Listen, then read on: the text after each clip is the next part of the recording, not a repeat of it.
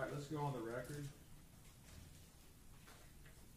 All right, we're on the record for the State of Florida versus Tracey Nix, CF 22289, Hardy County case.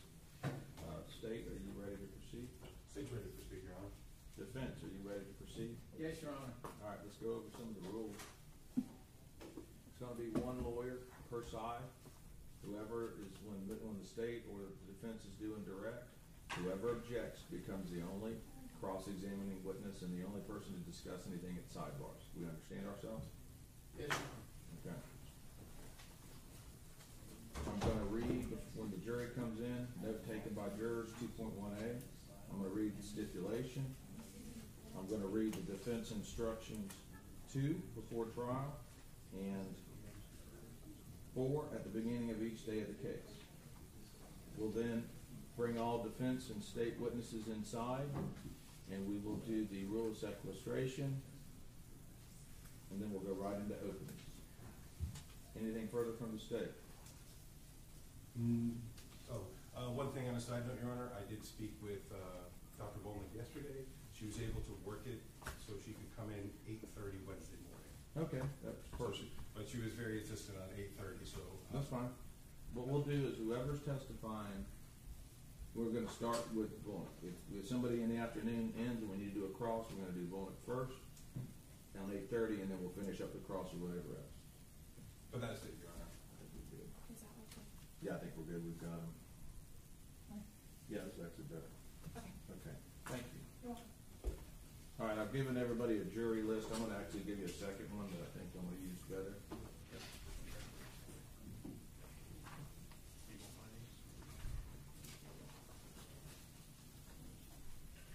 All right, we'll just be waiting until the jury comes in.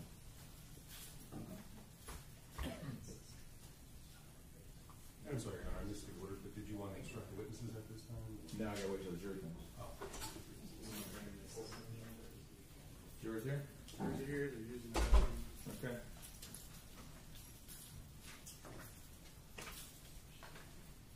So just tell the witness to be ready. Once I bring the jury in, I'll do the reading of things and I'll bring all the witnesses in.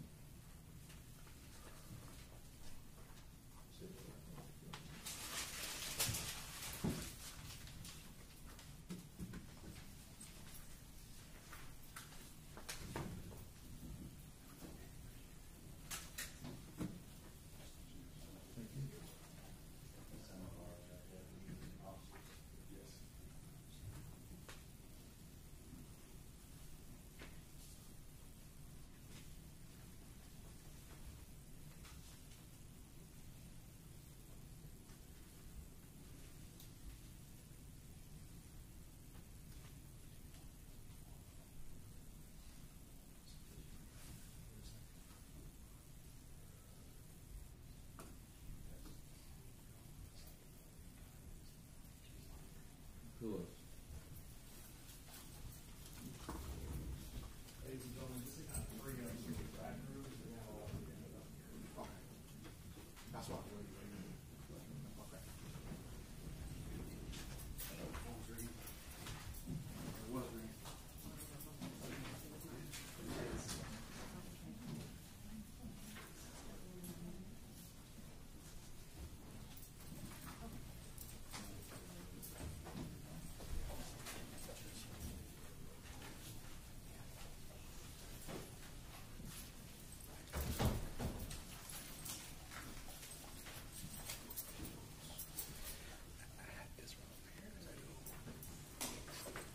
That's right here to check.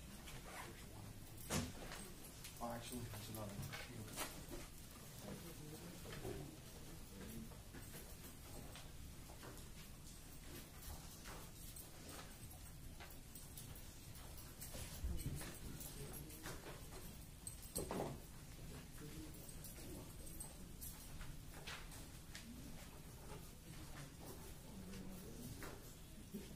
What's he telling?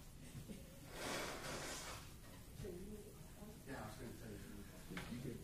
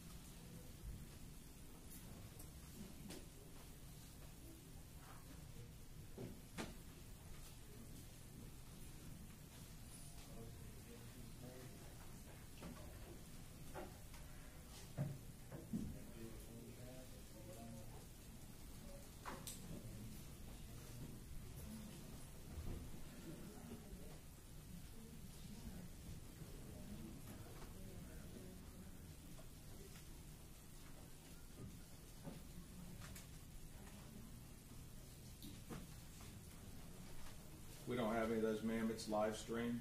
If you're in the audience and you need a hard hearing device, just go live stream it. We don't have that for the audience.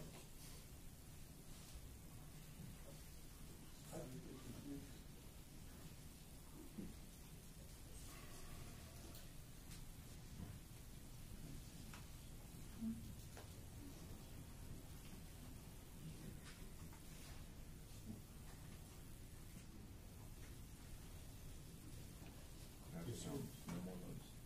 Cool. Ladies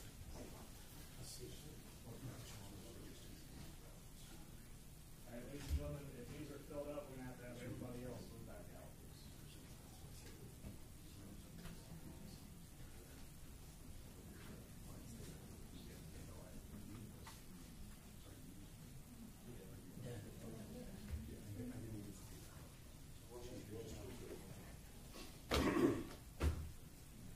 All right.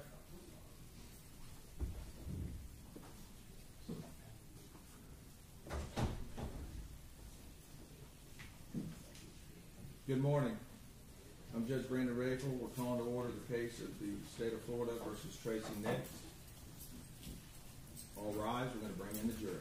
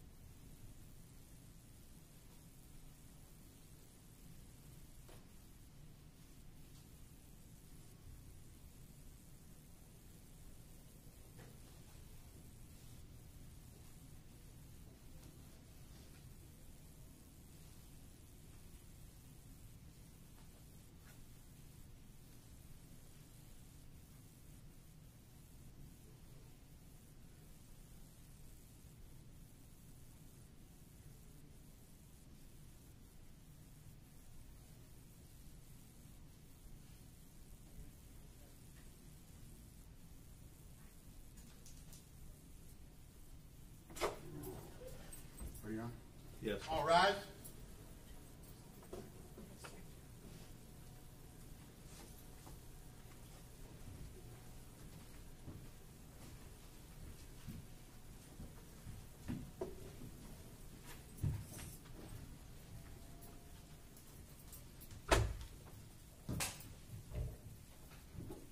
All right, everyone have a seat.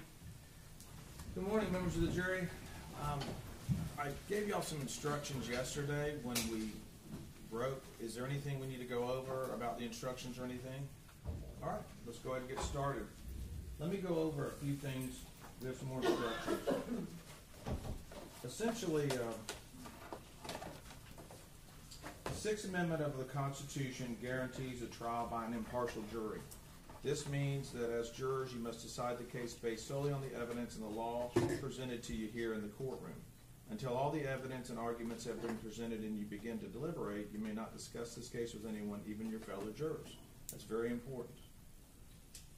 After you start to deliberate, you may discuss the case, the evidence, and the law as it has been presented, but only with your fellow jurors. You cannot discuss it with anyone else until you have returned a verdict and the case has come to an end. Now I'll walk through some specific examples of what that means. First, this means during the trial you must not conduct any independent research about this case or the matters, legal issues, individuals, or the other entities involved in this case. Just as you must not search or review any traditional sources of information about this case, such as dictionaries, reference materials, or television news or entertainment programs, you must also not search the internet or any other electronic resources for information about this case or the witnesses or the parties involved in it. The bottom line is, for the important work you'll be doing, is that you must base your verdict only on the evidence presented in the courtroom, along with the instructions on the law that I will provide. Second, this means you must not communicate about the case with anyone, including your family and friends, until deliberations, when you will discuss the case with only other jurors. During deliberations, you must continue not to communicate about the case with anyone else. Most of us use smartphones, tablets, computers in our daily lives to access the internet for information and to participate in social media platforms. To remain impartial jurors, however, you must not communicate with anyone about the case, whether in person, in writing, through email, text messaging, blogs, or social media websites and apps like Twitter, Facebook, Instagram, LinkedIn, YouTube, WhatsApp, TikTok, and Snapchat. Please note that these restrictions are about all kinds of communications about this case, even those that are not directed at any particular person or group. Communications like blog posts or tweets can be shared to an ever-expanding circle of people and can have an unexpected impact on this trial. For example, a post you make on your social media account might be viewable by a witness who is not supposed to know what has happened in the courtroom before he or she testifies. For these reasons, you must inform me immediately if you learn about or share any information about the case outside of this courtroom, even by accident, or if you discover that another juror has done so. But frankly, y'all know the rules. You're not to go posting about this case or discussing this case. Let's just follow those rules and we won't have any mishaps. Finally, a word about an even newer challenge for trials, such as this. One person and entities may seek to manipulate your opinions or your impartiality during deliberations using communications that I've already discussed, or using fake social media accounts. But these misinformation efforts might also be undertaken through targeted advertising online or in social media. Many of the tools you use to access email, social media, and the internet display third-party notifications, pop-ups, or ads while you're using them. These communications may be intended to persuade you or your community on an issue and could influence you in your service as a juror in this case. For example, while accessing your email, social media, or internet through no fault of your own, you might see pop-ups containing information about this case or the matters, legal principles, individuals, or other entities involved in this case. Please be aware of this possibility. Ignore any of those pop-ups or ads that might be relevant to what we are doing here, and certainly do not click through to learn more if these notifications or ads appear. If you have emails that you're not familiar with, you may just want to pass them over until we finish this trial. If this happens, please let me know. Because it is so important to the parties' rights that you decide this case based solely on the evidence and my instructions on the law. At the beginning of each day, I may ask you whether you have learned about or shared any information outside this courtroom. I hope that for all of you, this case is interesting and noteworthy. So as I reminded y'all last night and continue to emphasize today, it's important that you decide the case based solely on the evidence and the law presented. So you must not learn any additional information about the case from sources outside the court. Now I'll ask each of you, and you've already told me you haven't had any information. Is that correct? Okay. All right. Let me go ahead and give you some instructions, and then we're going to go into some rules and some the openings. Note taking by jurors. As you note, each one of you has a notepad and a pen in your chair. If you'd like to take notes during the trial, you may do so. On the other hand, of course, you're not required to take notes if you do not want to. That will be left up to you individually. We provided you with a notepad and pen for your use if you wish to take notes. Any notes that you have taken will be for your personal use. However, you should not take them with you from the courtroom. During recesses, the bailiffs will take possession of your notes and will return them to you when we convene. And you see they have a cover. They're not going to be read. They're going to be shut, and they're just going to be picked up and secured and given back to you. After you've completed your deliberations, the bailiffs will deliver your notes to me. They will be destroyed. I'm not going to read your notes, and no one else will ever read your notes. If you take notes, do not get so involved in note-taking that you become distracted from the proceedings. Your notes should be used only as aids to your memory. Whether or not you take notes, you should rely on your memory of the evidence, and you should not be unduly influenced by the notes of other jurors. Notes are not entitled to any greater weight than each juror's memory of the evidence. State, are you ready to proceed? Yes, Your Honor. All right. Defense, are you ready to proceed? Other than the motion that was previously filed, yes. Okay. At this point in time, I'm going to read a stipulation that the parties have agreed to. When the parties agree that certain facts are true, that is called a stipulation of fact. You must accept stipulated facts as having been proven. However, the significance of these facts, as with all facts, is for you to decide. In this case, the stipulated facts you must accept as true are that Uriel Schock is deceased. The identity of the deceased in this case is Uriel Schock. Dr. Vera Volnicka performed the autopsy on the body of Uriel Schock on November 2nd, 2022. Let's bring all the state and defense witnesses in so I can read the rule of sequestration and witnesses, please.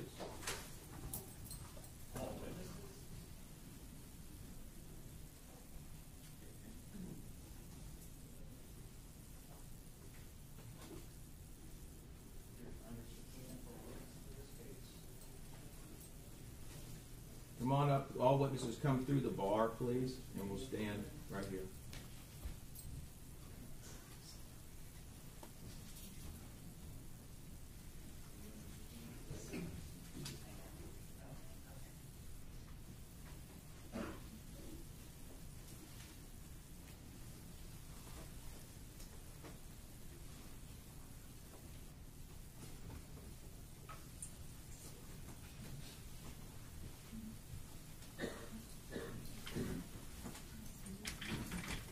All right. We have all people that may be a witness in this matter. Each of you has been summoned as a witness in this case. Whether you testify or not, that's between the defense and the state.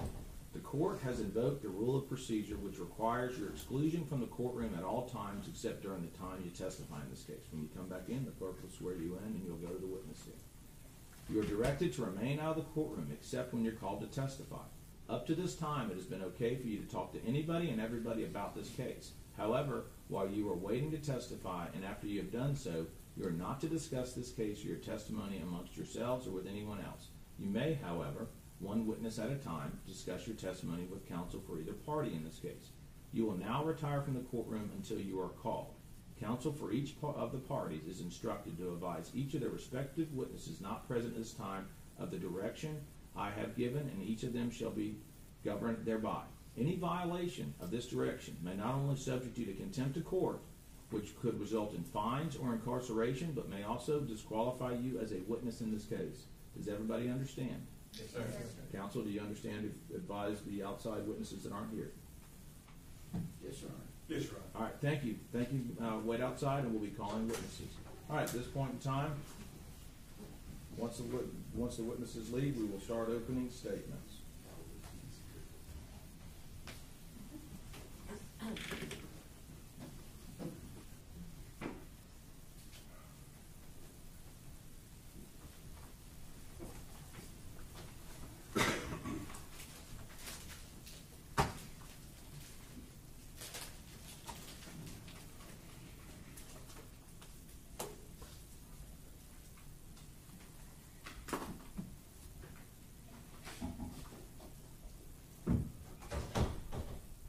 State your name.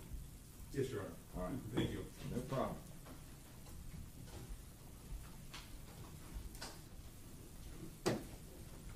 Court, counsel, good morning.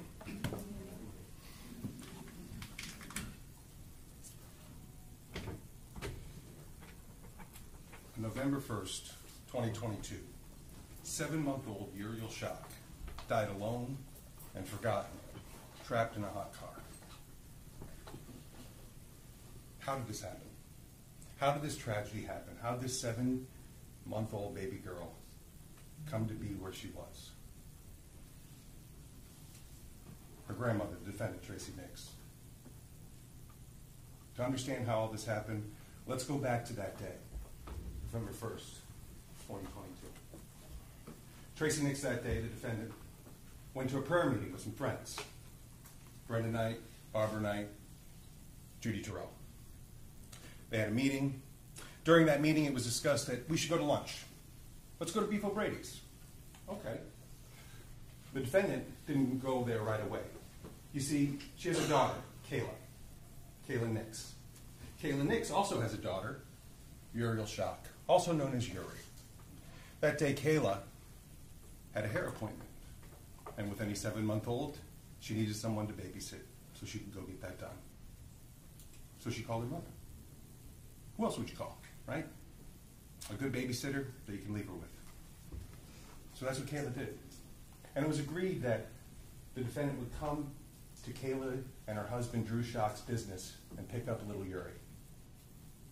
And then take care of her for most of the day till the end of the day, around 5 o'clock after the business closed. And that would be that. So the defendant got in her vehicle. She leaves that prayer meeting. She drives to Kayla's business. She picks up 7-month-old little Yuri. She gets a car seat, puts it in the back of her vehicle. She gets a diaper bag because she's going to be taking care of a 7-month-old. She needs all the supplies. She needs diapers, she needs wipes, she needs food, she needs extra clothing. So she gets all that, puts it in her vehicle. Brenda Knight, Gail, who's also she's known as, it can be confusing sometimes, but we heard her called Gail. She was with her at that time. And she saw her get all this stuff. They then proceeded to beef O'Grady's. Now, this is around a little after the 12 o'clock hour or so. They get there.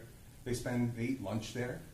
It's the defendant, Gail, Brenda, and Judy. They eat their lunch. The defendant, and Yuri's there with the defendant. She's taking care of her. She's being attentive towards her. She brings the diaper bag in, sets it down, does everything that's expected of a good babysitter. Looks out for Yuri that entire meal. Is attentive to her, holds her, bounces her on her knee, feeds her, takes a straw, puts it in the water, puts it in little Yuri's mouth. Everything a good babysitter should do. That's what she did. That's what you're going to see. Now, when did they leave?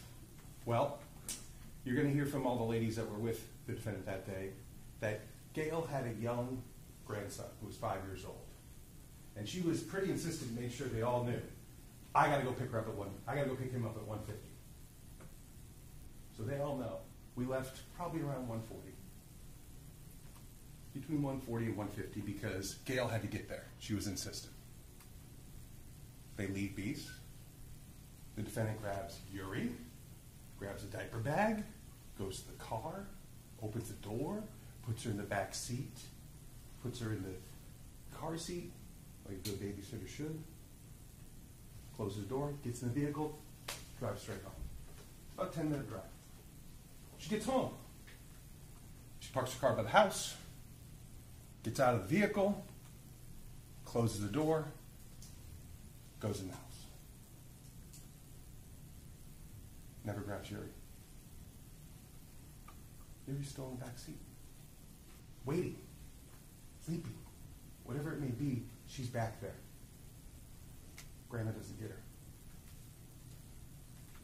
She goes into the house, plays with her dog, practices piano. While she's playing with her dog, time passes. And Yuri's suffering. While she's playing the piano, time's passing.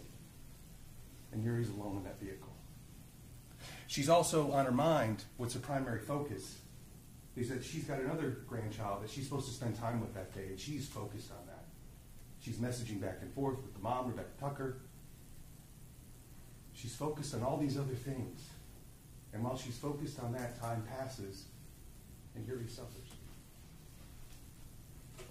Hours go by. Hours. You're going to hear that Tracey Nix is there. That's Kayla's dad. And he's out there doing things that dads do, and nowadays moms do, but mowing the lawn, taking care of the property. And their property, they have a house proper, then they have a garage, barn. It's a large structure towards the back, and that's where he is.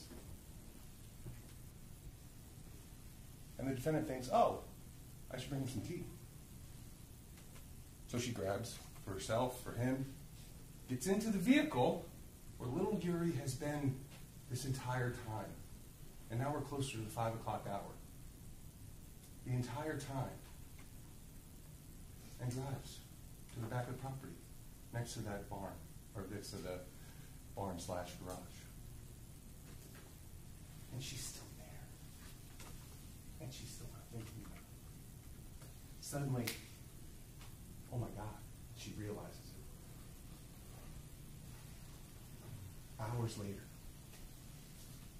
Hours later, she remembers, oh, I have this 7-month-old that I'm responsible for that's completely dependent upon me.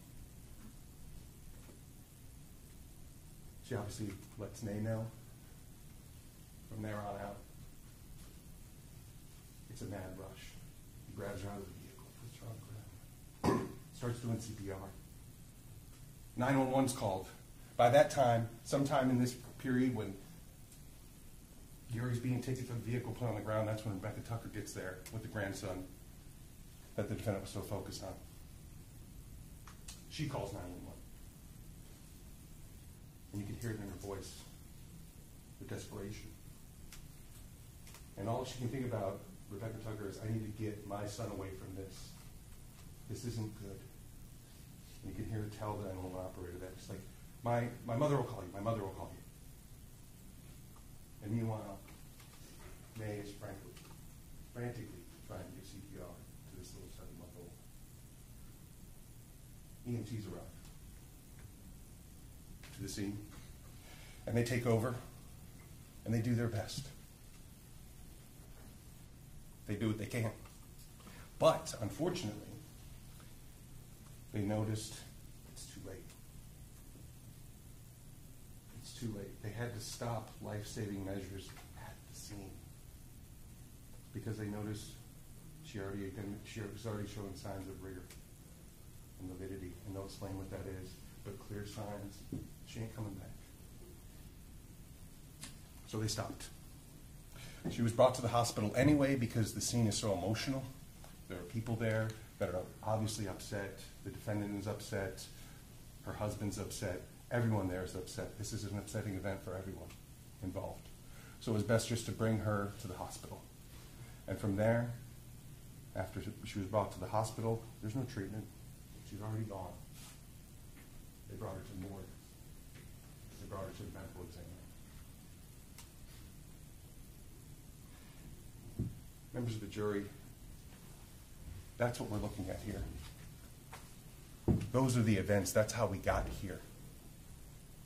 Let's talk about a few things that you're going to see and hear from other than what I've already talked about.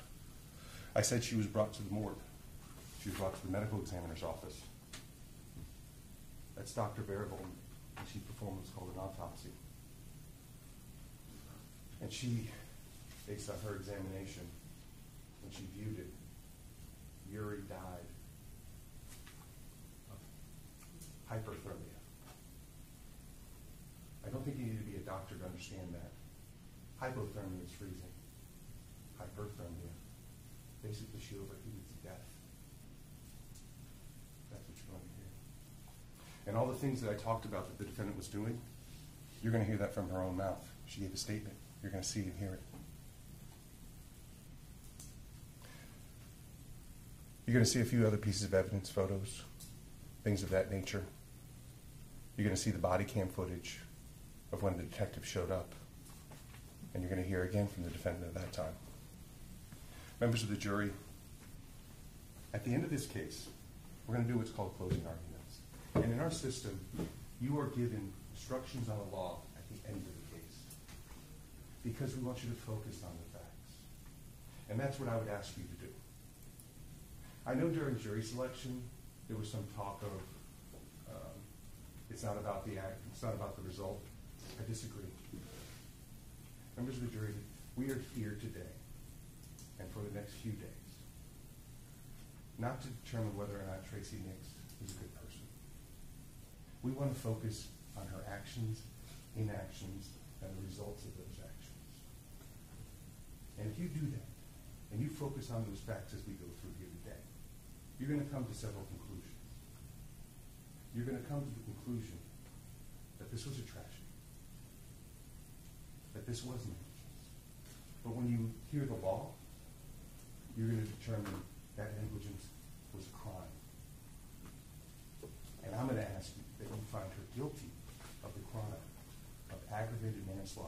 of 7-month-old Uri. Thank you. Thank you, Mr. Coleman.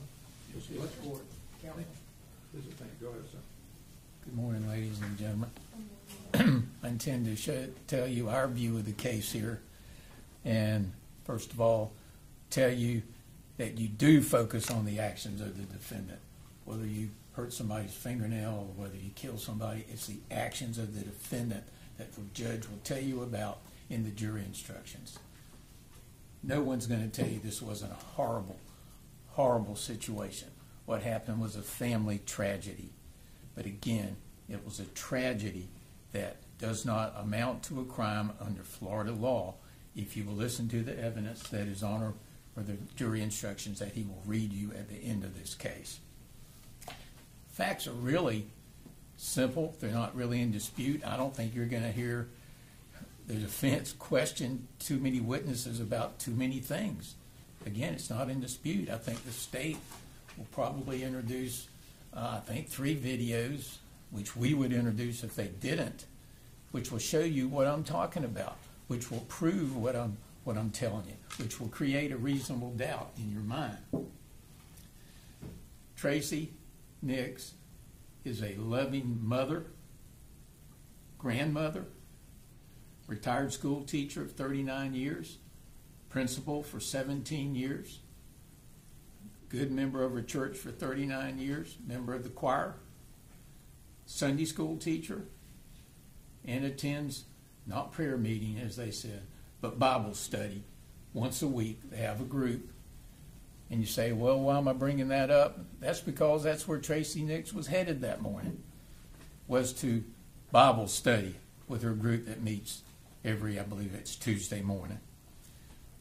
After she was leaving she was either getting ready to go or had left, her daughter Kayla said, hey, can you keep the baby today? I've got a hair appointment. Tracey had had the child 4 days the week before. She normally kept the child at least 1 or 2 days a week for quite a period of time. Tracey, trying to do a favor for her daughter, agrees to keep this child so that her daughter can go to the hair appointment. Tracey attends this Bible study.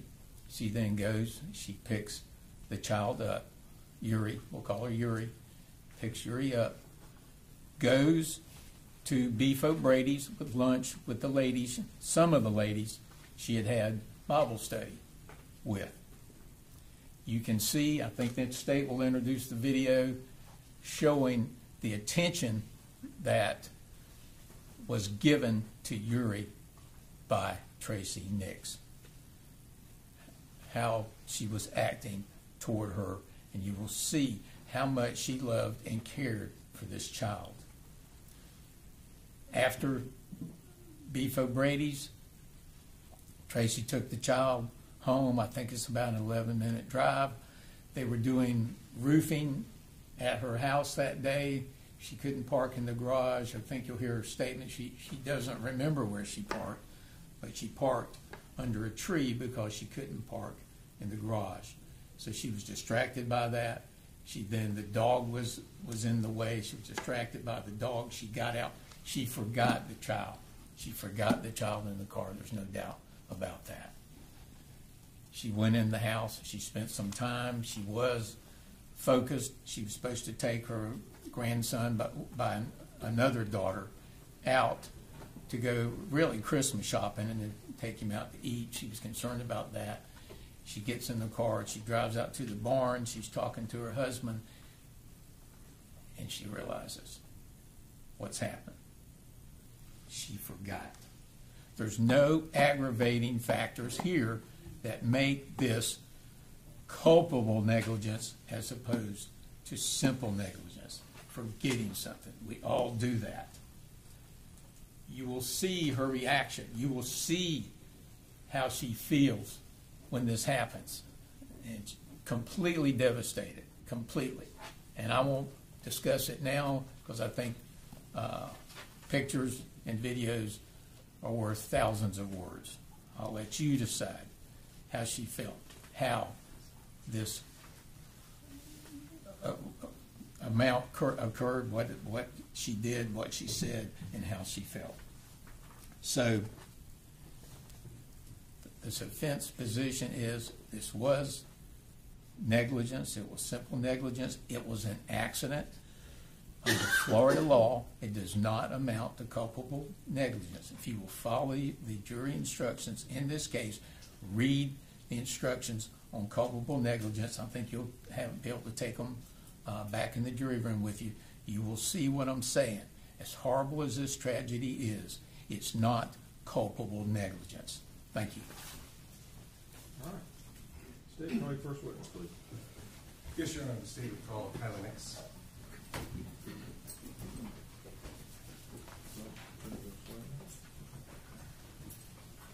All right, Ms. Nix, come on over here. We'll get you sworn in. Do you solemnly swear or affirm to tell the truth, the whole truth, and nothing but the truth, so help you God? And you're gonna step this way, watch your step.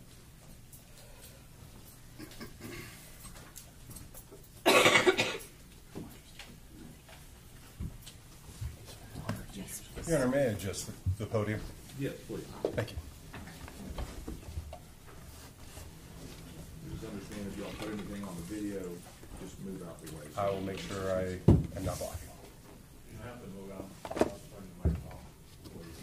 Thank you, sir. You ready? Good morning. Good morning. Please state your name for the record. Kayla Nix. And Ms. Nix, where do you live? I live in Wauchula, Florida. And how long have you lived there for? I was born and raised there. I left after high school and then came back probably a decade later and have been back in the community since 2016. May I ask you a few questions about your family? Absolutely. Who do you live with? My husband, And Drew who is Schock. that? No, sorry, who is that? Drew Schock. Anyone else live with you? I do have a 5.5-year-old son. His name is Asher. And then I also have a 4.5-month-old baby girl. Her name is Adriel. Congratulations. Thank you so much. And can I ask you a few questions about the rest of your family? Absolutely. Do you have any brothers, sisters? I do. I have one sister. Her name is Rebecca Tucker. And is she married? Yes, to Jonathan Tucker. And do they have any children? Yes, they do. They have two, Cooper and Aiden. And who is Noon Nix? Nun Nix Nun Nix, is I'm my, sorry. yeah, that's my father. I apologize for the No worries. pronunciation. He goes by Nay, so I might refer to him as such. And how about Tracey Nix? Who is that? That is my mother. And is she in the courtroom today?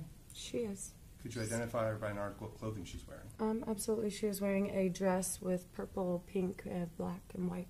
Thank you, ma'am. The record should reflect that the witness has identified the defendant. So reflect. And where does she live? She also lives in Wauchula, Florida. Okay. And Wauchula, that's in Hardy? Yes, Hardy County.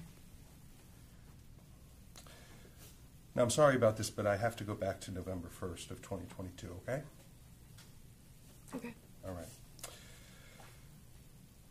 Can I ask you about one more person? Oh, absolutely. Did you know a Uriel Schock? I did.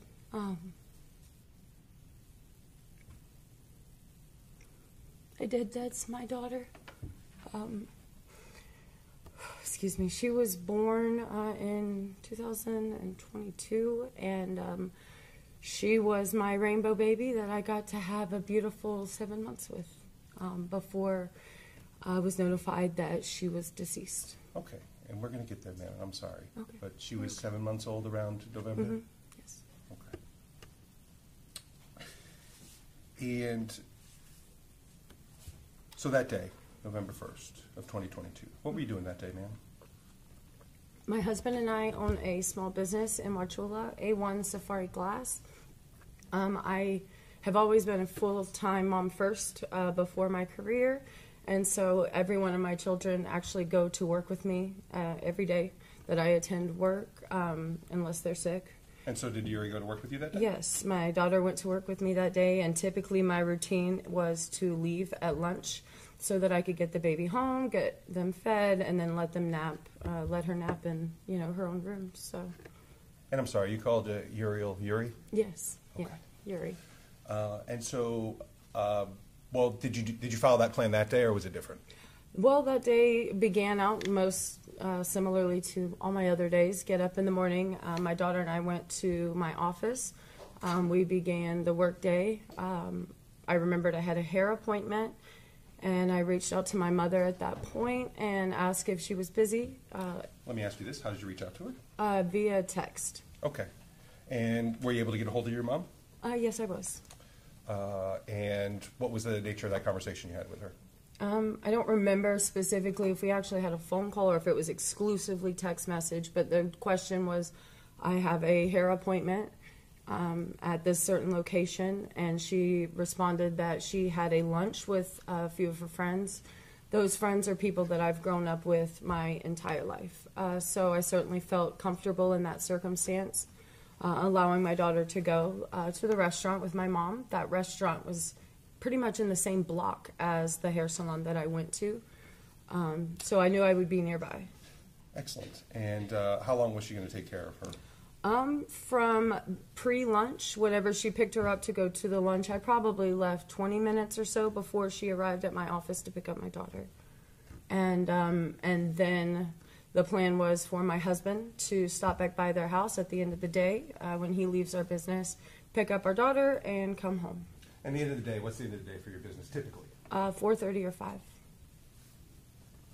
And he was going to go where to pick her up? To my parents' house on Kazan Road to pick her up.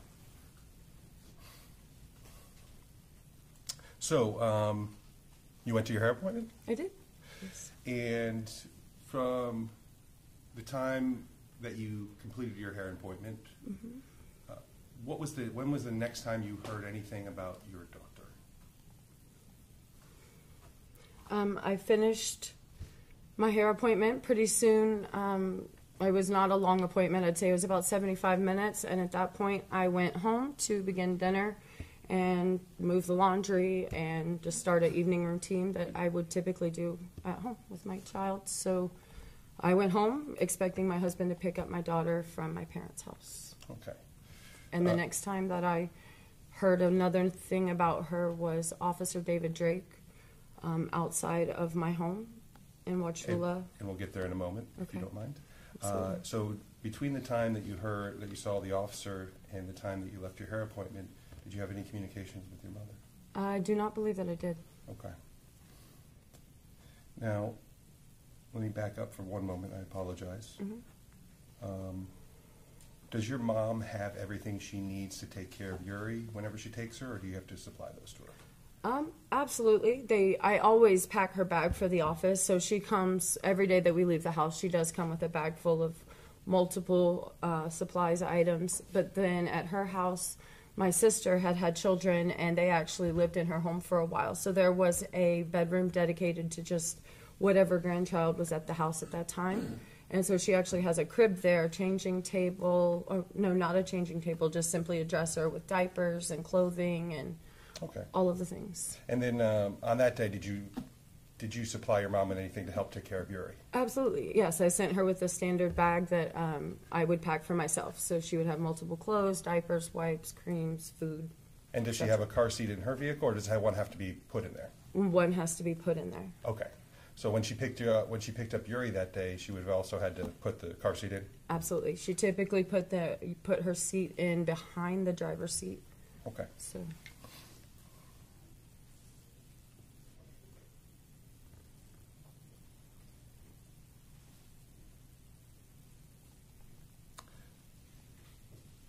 let's go to the point where the officer showed up at your door. Okay. Was that? Do you remember what time of day that was, approximately? My guess would be 2:30, 3 o'clock. I was not on any sort of a regimented schedule at that point, so it would have been sometime between probably 3 and 4, I would imagine. Now, this was a while ago? Absolutely, it's 2 years ago. Okay. Whatever time that might have been. Right. Why did the officer show up at your door? He showed up at my door to notify me that my child was deceased. His words were, "Your baby is dead." Your daughter is dead. Your child is deceased, and we need you to come with us. Okay. I have to identify the body. Okay. Where did you go, ma'am?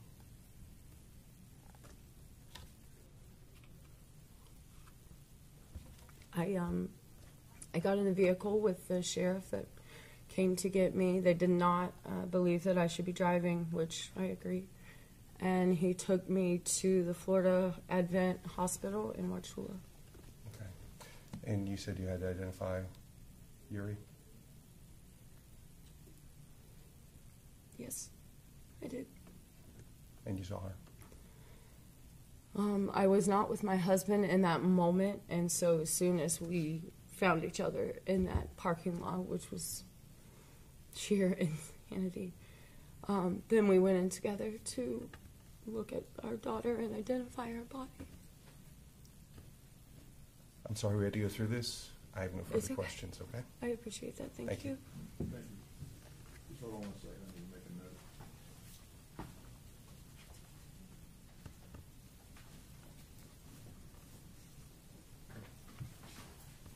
All right, Mr. Butcher, please start. Thank you, Howard. Good morning. Good morning. And you indicated that you had a hair appointment that day. Yes, I did.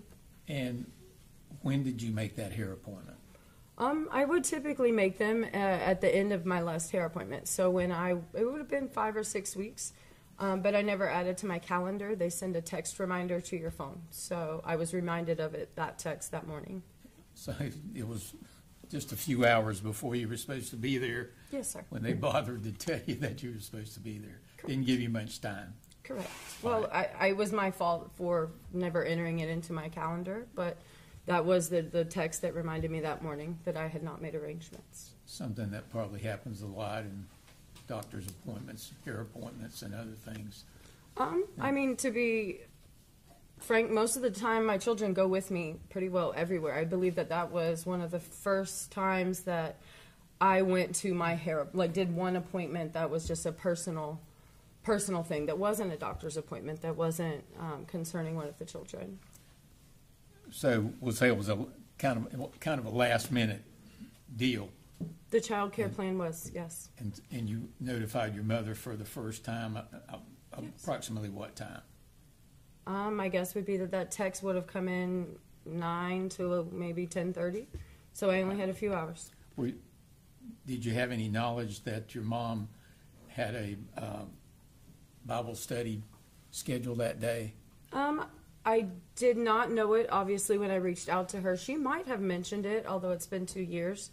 But I also could have very well taken her with me, as my daughter had, in fact, attended every other hair appointment and any appointment that I had for myself otherwise at that time.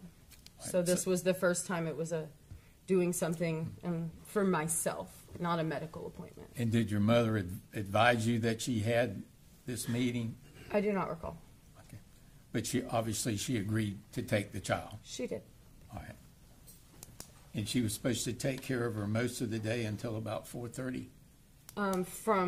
If you call most of the day. Thank you. Thank you. Any redirect? No redirect, Your Honor, and I would ask the witness to be released from the All right. Defense, you agree? Absolutely, yes, sir. Thank you, Ms. Nix. You're released from the proceeding. You may sit in the courtroom. Thank you. All right, second witness, Dave. Yes, Your Honor, the state called Gail Knight. All right. Gail Knight, please.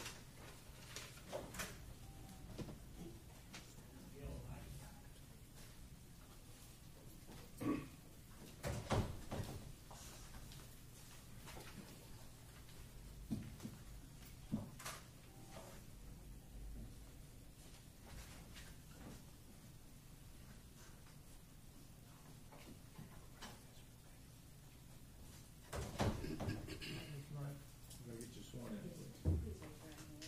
Do you solemnly swear or affirm to tell the truth, the whole truth, and nothing but the truth, so help you God? And you're gonna step this way. Have a seat right Watch your step. there. You're gonna have a seat right there.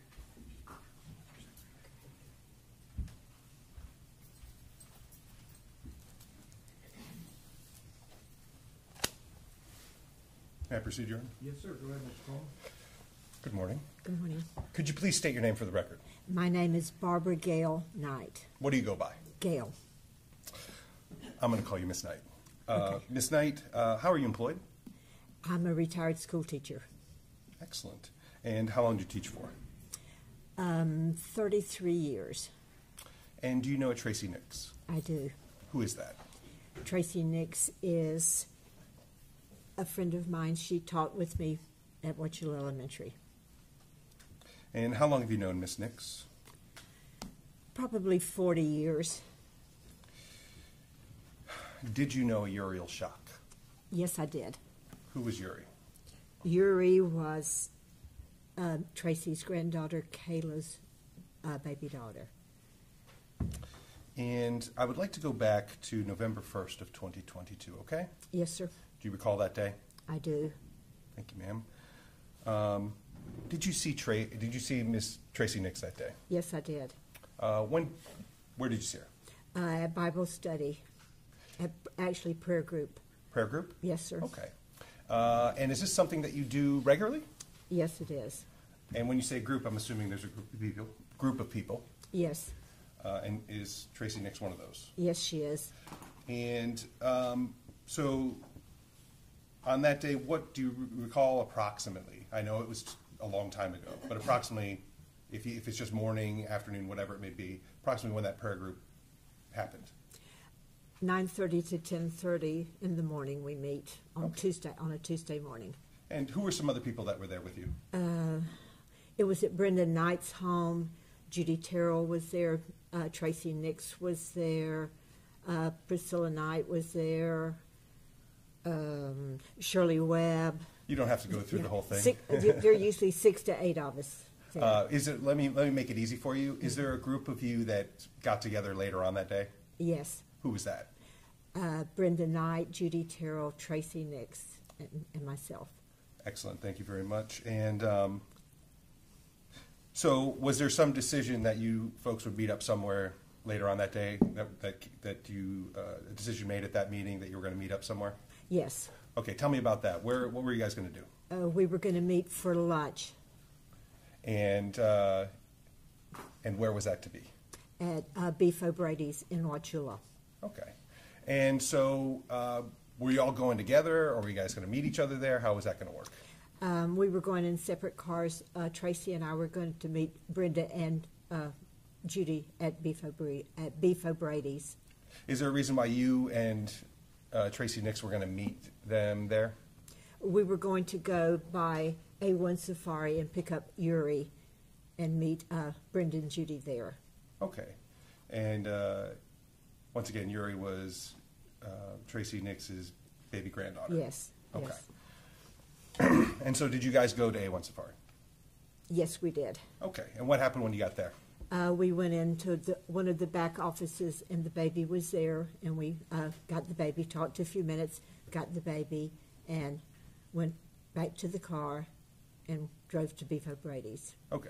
You guys just didn't put the baby in the car, right? Did you have a car seat? Yes, we had a Okay. car seat, and the baby was in a car seat behind Tracy. Okay. Now, was that car seat already in Tracy's car, or did it have to be put in Tracy's car? It had to be put in Tracy's car. Okay. And so after you picked up Uri, you said did you go to Beef's at that point? Yes, we did. All right. And again, a rough approximation, what time do you think you got there around? 12, I would say around 12:50, between 12:15 and 12:30. Okay. Now,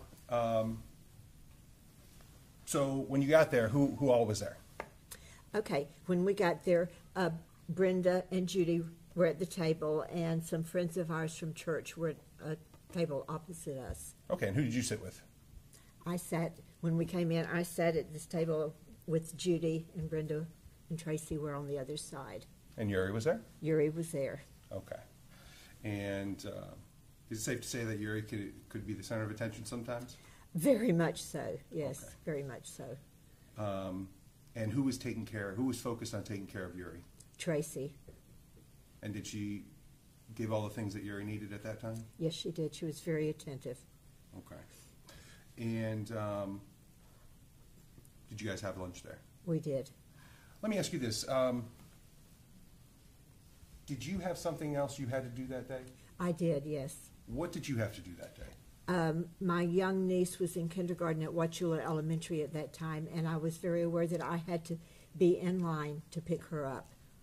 And the first dismissal was around 1:50, so I was always in line at 1:50 to pick her up.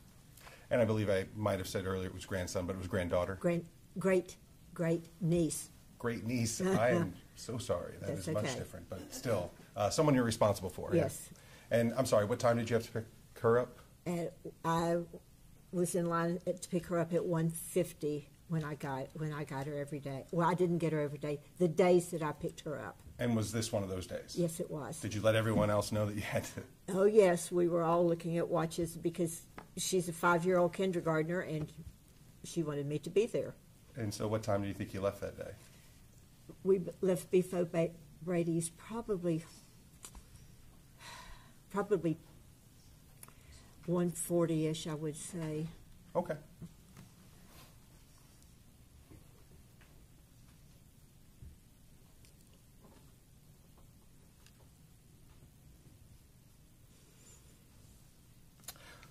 So,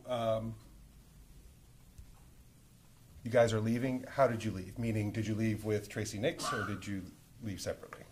When we left, I went with Judy and Brenda because my home was on this side of town. We were going to pick up my car so I could go get Brinsley, and Tracey left with the baby. Okay. And where was she going? If you don't know, that's fine. I don't know. We just assumed that I don't know where she was headed then. Fair enough, ma'am. I am approaching with States Exhibits 1 and 2. Okay? I'd like to take a minute, look at States Exhibit 1. Do you recognize that item? I do. What is that? That's a picture of us at Beef O'Brady's inside, the 4 of us. And picture or video? Video. Thank you, ma'am. And does that fairly accurately depict your lunch that day? Yes, it does. Your Honor, at this time, State would seek to enter into evidence States Exhibit number 1. Defense? Okay, see it? Who showed defense? You have an exhibit, State, you have an exhibit sheet for me? She said, can you put this video? You have an exhibit sheet for I me? did give it to the clerk. Just make sure you have an extra one, we need to make one. Yeah, it's the same one. No objection, Your Honor. All right, we're gonna make an extra copy of the exhibit sheet, please. Go ahead, no objection, State Exhibit number 1 comes into evidence. And Your Honor, just so you know, we did show these earlier, but when she said picture, I understand. Yes, sir. Thank you. I'm now showing you States Exhibit number 2. Do you it might be easier if I make it easier for you to see. Do you recognize that item? Yes, I do. It's a video of the parking lot with us leaving Beef's that day. And is this a fair and accurate depiction of you leaving that day? Yes, it is. Thank you, ma'am. At this time, State would seek to enter into evidence States Exhibit number 2. Defense?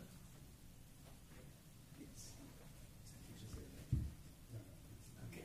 No objection. All right, without objection, State's Exhibits 1 and 2 will be admitted into evidence. And ma'am, once again, you might have said, is it picture or video? Video. Thank you. Just so that's clear. And Your Honor, at this time, I have no further questions for this witness. Okay. Members of the jury, videos and evidence will go back within the jury room during deliberations. The state of defense may publish them at certain times, but they absolutely will go back. Okay. Go ahead, Mr. Clifton. Thank you, Your Honor. Mrs. Knight, you indicated that you had attended a prayer group meeting the morning of November 1st, 2022. Yes, sir. And you told the jury a number of people who were there. Yes, sir. And does this prayer group periodically meet? Can Yeah. you tell the jury when it meets? We met on Monday, let me think, Tuesday mornings, sometimes 9:30, sometimes 10:30. We had moved the time, changed the time around a little so that everybody could be there. And how often do you meet? Weekly. It's a weekly thing? Weekly at that time, yes. All right. And approximately how many people regularly attend this group? 6 to 8. Okay, 6 thank to you. 8. How do you know Tracey Nix? I know Tracey Nix because we taught together at Wauchula Elementary School for over 13 years. I know her from school. We've done Bible school together. She's also my Sunday school teacher. She's your Sunday school teacher? Yes, How long would you say that you've known her? close to 40 years, around 40 years. Okay, and you've seen her around children? Yeah, yes, sir. Any issues, the way she conducts herself around children? No, sir. Sustain. Disregard the question. You indicated that you and Tracy and others met at Beef O'Brady's Yes, sir. that day, obviously. That day, yes, sir. obviously. And sometime during the meal, the baby tried to get Judy Terrell's food. Yes, she was trying to get a little out of the salad, yes. And what did you see Tracy doing in connection with Uri? She was very kind, very loving. She had placed Uri in the seat, and of course the baby kept sliding out, and that's when she picked her up and was holding her. She was giving her water through a straw. We were all focused on the baby, paying attention to the baby. But she was very loving and kind, I yes. think you've already indicated to the jury that she was pretty much the center of attention. Yes, she was. All right. Did Tracy try to feed her anything? She had water in a straw that she was giving the baby. Okay. And did Tracey Nix appear to be okay that day? Yes. Okay.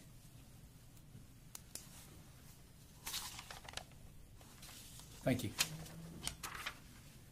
All right, any, redirect? No redirect, Your Honor. All right, she made this witness be excused. I would ask that she be excused from her subpoena also. All right, defense, do you agree? I agree, Your Honor. All right, ma'am, you may be excused from your subpoena. You can go home and go wherever you like. Okay, thank you, All right, Judge. stay, ma'am. All right, state third witness.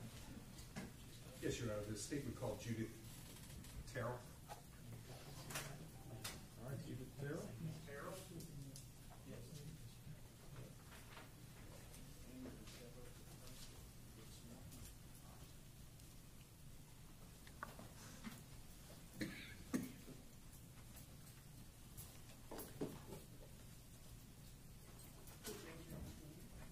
Do you solemnly swear or affirm to tell the truth, the whole truth, and nothing but the truth, so help you God? Thank you. Terrell, just have a seat over there.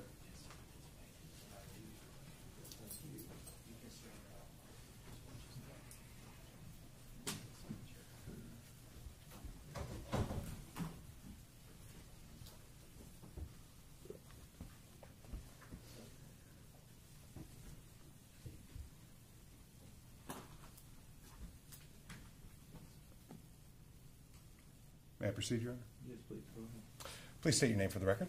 Judy Terrell, And, Ms. Terrell, where do you live? Wauchula. And how? My Go ahead. physical address?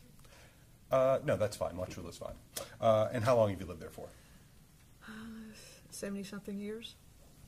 And so a little while. How are you currently employed? Retired. So, excuse me, what did you used to do? I was a school teacher, And how long did you do that for? 38 years. And was that also in Wauchula? Yes. And do you know a person by the name of Tracey Nix? Yes, I do. Who is that? The defendant. Okay. I just meant, who is that to you? How do you know her? Okay. A friend. I've known her 40 years or so. Okay. And did you know her through your job or? I knew her through my job. I knew her through my church. And through your church. So did you also spend time with her through the church? Did I spend time with her through the church? Yes. Yes, ma'am. And do you also know, or did you know a person by the name of Uriel Schock? Yes. I think sometimes called Uri. Yuri. And who was that? That was Tracy's granddaughter, Kayla's daughter. And ma'am, I'd like to go back to November 1st of 2022, if that's okay. Do you recall that day? Yes. Do you recall spending time with Miss Tracey Nix that day? Yes. When was the first time that you spent time with her that day? At our prayer group on Tuesday morning. And when you say Tuesday morning, approximately when did that usually happen? 10:30ish. Okay. And I take it a group implies there were several people there? Yes. Let me make it easier. Was there a group from your prayer group that you later met up with that day? Yes. Okay. Who was that? Who was in that group? By name? Yes. Okay, Gail Knight, Brenda Knight, myself, and Tracy. Okay. So how did it come to be that you guys met up after the prayer group? Well, as we normally do, after we have been there for an hour and a half, 2 hours, whatever, several of us want to go eat. And so we said, let's go eat. And was there a place decided upon? Yes, Where was that? Beef O'Brady's. And so how is everybody going to get to Beef O'Brady's? Tracy Kayla had asked Tracy to take Uri. And so Gail went with Tracy, and Brenda wanted to change clothes. So I said, I'll wait and I'll take Brenda and I'll come later. Or we'll come as soon as Brenda gets there. Okay, so you two are going to meet up with Tracey Nix and Gail at Beef's. Who got there first? We did. Brenda and I did. And do you know, and I know it's 2 years ago, and it's asking a lot, but do you recall roughly about what time you got there? It would have had to have been after 12. Okay, good enough. And let me ask you this, and we'll get there in a moment, but you do know when you left, though, right? Definitely. Okay. We'll talk about that in a moment. So you said it was, I'm sorry, Barbara? Brenda. Brenda, I'm sorry. You and Brenda get there first. Does Tracy and Gail eventually show up? Yes. And is anybody with Tracey Nix other than Gail? Uri. And so did Uri stay with you guys throughout your entire lunch? Yes. And who was taking care of Uri? Tracy. And what types of things was she doing? Well, she was holding her and putting her up on the table, and because Uri was bouncing around and everything, and we're all exclaiming with the baby and oohing and aahing. And then we finally got a baby chair, and she sat her in the baby chair. She was in her lap till we got the baby chair, and then we put her in the baby chair. So and you said Tracy pulled her kind of over toward her. So you said you all were oohing and ahhing? Mm-hmm. Yeah, when a baby's in a room, everybody takes notice, Everybody right? takes notice. Okay. So did you guys actually get lunch that day? Yes, we did. And we were kind of foreshadowed it by talking about when you left. Let's talk about that for a moment. When did you leave? Gail had to pick her niece up at school at 1:50. She had to be in line to pick her up at 1:50. And I looked at my watch, and I said, Gail, it's 1:40. If you're going to get your niece on time, we need to leave now. And because we were getting up and getting ready to go and picking the baby up, and other people in the restaurant were looking at the baby and talking to the baby. And I said, we need to go, or you're not going to make it. And so that's why we know what time it was. Okay. And so did you guys get up to leave at that point? Yes, we started gathering our stuff up. And so, excuse me again, how did everybody leave? How did everybody leave? Yeah, did you all leave together? Yeah, we all. Well, you know how when you get up from a table, this person kind of steps out, and this person's getting a purse on there. And yes, we all left as a group. And Tracey Nix grabbed Uri? She had Uri, yes. Okay. So she took her with her out of the restaurant? Yes, she did. Okay. And when I meant, I guess I asked a bad question. I'm terribly sorry for that. But did you all leave in the same vehicle together? No. Okay. Can you explain how that happened? Well, when Brenda and I got there first, because we're in my vehicle, and then Tracy and Gail came with Uri in Tracy's vehicle. What type of vehicle did Tracy drive? Lexus. Do you remember the color of the Lexus? Red. Okay. Continue. You said she came in her vehicle. Uh-huh. And so how did everybody leave? Which vehicles? I got in my vehicle, Gail got in my vehicle, and Brenda got in mine because Brenda lives near Gail, so I would take them home. We go south, Tracy would go north. Is that where she lives? She lives northwest. I got you. How far do you think she lives from there? From Beefs? Yeah. I have no idea, 3 or 4 miles, Okay, 3 or 4 miles. I guess. Excuse me, ma'am. Terribly sorry. And so she didn't load. So she brought Tracy brought Uri out of the beast, then, correct? Yes. And put her in her car? Put her in her car, yes. Not your car, her car. No, her car. Okay. One moment, ma'am. Yes. I'm showing you it's already been put into evidence as 1 and 2, but I just want to go over it with you because you looked at them too. Do you recognize State's Exhibit 1? Yes. And what is that? My initials are on there. Okay. And do you know what this is of? Yeah, that's out inside Beefs. Is it a video of it? Yes. Okay. And that shows everything we talked about here today? Yes. And what about State's Exhibit 2? And that is us outside getting into the vehicles. And that's kind of what you were telling us about just Yes. now? Okay. Thank you. Your Honor, I have no further questions for this witness. Thank you. Defense? Cross? Thank you.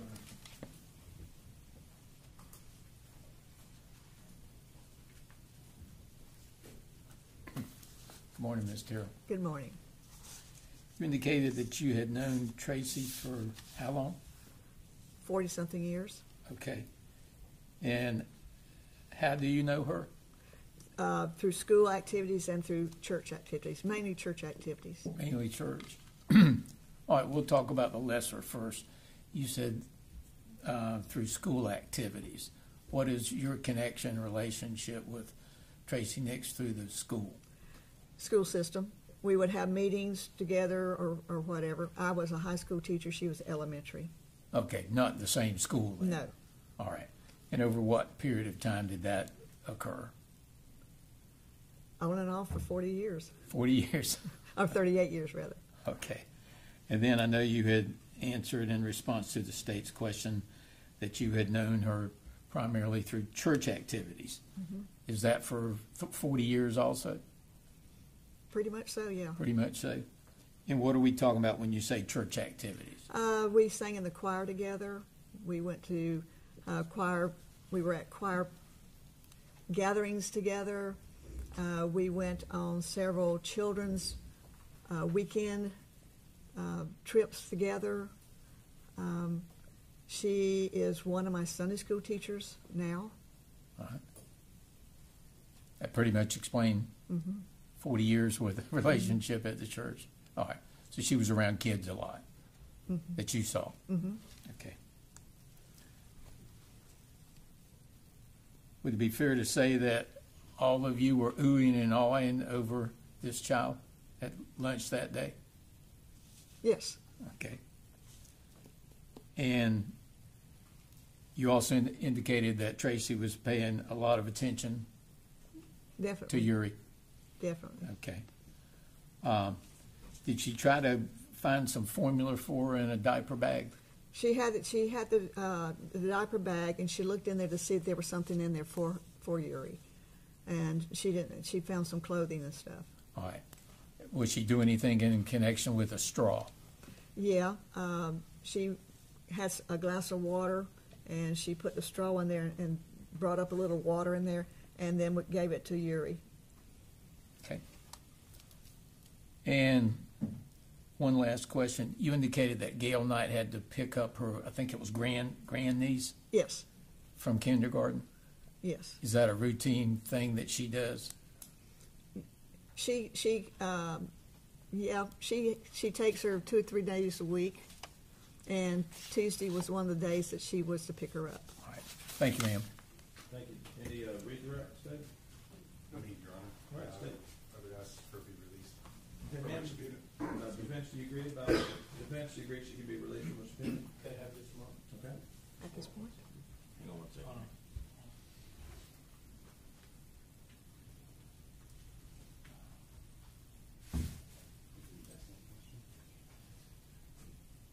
Your Honor, defense wanted to ask another question. I don't object to that. I know he that's Have a the seat, witnesses. ma'am.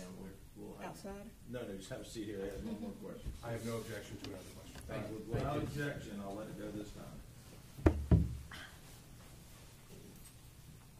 I'm sure y'all were drinking at Beef O'Brady's. What were y'all drinking? Water. Water. Thank you. All right, may she be released from her subpoena defense. Yes, Your Honor. All right, ma'am, you're released from your subpoena. You can go out and do whatever business you'd like. Thank you, Your Honor. State witness 4. Yes, Your Honor, the state would call Brenda Knight. All right, let's bring in Miss Knight.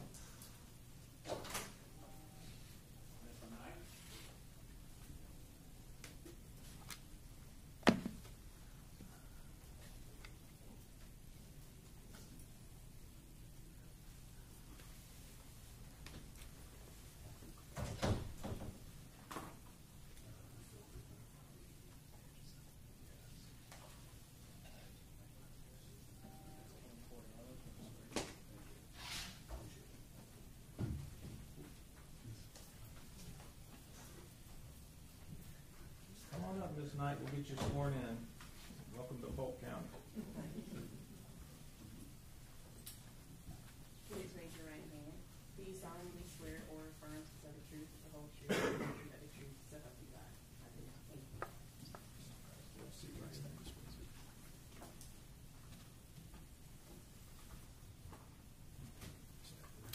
And just while Ms. Knight's taking a seat, Your Honor, I'll ask just for a brief housekeeping sidebar after Ms. Knight testifies. That's fine. Thanks. Thank you.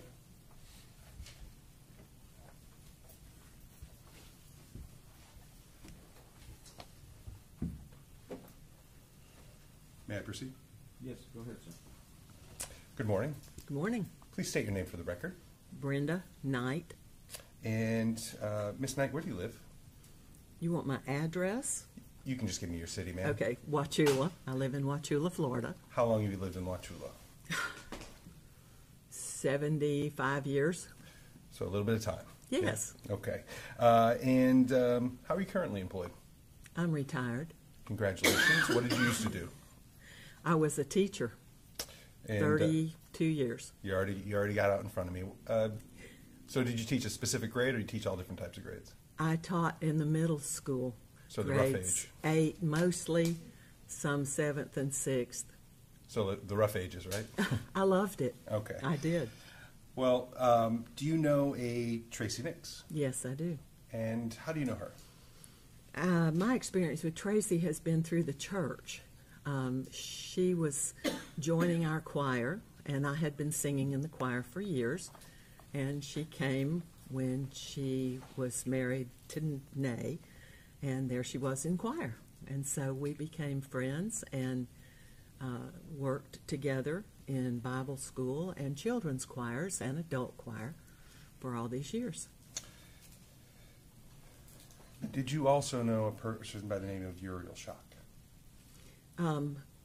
Only through pictures and when she would be with Tracy, And who was Yuri? Tracy's granddaughter. Okay. The reason I bring that up is because I have to go back to November 1st of 2022. Do you recall that day? Yes, sir. Did you spend time with Miss Tracey Nix that day? Yes, I did. What was the first time that you spent with her? The first day. Like how did your day with her start out? We began with our prayer meeting. We had been meeting at my home, and we would pray about a number of concerns in the community and through our church. So we would be having prayer meeting at my home. And I know it's 2 years ago, but so when did that normally occur? What time of day? Tuesday in the morning. In the morning. Mm-hmm. Now, was that the only time that you spent with Tracey Nix that day, or was there some additional time later on?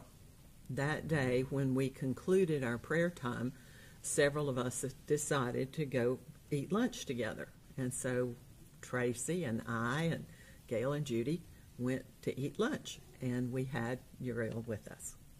Okay. And so where did you guys decide to eat lunch? We ate at Beef O'Brady's. Now, did you all go there together or separate? We were in 2 different cars. Who did you go to Beef's with? I went with Judy. And so I guess through okay at math, but I'm guessing then Gail and Tracey would have went separately. Yes. And you said Uri was with you. Well, she was with Tracey, and Okay. she was not with Judy and me. Okay. Who got to Beefs first? Do you recall? We did. Yeah, I think Judy and I got there first. Okay. And so again, then Gail and Tracey showed up sometime? Mm-hmm. Yes? Yes. Sorry, the and That's can okay. sound muddled. I recognized it as soon as I did it. Yes, ma'am. It's okay. And so, do you recall approximately what time you guys were out there? Again, I know it was a while ago.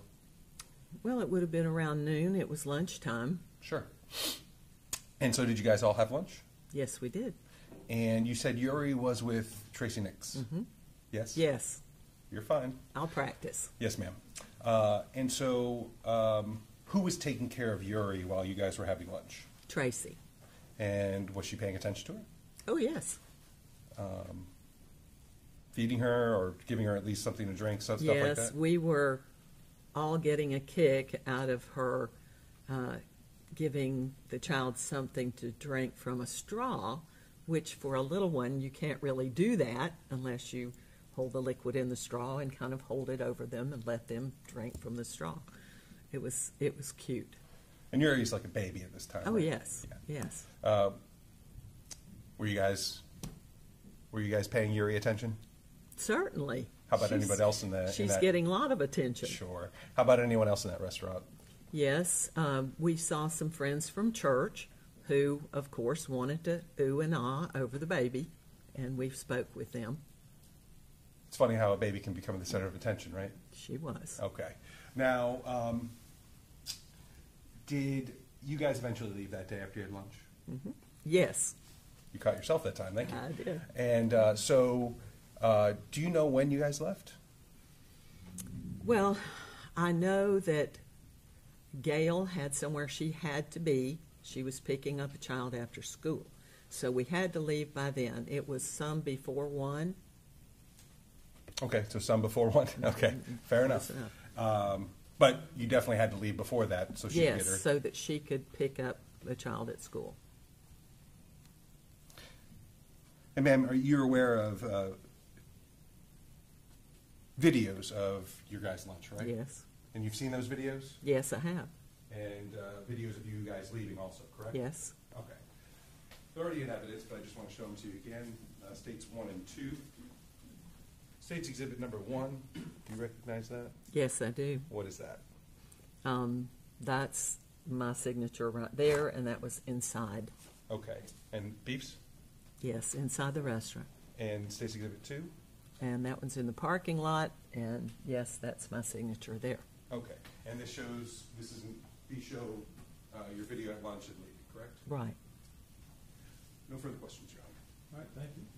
Cross-examination? Yes, Your Honor, thank you. Go ahead.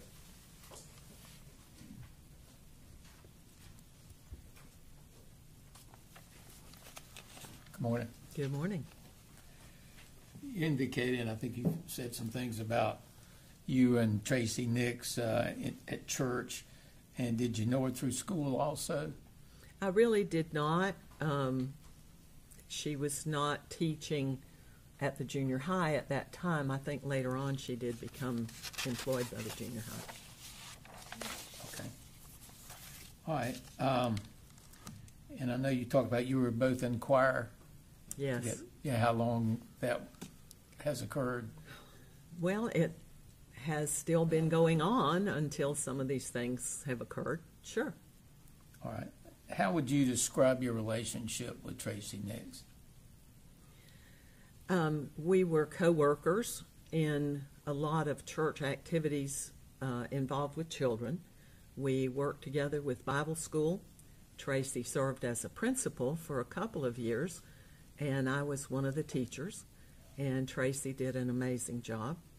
Then we worked together in children's choirs, which, in order to prepare a musical to be presented to the whole church, we often went on a retreat so that the kids could spend time with recreation and practicing their music. And Tracey would prepare the devotions. Amazing work that she produced for those kids to do study while we were on a retreat. It happened multiple times. You said that Tracey was the one doing the preparing. Absolutely. The retreat. She did every bit of it. And when you say retreat, how long are we A talking? weekend. A weekend. Friday afternoon and come home Sunday afternoon. So overnight. Oh, yes. Okay. All right. When y'all were at the restaurant, and apparently Uri was pretty much the center of attention. Yes, she was. Correct. And did Tracey try to find her something to eat? Yes, she did have a bag with her, and she was looking in there to see if there might be some formula or, something that the child would be expected to eat around lunchtime. Okay, thank you. How did Tracey feel about Uri? She loved her. I don't know what else to say. That's her grandmother. Of course she loved her. Pretty obvious. Yes. Okay. You'd seen her around Uri before. Yes.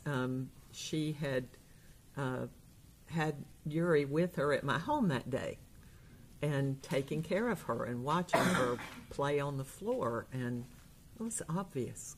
Very good. Thank you, ma'am. Any read There you go. All right, makes you excused. Yes, sir. Defense, you agree? She may be excused. Yeah, you may be excused. You're released from your subpoena. All right, state defense, do we need a court order? It's more of a housekeeping measure, Your Honor. Come up here.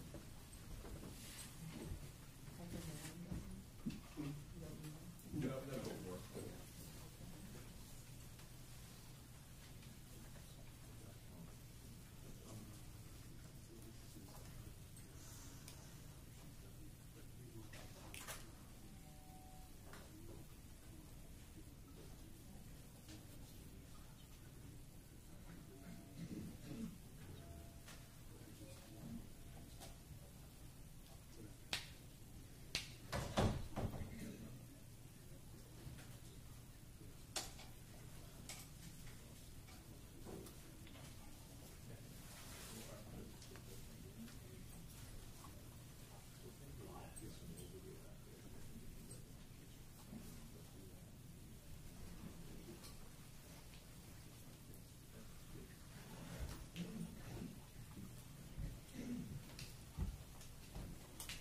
All right, members of the jury, we're gonna play a portion of the video now. Obviously, you'll get the whole video in the back. It's rather long, so we're just gonna play a portion now. Then we're gonna call another witness, and then we're gonna take a break. Okay? Go ahead. And Your Honor, it is a portion of 1 and 2. That's fine. Portion of both videos, but they'll be in the evidence. They're already in evidence. They'll be back there. So.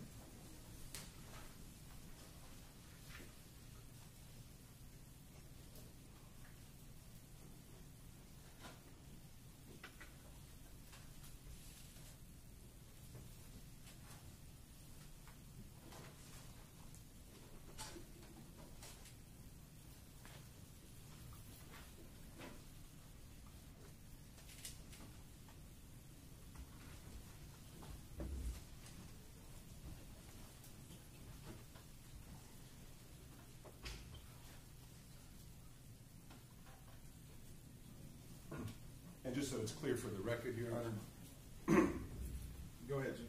just so it's clear for the record, the full video is broken up into 2 portions. They're both on here, so you can click on 1 and then 2 to watch them in order. Okay.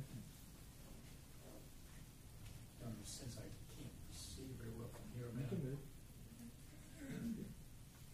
Your client can move as well. You can come right through the clerk. No.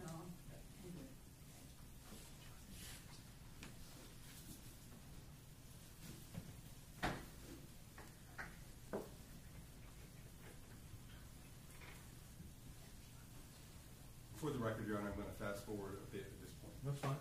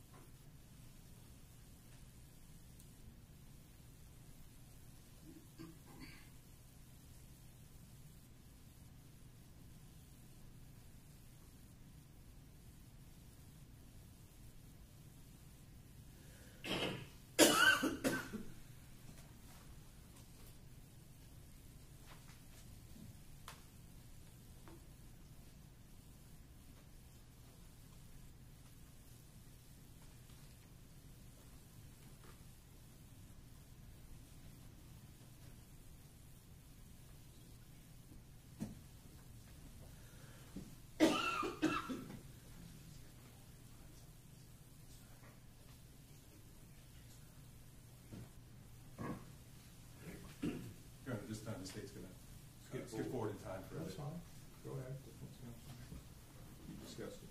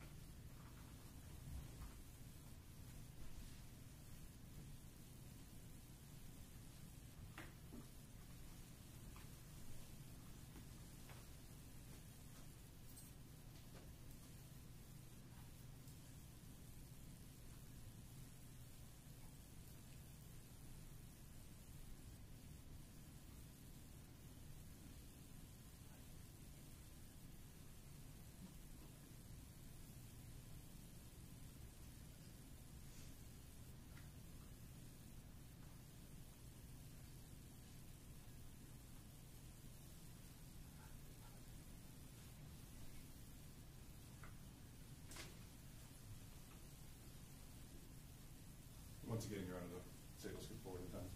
That's fine.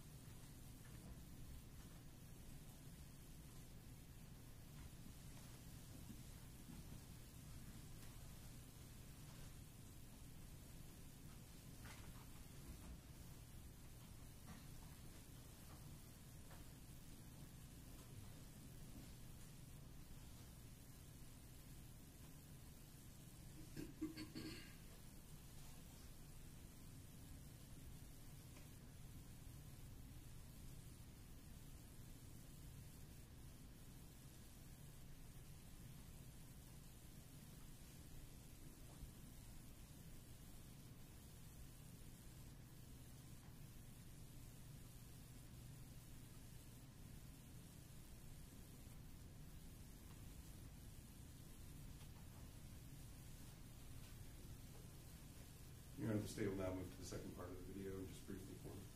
Let the record reflect we're moving to the second video.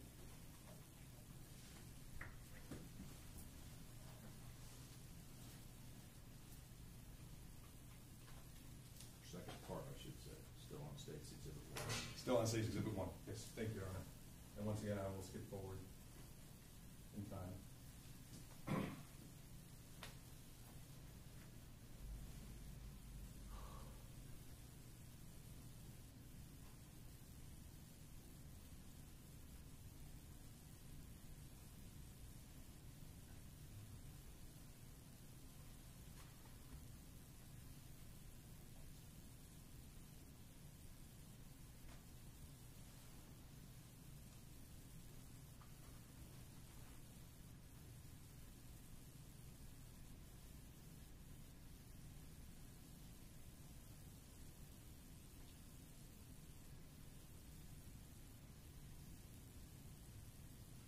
Just for the record, Your Honor, the state skipped, it's on the second portion in which they actually received their lunch, and that's where the state skipped time forward to. Okay, thank you for the record. So reflects.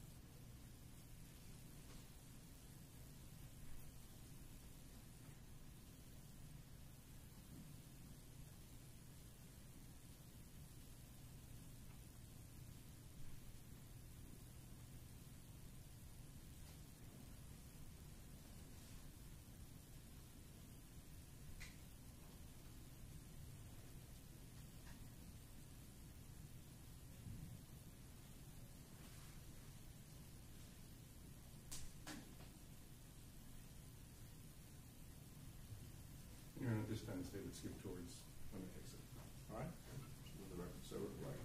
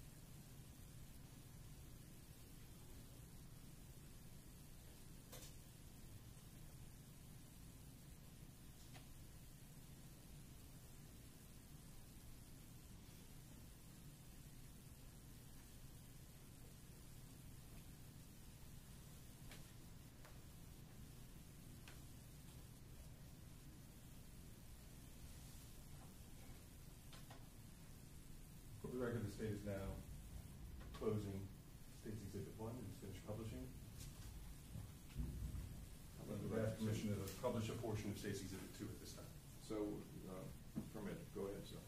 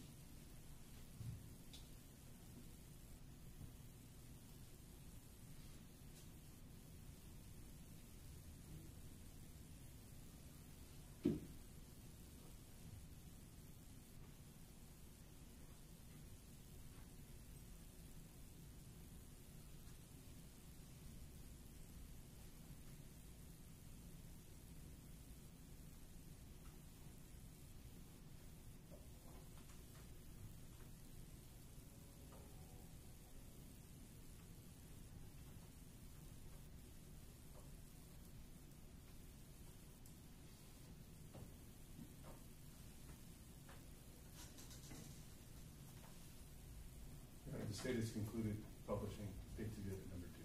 All right, I think what I'm gonna do is do the mid-morning break now. We're gonna take about 10 minutes, members of the jury, and then we'll all be back in court. All rise. All right.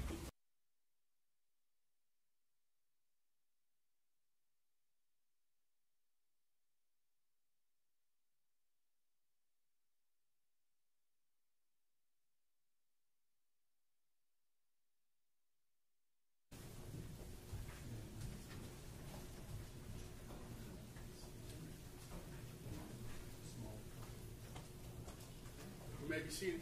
All right, state defense, the jury's out of the courtroom. I'm gonna take a break and I'll come back. Okay? Yes, Your Honor. What do we have, 10 minutes? Yeah, about 10 minutes. I'm going to have the other evidence brought up. Actually, perfect. Thank you. And, sorry, For what, of that? you've got it. No. Yeah, you're good now. Yeah. Okay. Thank you, Your Honor. That's up here for you. I know you're keeping track, but it might help. Yeah, that's fine. We'll go ahead and pause it. No, no.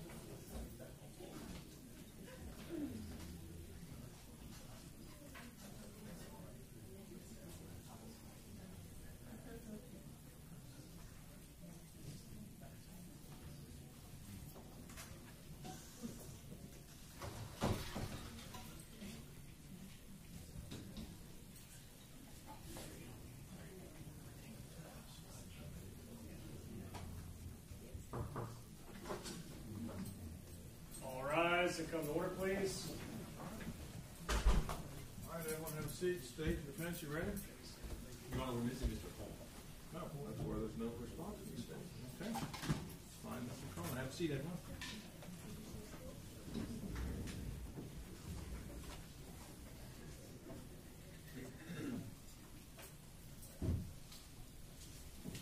State you ready?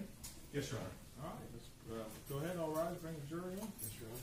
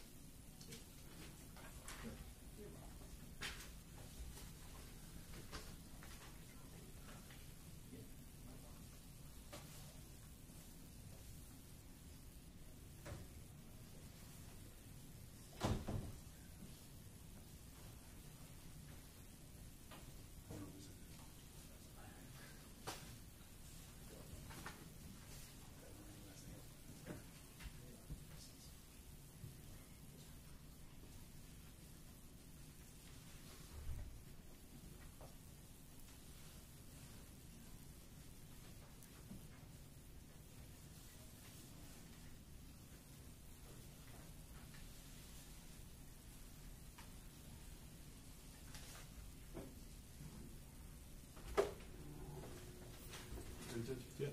All rise.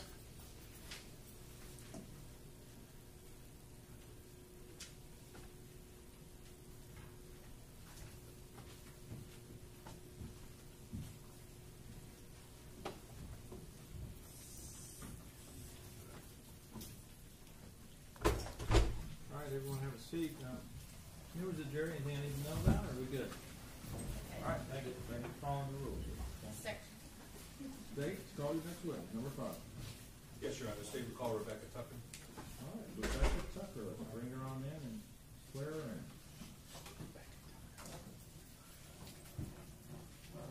And so you know, you're probably going to break around noon for your lunch. And we'll give you about an hour and 15 minutes. Sorry. Sorry. Rebecca Tucker. Rebecca Tucker. Yes, sir.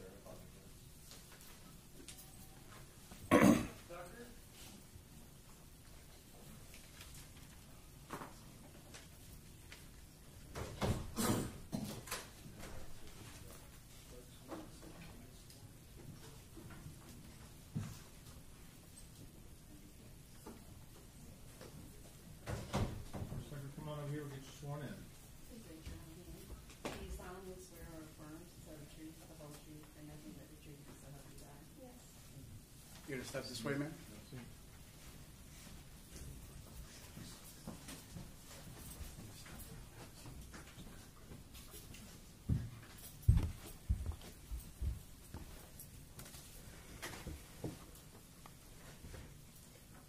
May I proceed, Your Honor? Yes, please, go ahead. Thank you. Thank you. Good morning, ma'am. Please state your name for the record. My name is Rebecca Tucker. And you are soft-spoken, so if you could try to speak up for us a little bit. I said my name is Rebecca Tucker. Thank you, ma'am. And where do you live? I live in Wauchula How long you lived there for? my whole life. Your whole life. And what do you do for a living, ma'am? I'm a business owner. And what business do you own? Like the name of it? Sure. It's called Frontline Roofing. And do you own that with somebody else? Yes, I do. With who? With my husband. And his name is? His name is Jonathan Tucker. And do you have children? I do. And what are their names? Just their first names. I guess we know their last names. Aiden and Cooper. And do you know a Kayla Nix? Yes, Who is that? she's my sister. And how about finally Tracey Nix? Do you know She's- her? Yes, And who is that? she's my mom. And did you know a Uriel Schock? Who was that? She's my niece. Okay. Now, I know this is upsetting, and I'm sorry I have to go back to it, but I do have to go back to November 1st of 2022, okay?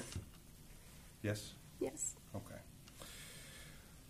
Ma'am, if you recall, just in general, what were you doing that day? It was a normal day. Worked and picked my kids up from school. Okay. Let me ask you in particular, were there any plans that you had with your mother, Tracey Nix, that day? Maybe not for you, but for someone in your family. Yes, Aiden was supposed to go out of town with her. And how was that supposed to happen? I was to bring him to her house after school. After school? Mm-hmm. And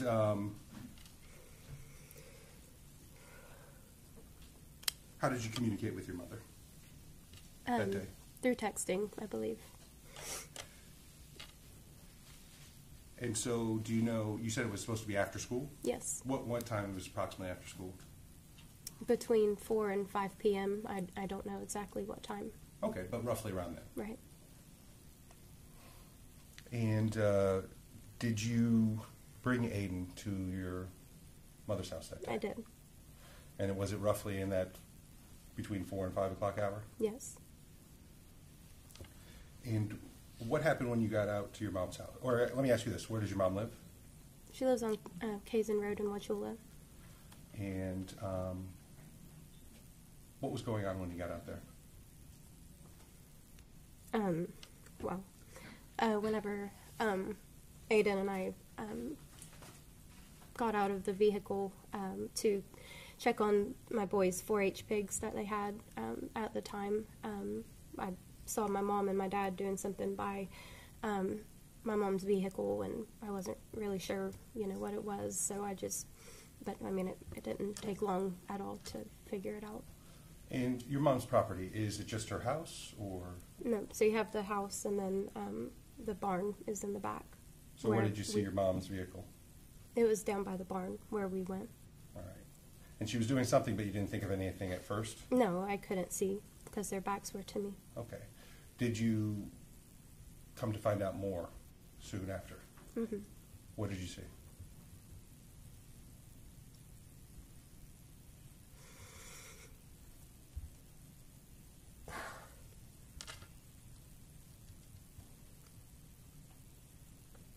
I saw them get Uri out of her car seat.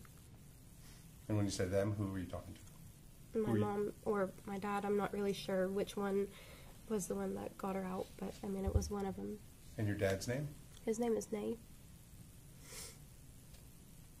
Got Uri out of the car seat? Yes. Where was Uri put? Where was she placed? On the ground. Okay. Anything else that was done? My dad started performing CPR. Okay. What did you do? I called 911.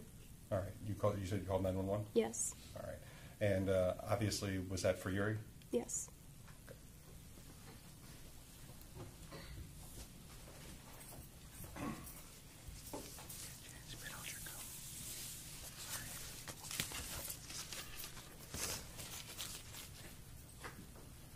I'm showing you what's been pre-marked as State's Exhibit number 3. Do you recognize that? Yes. What is that? That's the disc that has the 911 call on it. The recording? Yes. Is that a fair and accurate depiction of the call you made that day? Yes. And Ms. Tucker, I'm done going into the details of what you saw. Did you stay around there or did you leave? I was there probably for 5 or 6, I don't know, a few minutes while on the phone. Oh, yes. And then, once I heard the ambulance nearby, I left because I didn't want Aiden to go through that, You wanted to get your son out of there. Right. Ms. Tucker, I'm sorry I had to ask you the questions. Thank you very much for answering them. I have no further questions. Thank you. Defense? Law?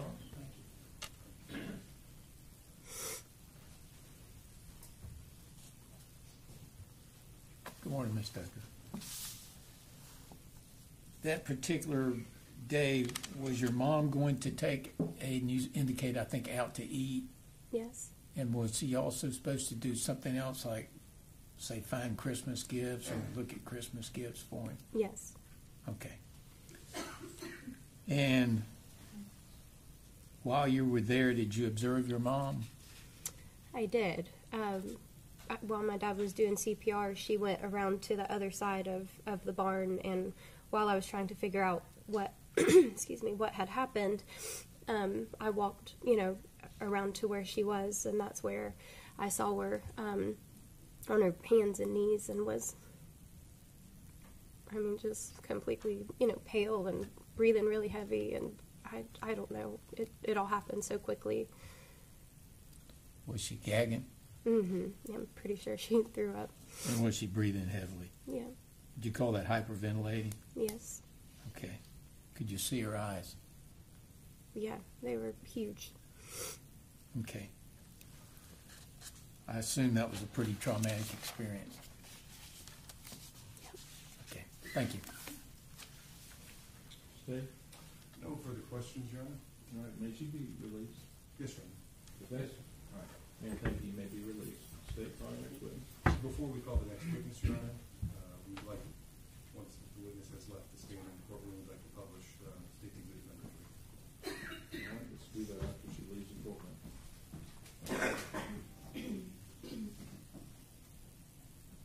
All right, State, take your time, probably. Thank you.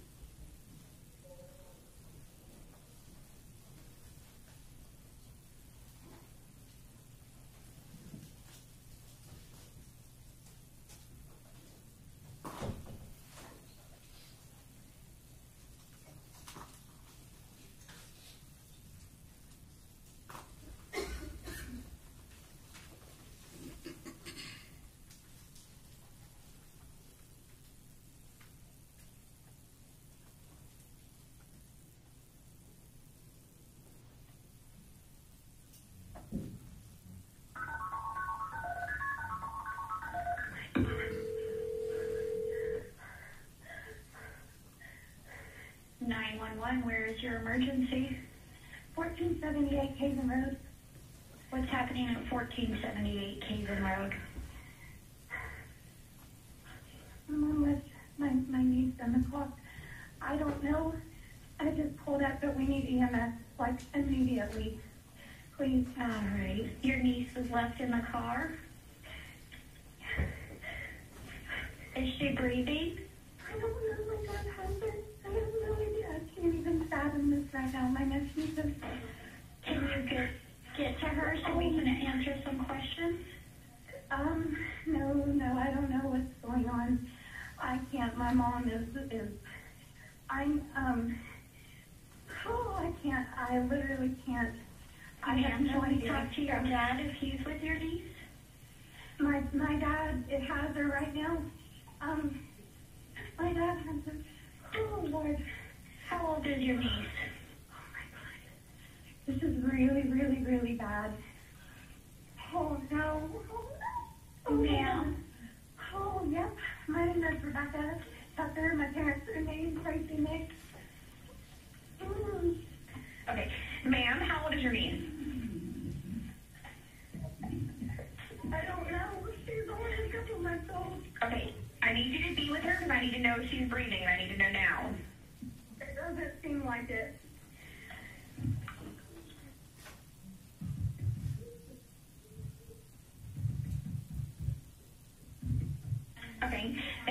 Okay, so it doesn't seem like she's breathing. No. Do you know how long she was left in the vehicle? I have no idea. I just pulled up.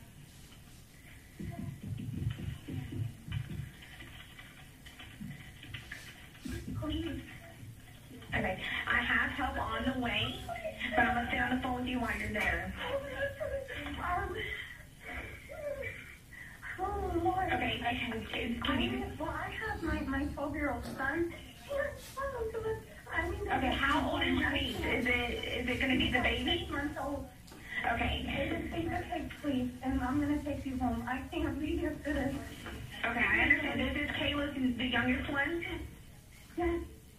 Okay, I need to talk to somebody because I want to do CPR on her. My dad's doing it right now. Okay, so the CPR is in progress?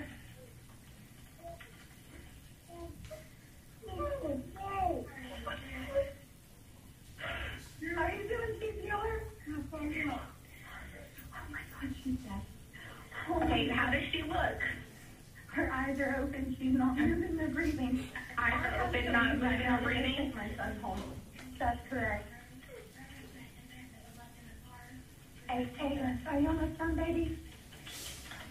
No. Oh my goodness. This is. Whew, I'm sorry. I keep cussing. I can't. Whew. Okay. Whew. Come on, honey. Finish up, please. Let's go. Oh my goodness gracious. Oh Lord. Okay. Good. Okay. Okay. I know that you're wanting to leave. Is there any way I can talk to somebody that's there? Is Tracey there? I don't know where she's gone to. I don't know where she is. I don't know.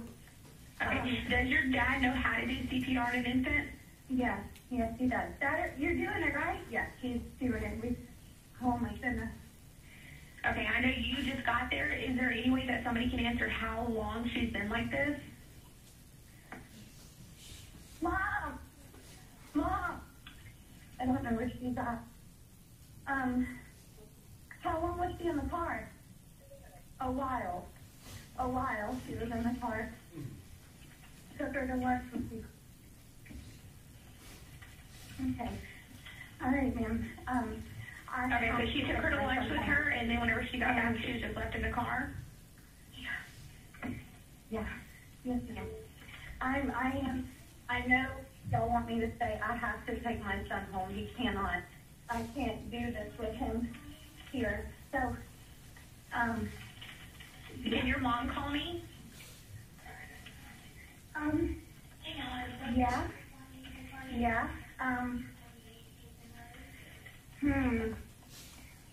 Oh my goodness. Yeah. Yep. Hold on. Mom? Your Honor, the state's concluded publishing case exhibit 3. All right. Thank you. State, next witness number 6.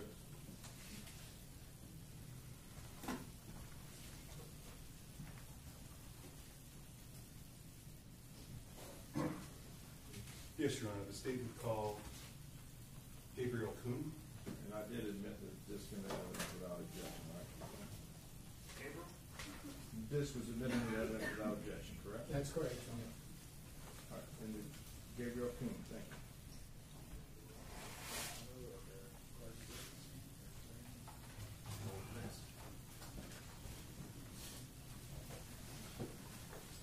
Come on up, we're going to get you sworn in.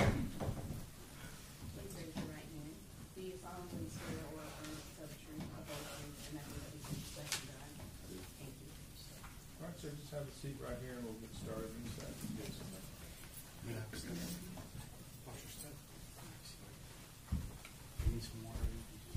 Okay, thank you.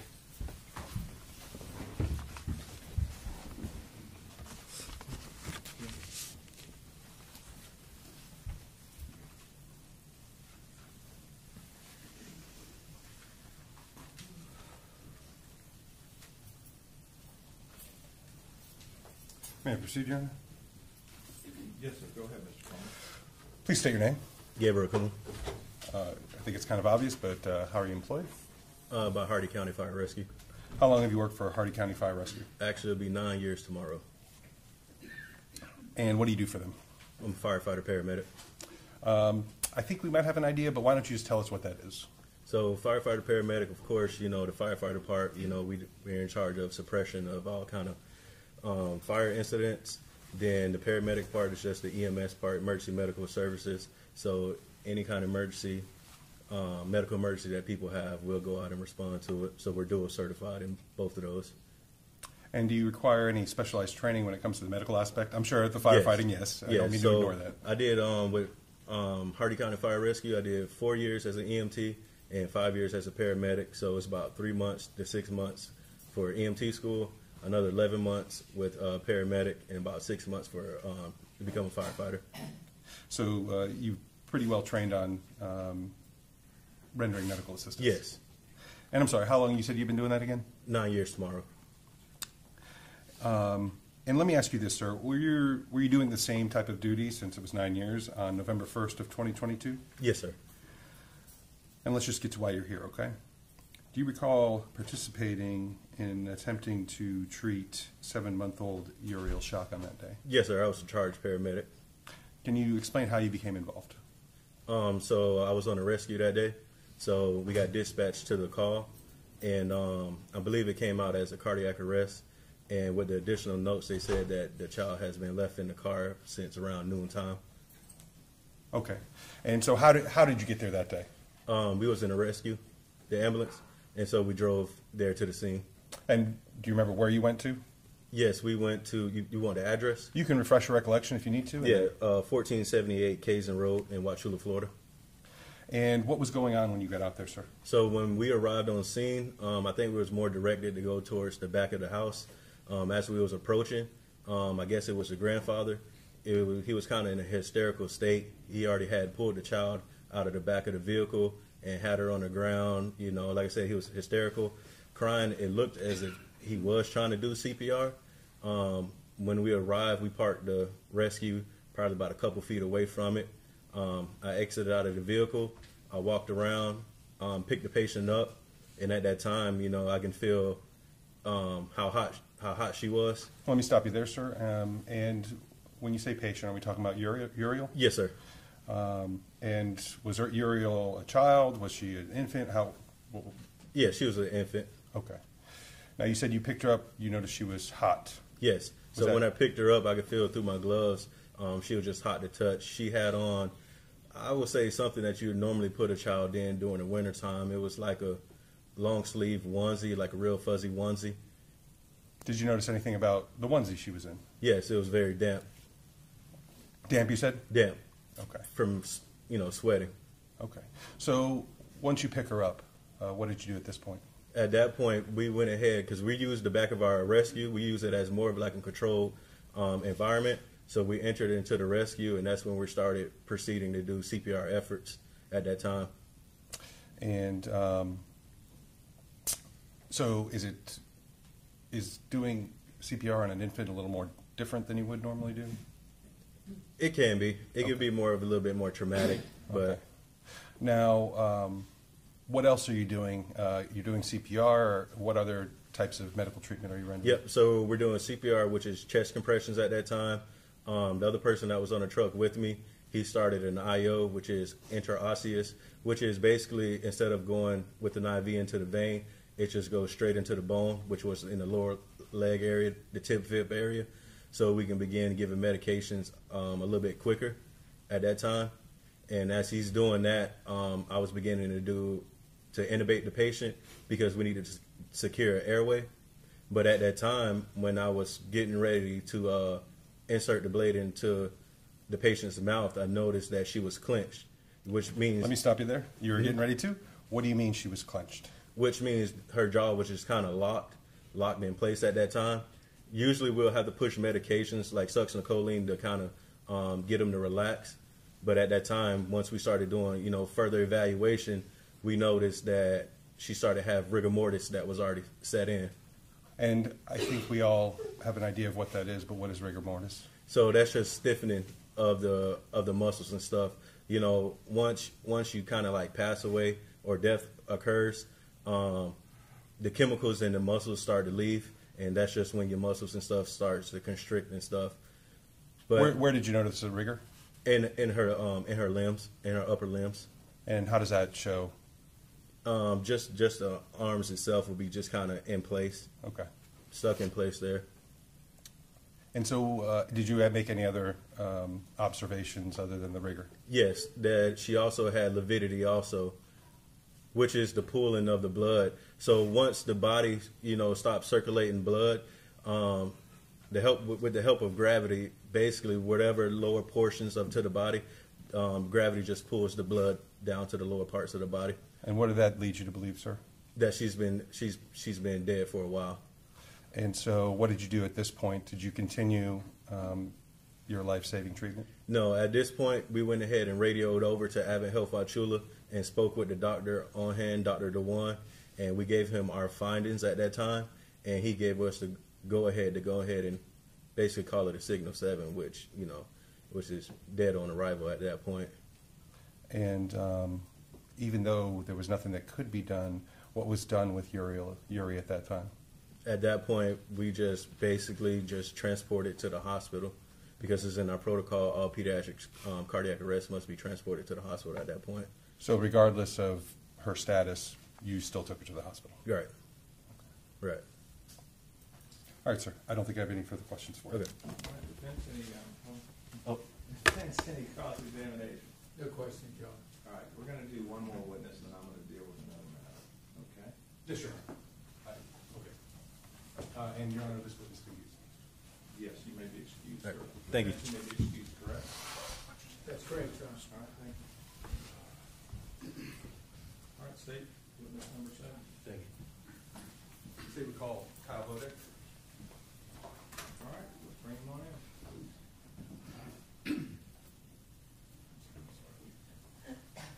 Kyle Bodek.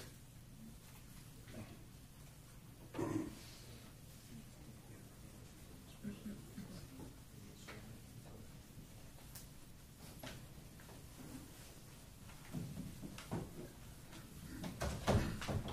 right hand. Do you solemnly swear or affirm to tell the truth, the whole truth, and nothing but the truth, so help you God? You gonna step around this way, sir? Mr. Rhodes, have a seat, sir.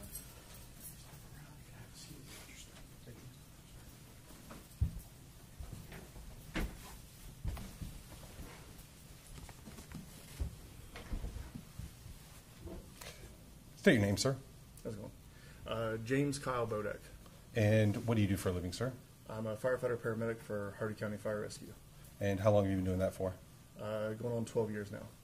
And I think we've heard from your fellow firefighter medic, but did you require training and experience to obtain your position? Yes, sir. Through EMT school, then fire school, and then paramedic school. And how long is that process? About 2 years total. So you have extensive medical training? Yes, sir. On-the-job training also? Yes, sir. All right. So with the amount of time you've been doing this for, is it safe to say your duties were the same back on November 1st of 2022? Yes, sir. Now, I do want to draw your attention specifically on that date. Do you recall participating in attempting to treat 7-month-old Uriel Schock on that day? Yes, sir, I do. How did you become involved in that? We were at the station, got dispatched for the call, and at our station in Wauchula, it was Rescue 1 and Engine 1 went to that call. Okay. And so how did you get to that call physically? My duty that day was I was on Engine 1. I was the paramedic on that truck. So we followed in behind Rescue 1. And Rescue 1 would be the ambulance? Yes, sir. And so you're following him in. Where did you go? Our truck pulled around to the front of the driveway. Our truck couldn't make it in the back, so we parked by the front of the house, and we walked in around the side of the house to where the rescue was, back behind where the driveway ended. Okay. And so what was going on when you got there, sir? When we got there, the rescue crew had already moved the patient into the back of the truck, and then that's where we came in. I came in through the back door of the truck. And when you say patient, we're speaking of? Uri, or Miss Schock. And so she was already in the back. Do you use that truck to kind of as an impromptu area to? Well, the rescue is what we use to treat and transport patients to the hospital. Okay, and so she was already there? Yes, sir. So what did you do once you got there? Or once you noticed all that? They had continued CPR from the family on scene. We took off the patient's clothing to expose her, which is normal for us. Started at IO, which is a needle that goes into the bone that we can help give medications to. What else? Did you make any observations when you were removing the clothing? Yes. The clothes were soaked from sweat, and she was hot to the touch. What was the weather like that day? It was hot that day. We had done training early in the day. It was warm. You said that you were speaking of the IO. I think we heard about that a little earlier. Yes, sir. At some point, did you continue to give her life-saving treatment or no? So I was placed at the bottom, and so my job would have been the IO and medications. They were doing CPR, and my partner at the top was trying to do intubation. He noticed that her mouth was clenched shut, and at that point we started noticing that the hand had rigor mortis already in it, which means the muscles had already contracted and they don't move anymore. And then we noted lividity once we turned her over a little bit to her back, which is the pooling of blood. So at that point, and your partner, would that have been? Mr. Gabriel Kuhn. Okay. And so at that point, what was decided to do?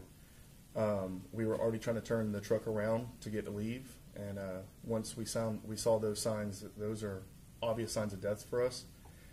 We had contacted the hospital through the radio to get permission to discontinue CPR at the time. And did you do that? Yes, sir, we did. We contacted the ER physician at Advent Health Wauchula, which was Dr. Dewan, explained to him what we had, and he gave us permission to discontinue CPR because at this point, no further action would have changed anything. And then from there, because the way the scene was, we transferred her to the hospital to get her away from the scene. And what do you mean the way the scene was? Just the chaoticness of law enforcement there. This situation has happened there before, so then we had left to kind of free up, I guess, to where she could be at peace at somewhere else, not left on scene. Thank you, sir. I have no further questions. I have a question, John. All right, we're going to take a break, and he's released. Yes, Your Honor. Please. Okay, so members of the jury, we're going to take an early lunch. You all could get back around 12:15, please. All rise. All right. Please leave your notepads on the desk. Yes, sir.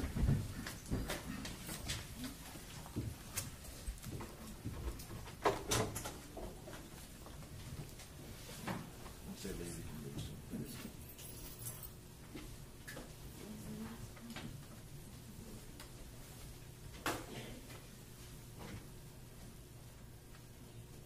You may be seated. All right. Everyone have a seat. Everybody in the gallery. I made a rule. We're on the record. Somebody's taking pictures. I have one person that's a designated photographer. Is anybody in that gallery using their camera? Raise your hand if you are, besides the designated photographer that's in the front row. All right. I'm going to make it real clear.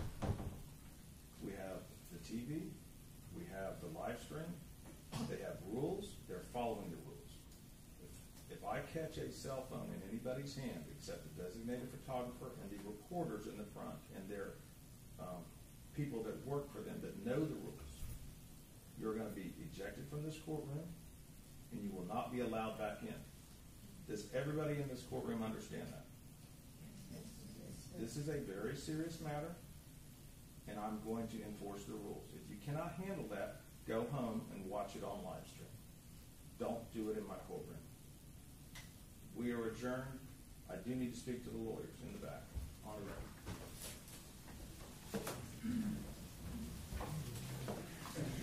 And the reporter, I need the reporter to wait. The reporter from the Herald.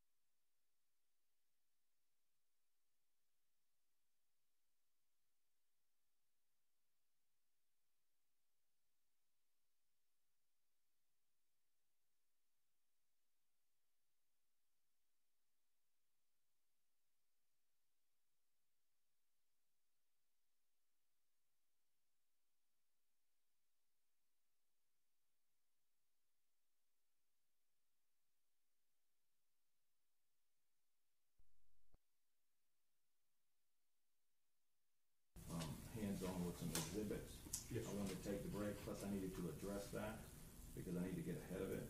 We're gonna all come back, around noon. If there's anything else we need to deal with, y'all get with me then, but I think we're moving along fine. All right?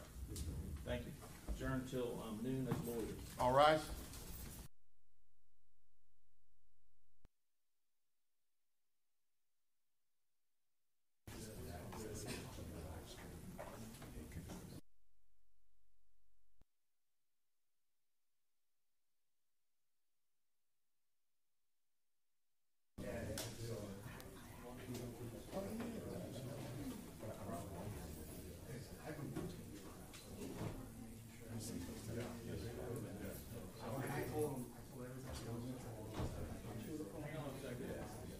News people, news, ABC, ABC, whoever's got the video camera, that's a shot from somebody that sent it to us. Y'all are going too much into the jury. Make sure. Yeah, they say it came from a video clip. Okay. Sarah Vaughan was somebody that saw it and sent it to the court. So make sure you're not picking up any jurors. If you need to rotate around, you rotate around to where you need to be, okay? Absolutely. Thank you.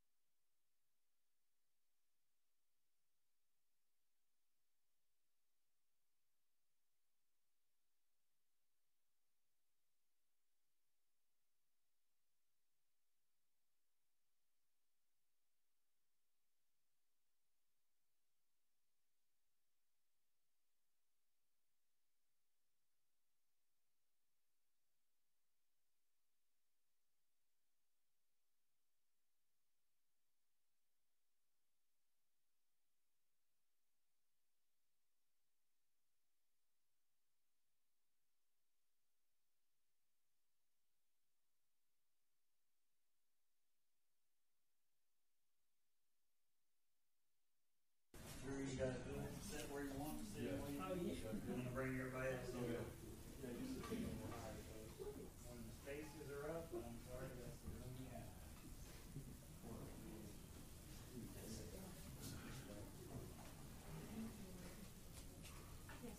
Again, make sure your cell phones are in the off position, not silent, in the off position.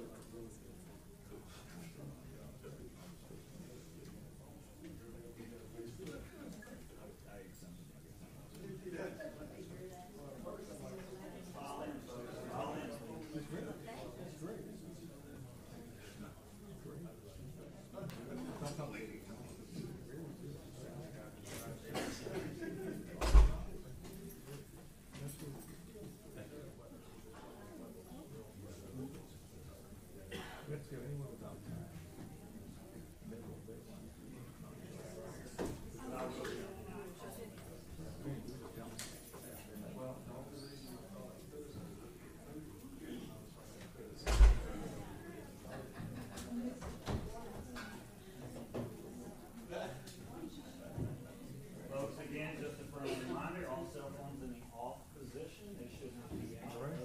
Media person. Tucking your shirt in?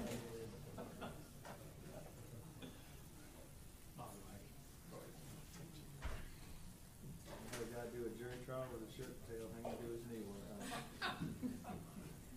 You didn't tell Rusty? It wasn't a I'm just kidding. I'm just kidding. this way.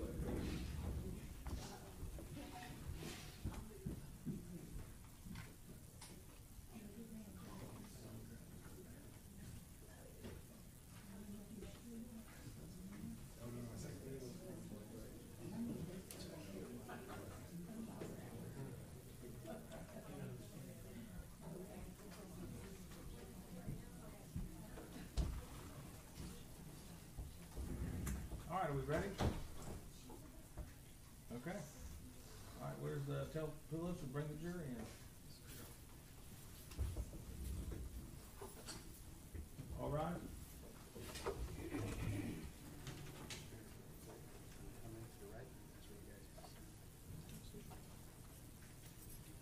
Ready for a jury? Yes, sir, bring the jury in.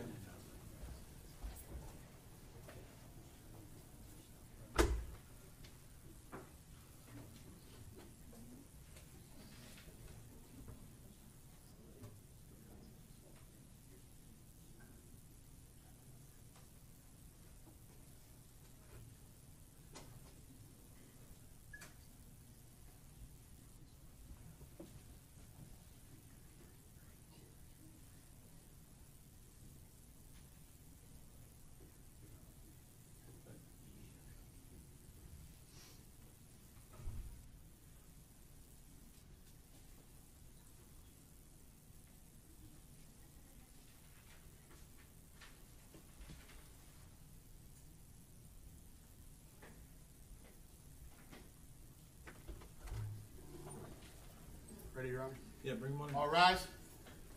Good.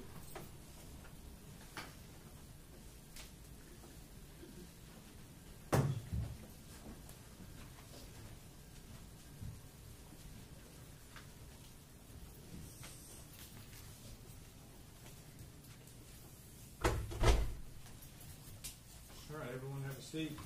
Members of the jury, we had your first trial lunch break. Anything I need to know about? Everything went as planned?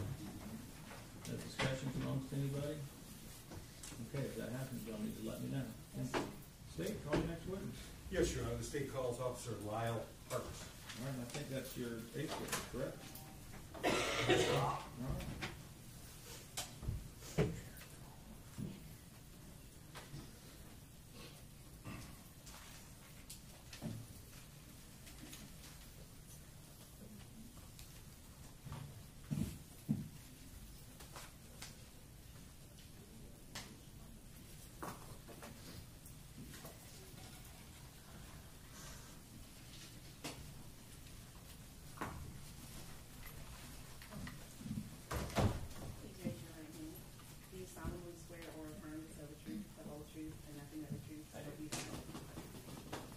This way, sir. Officer, have a seat right here, sir. Step around, watch your step.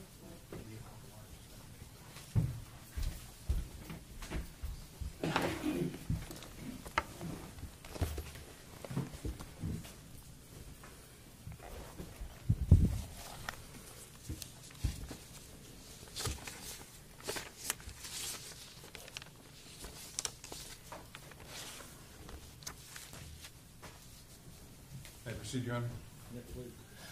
Good afternoon, sir. Good afternoon. Could you please state your name for the record? Lyle Hart. And even though it's obvious, what do you do? Police officer for the Wauchula Police Department. How long have you been with the Wauchula Police Department? Since November of 2023. And is this your first job as a law enforcement officer, or do you have prior experience? I have prior experience. Where'd you work before that? 1996, I started with the Florida Department of Corrections, and then in 1999, I was hired with the Hardy County Sheriff's Office. And so how long did you work with the Hardy County Sheriff, or what were the years you worked for Hardy? 1999 until 2023. All right. And did you retire at that point? I did. And you missed it so much you came back? I did. All right. So, sir, so what was your position with the Hardy Sheriff's Office in November of 2022? November of 2022, I was a detective. And so would that have been your role back on November 1st of 2022? It was. And I do want to go back to that time frame. Okay, sir? During that time frame, did you become involved in the death investigation of a Uriel Schock? I did. How did you become involved, sir? I heard the call for service over the radio. And what did you do once you received that call? I responded to the scene in my vehicle. And so where did you go? I went to the incident location, Kazan Road. And was that a residence? It was. Whose is that? The defendant, Miss Nix. And when you got out there, what was going on, sir? As soon as I arrived, I could tell that something had happened. I already knew because of the call.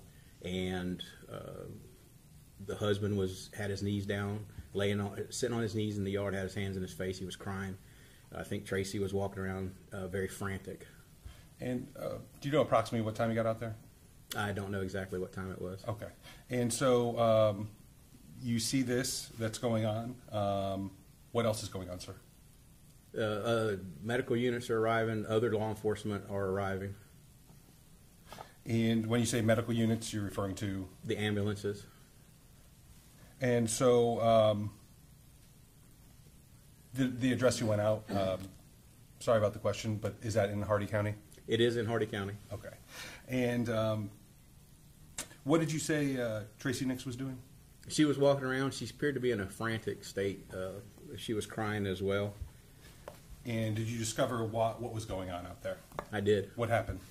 I discovered that she had left her granddaughter, Uriel, in the vehicle that she was driving that day. Thus the frantic nature? Correct. That was the reason that she was frantic. And what was the granddaughter's name? Uriel Schock. And was Uriel Schock there when you got there? I believe she was in the ambulance, if not, had already been transported. Okay.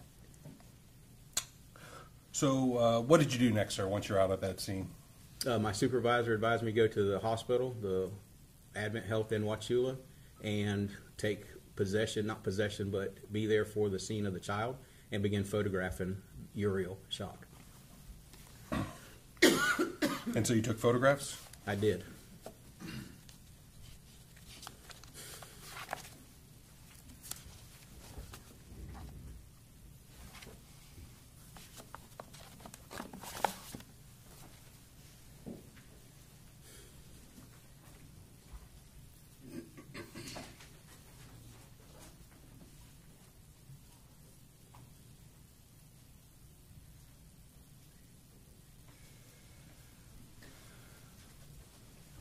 Approaching you with what's been pre-marked as stage exhibits 4 through 8. Please keep them down and go through each one of them. See if you recognize them. Look up when you're ready to proceed, sir. Okay?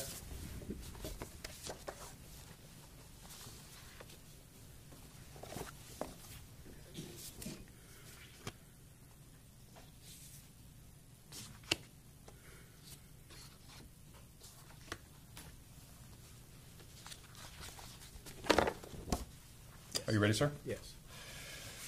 First, I'd like to, for you to take a look at State Exhibit number 4. It should have been in order.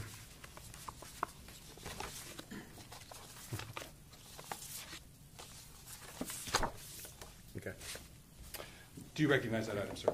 I do. What is that? It's a picture of Uriel Schock in the hospital bed. And what was Uriel's status when you were taking these pictures? She was already deceased. Is that a fair and accurate representation of what you observed that day at the hospital? It is. Your Honor, the state would seek to enter into State's Exhibit number 4. Defense, any objection? No, Your Honor. So admitted without objection. And the state will publish them once they've all been admitted, Your Honor. Would you please take a look at State's Exhibit number 5, sir? Yes. What is that? It's a picture of Uriel Schock's little hand. And what does the picture show?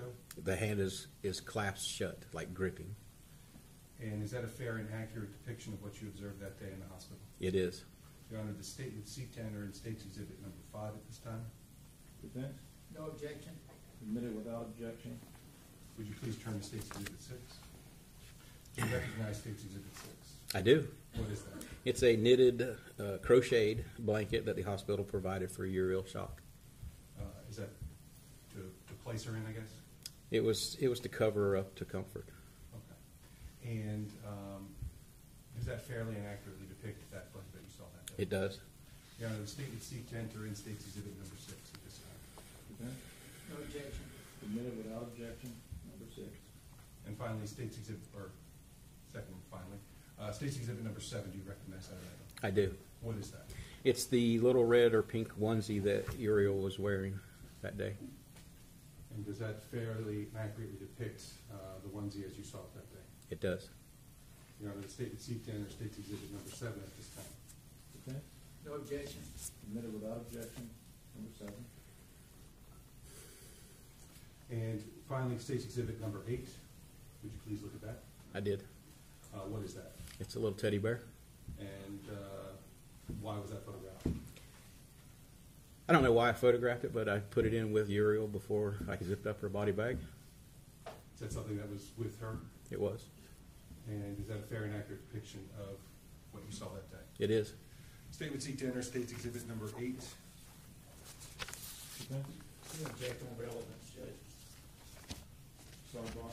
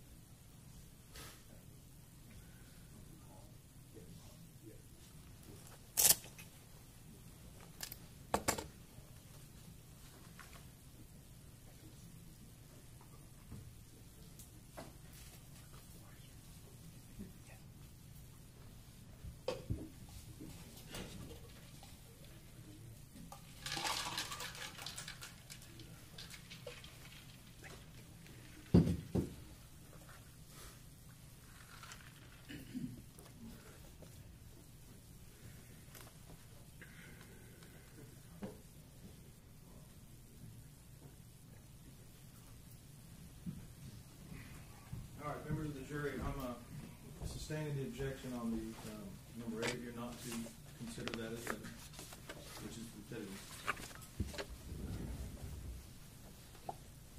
Your Honor, at this time, the state would like to just publish State's Exhibits 4 through 7. All right. And Go please ahead let me- and, hang on a second. Go ahead and publish.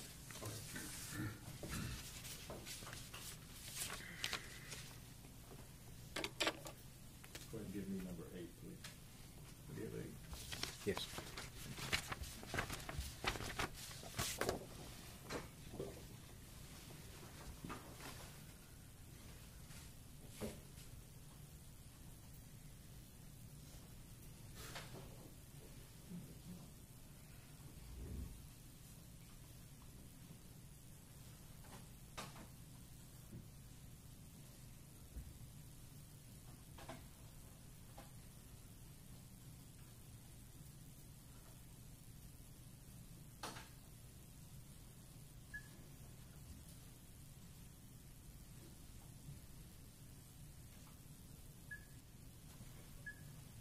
Publishing States Exhibit number 4.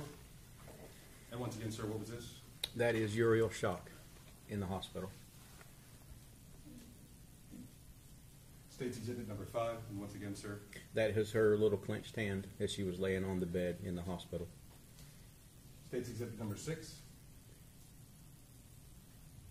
That is the hand crocheted blanket that some of the hospital staff had. And States Exhibit number 7. That is Uriel Schock's onesie that she was wearing the day of the incident. All right, if you'll please, when you're done with those exhibits, we'll give them to the clerk. Yes, Your Honor.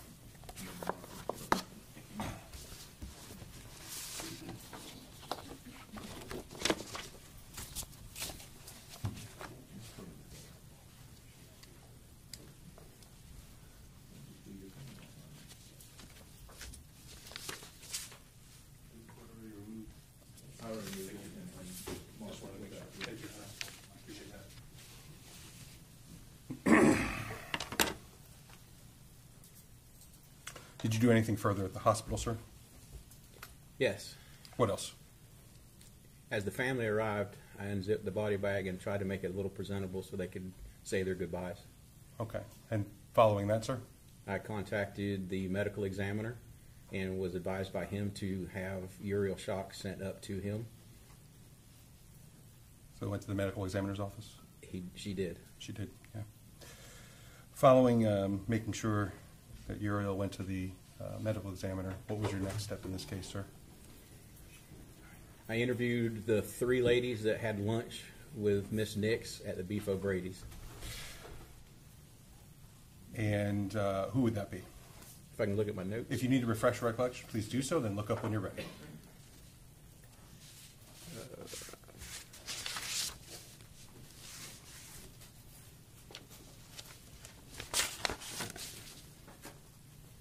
Okay. One of the ladies was Judy Terrell. The second lady was Miss Brenda Knight. And the third lady was Barbara Knight. And as far as this case, I guess you conducted a couple more interviews, is that correct, of some people? I did. Who else did you interview in the case? Her sister, Kayla's sister, the mother of Uriel Schock, and her brother-in-law. Okay. And who was that? Refresh your recollection, sir, and look up. Kayla's sister is Rebecca, and the brother-in-law's name is Jonathan Tucker. And, sir, does that conclude your involvement in the case? It does. Thank you, sir. I have no further questions. Thank you. Defense, Cross? Thank you, Your Honor.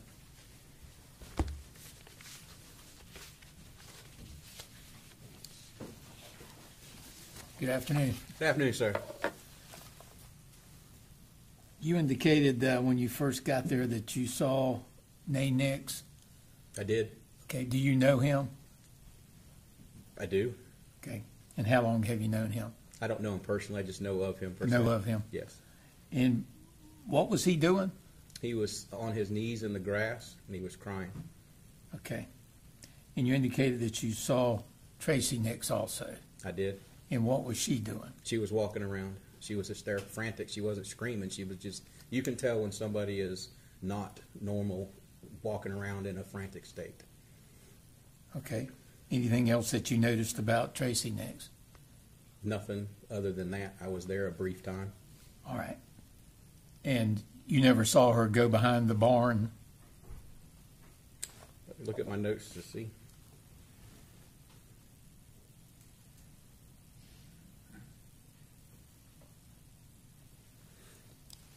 No, I never seen her go behind the barn. Thank you. I have no further questions, John. All right, regret? No, Your Honor. All right. May this witness be excused? Yes, Your Honor. Yes, Your Honor. Okay.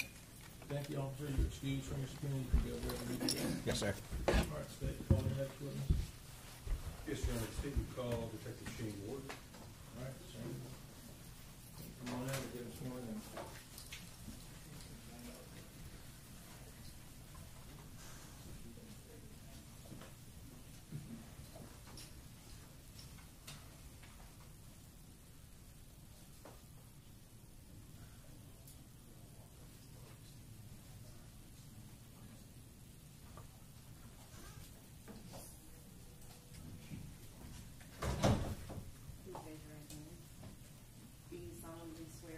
affirm to tell the truth, the whole truth, and nothing but the truth, so help you God? I do. Thank you. Here, step this way, sir.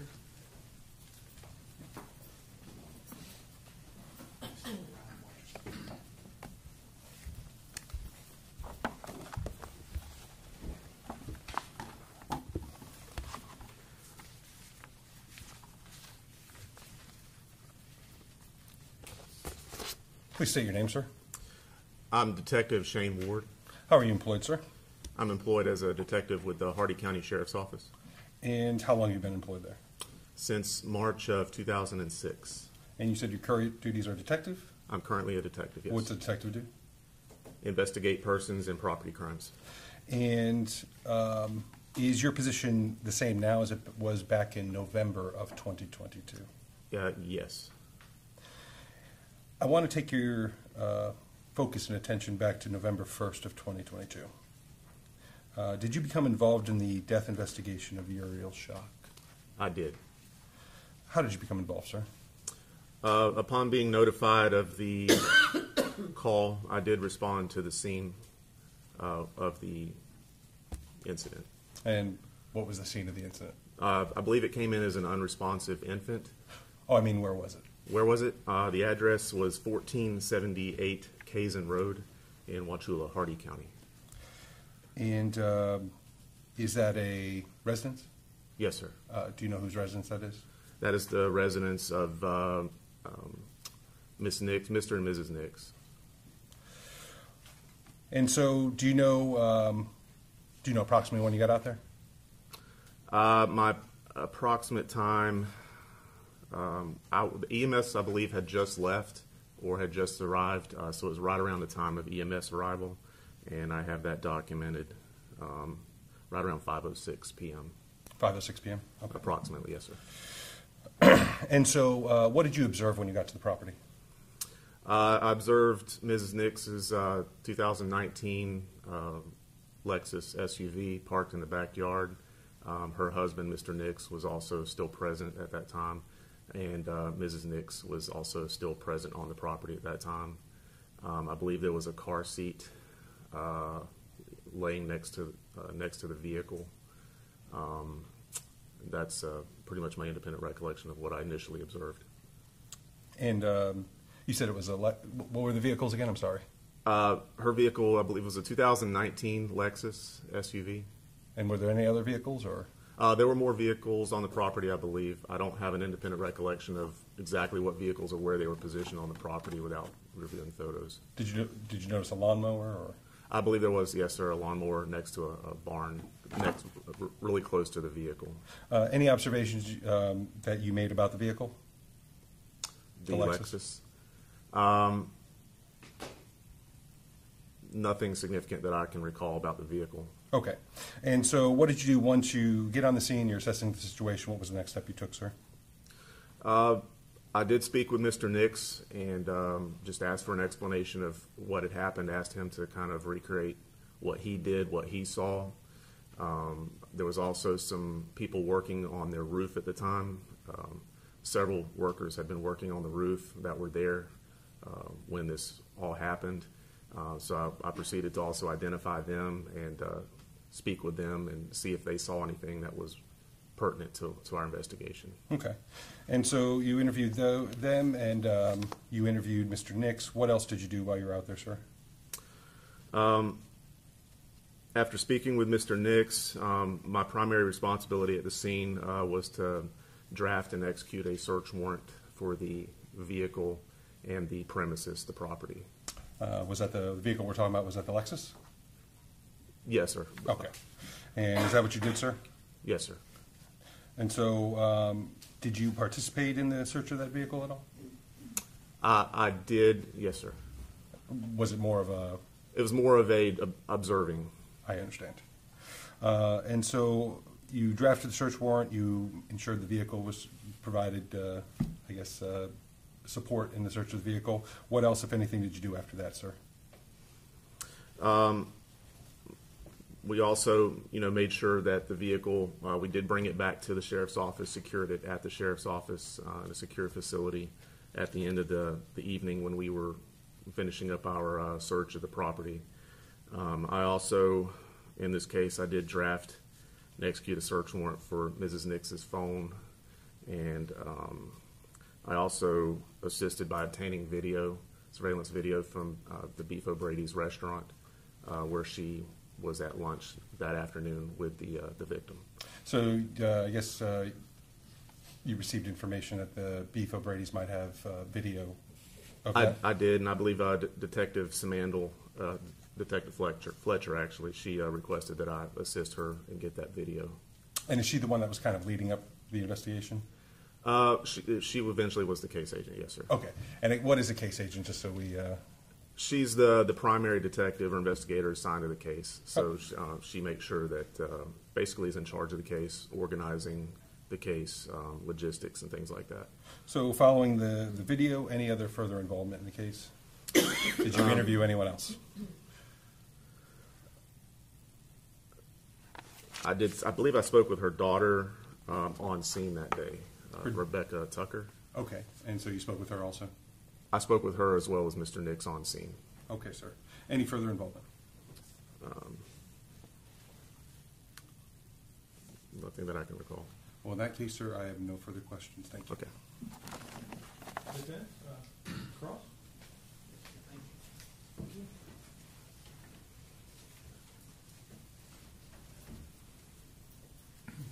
Good afternoon. Good afternoon. You indicated you talked to Mr. Nix at the scene? Yes, sir. And what was his state of mind? As far as me personally characterizing his state of mind, he seemed to be in shock. Okay.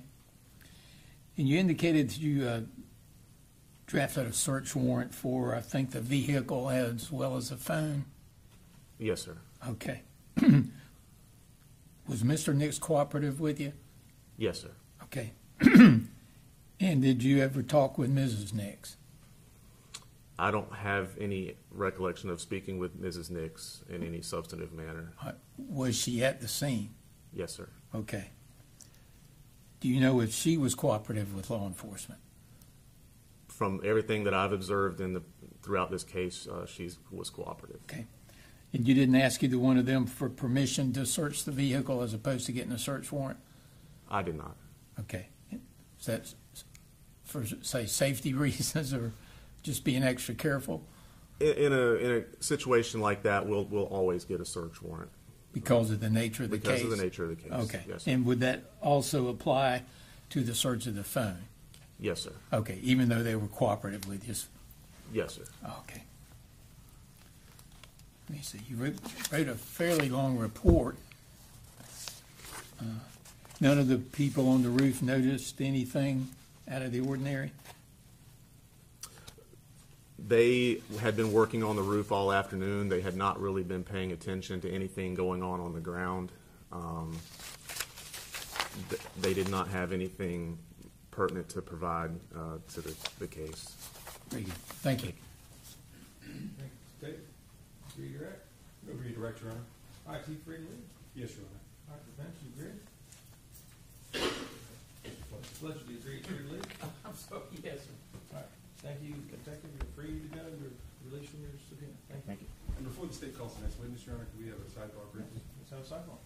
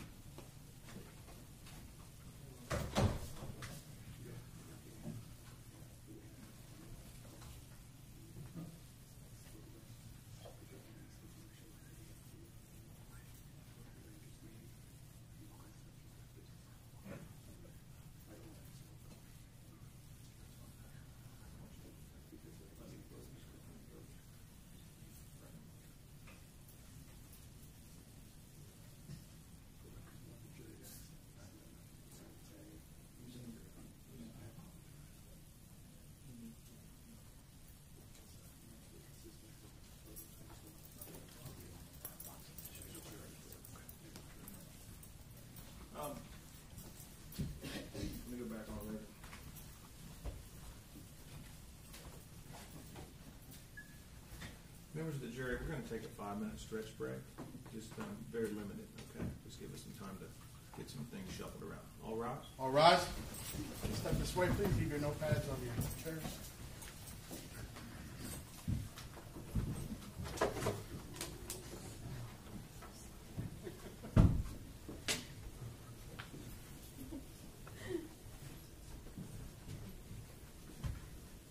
All right, so everyone have a seat. Go ahead and do what you need to do. It should just be momentarily. Just when you're ready, we'll bring it right back. Thank you, Your Honor.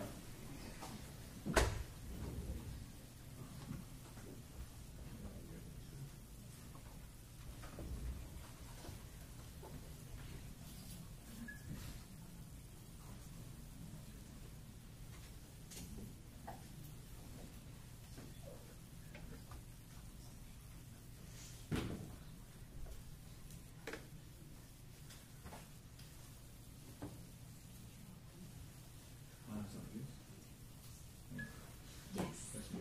Okay, good. I have like 2 different controls. Normally, this is control for the courtroom. This is a different control for the lunch. I just want to make sure.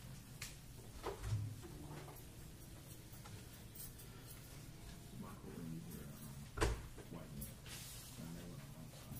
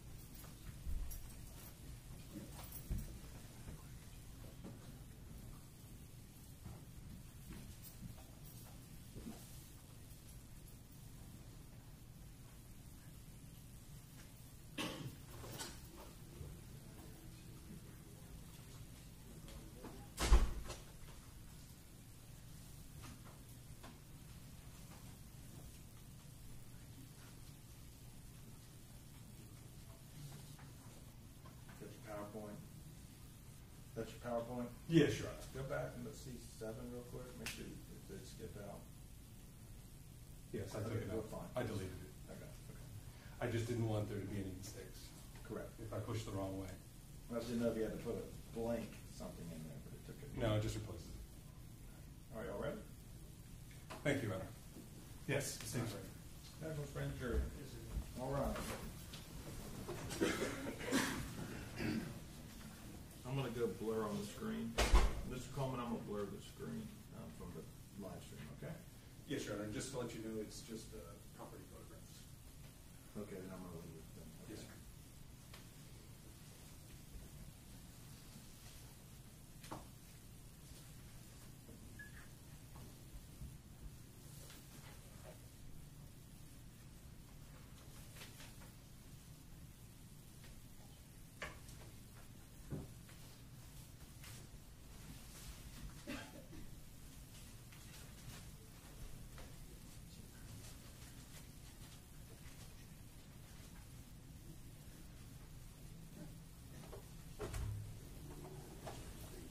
Ready, Judge? Yeah, bring them on. All rise.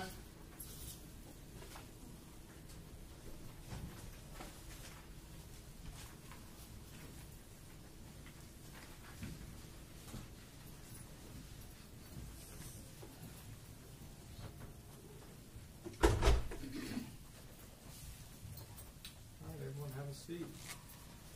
All right, state, call your next witness. State will call Detective Kim Pfeiffer.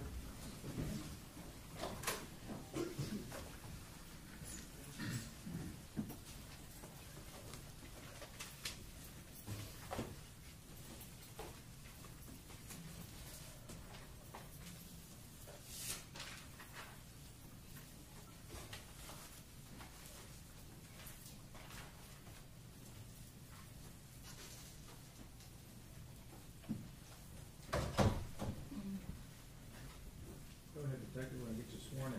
Good afternoon. Do you solemnly swear or affirm to tell the truth, the whole truth, and nothing but the truth, so help you God? step this way, ma'am. Step around and watch your step.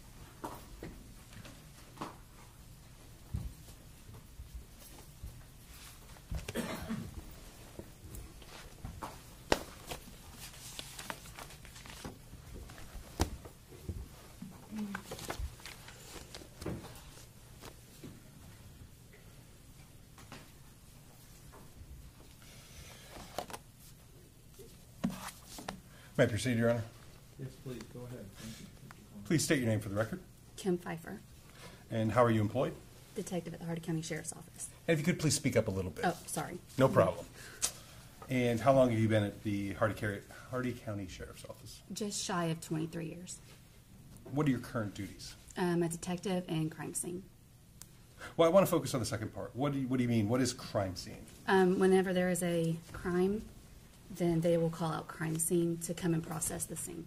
So what types of things, when you say process, I think we have a good understanding, but I just want to be clear. What do you mean by process? We'll go and take measurements. We will photograph. If we need to get DNA samples, we'll swab, fingerprint, that type of thing. Okay. So it sounds like collecting evidence type stuff. Yes, sir. Excellent. And I'm sorry, how long have you been doing that for? Probably about 5 years. So let me ask you this. Were your duties the same or similar back on November 1st of 2022? I was in crime scene in 2022, but I wasn't a detective at that time. Okay. So you're just doing all those duties you talked about earlier. Is that more of a supportive role for the detectives and the other officers, or? At times, yes. Okay. Well, let me ask you why you're here today. On November 1st of 2022, did you become involved in the death investigation of Uriel Schock? Yes, I did. How did you become involved? I was requested to respond to Kazan Road to process the crime scene. And Kazan Road is where? I'm sorry, it's in Wauchula. It's where the incident occurred. Okay. And so do you remember when you got out there? Is it okay to refer to my notes? Of course. Refresh your recollection and look up when you're ready. It was about 6:15. And so what was your role going to be in this investigation? My role was to photograph the area, the house, the residence, and where the scene was. Okay. And is that what you did in this case? Yes, it is. And do you actually go through the property and take photographs? I did. What time did you actually start taking photographs, though? It was at approximately 8:05.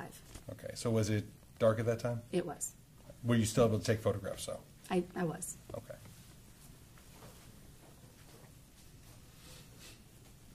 I'm showing you it's been pre-marked as States Exhibit 9 through 27. Okay?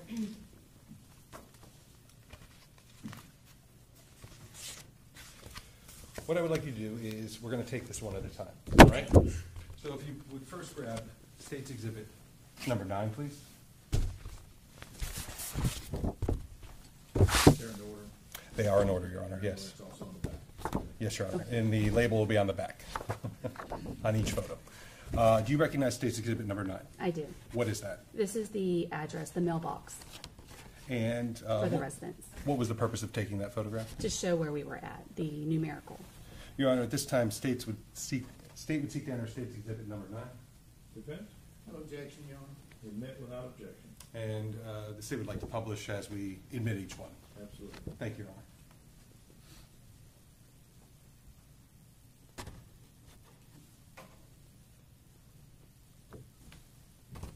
And you said this was? It was the mailbox. That's the numerical where it occurred. Okay. And so could you go to, what was the purpose of the photo? To show where the incident was at. And so would you turn to States Exhibit number 10?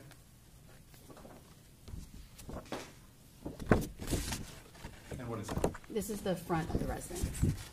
And is that a fair and accurate depiction of the front of the residence? Yes. Your Honor, at this time, the state would seek to enter in States Exhibit number 10. Defense? No objection, Your Honor. Admit without objection. And now publishing, Your Honor. States Exhibit number 10. And let me ask you this, is it just the residence on this property?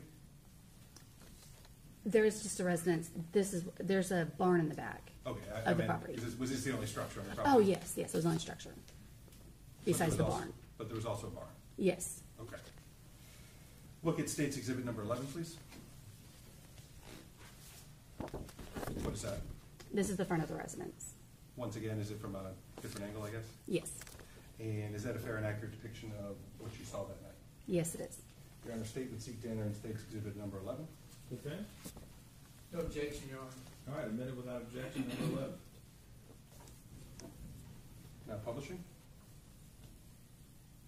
Would you please take a look at State's Exhibit number 12? What is that? This is the front of the residence, but it's the driveway to where the garage would go into. Okay. So And what's your goal when you're taking all these photos? just to show like the description of where it occurred at, what it looked like the day of the incident. Okay.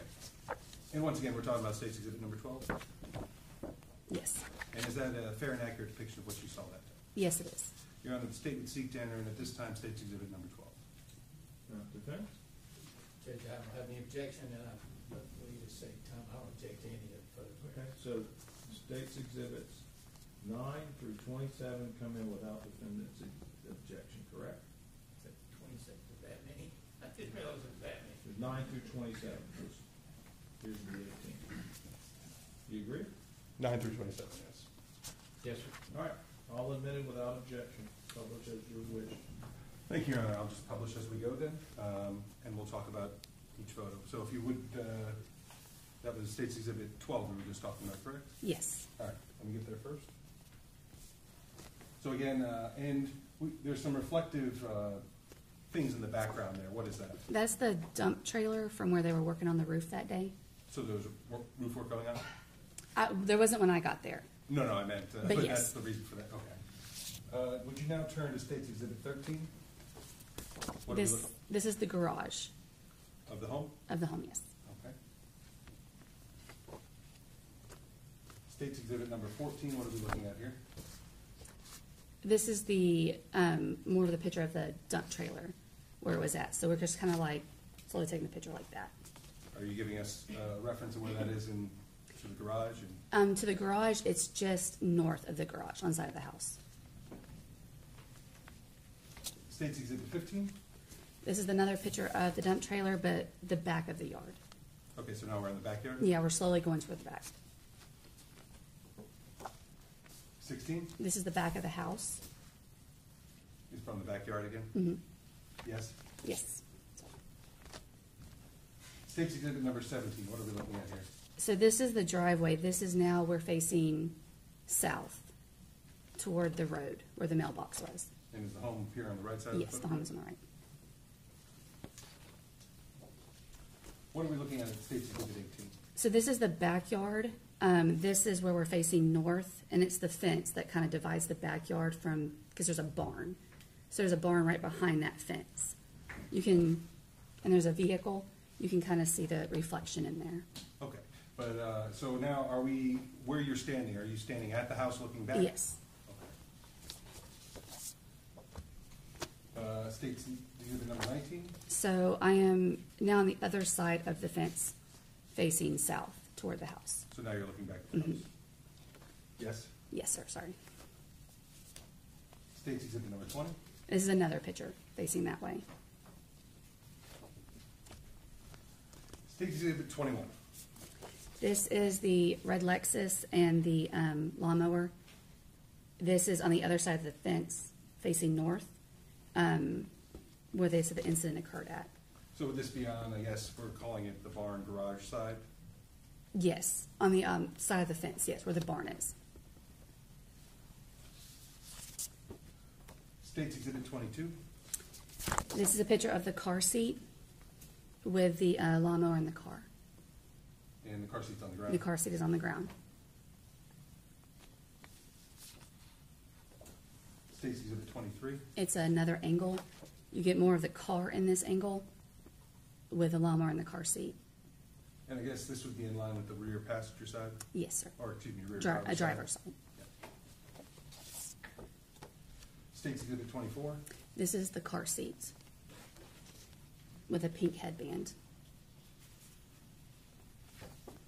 State's Exhibit 25?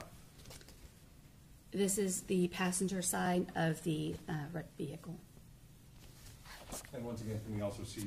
You can see the car seat. State's Exhibit 26. This shows the barn area where the car was parked in relation to the barn. So this is the barn garage that we were talking about earlier? Yes, sir. State's Exhibit number 27. And this is the barn.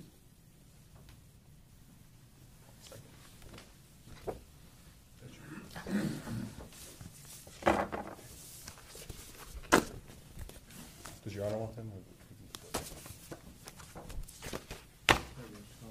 Thank you.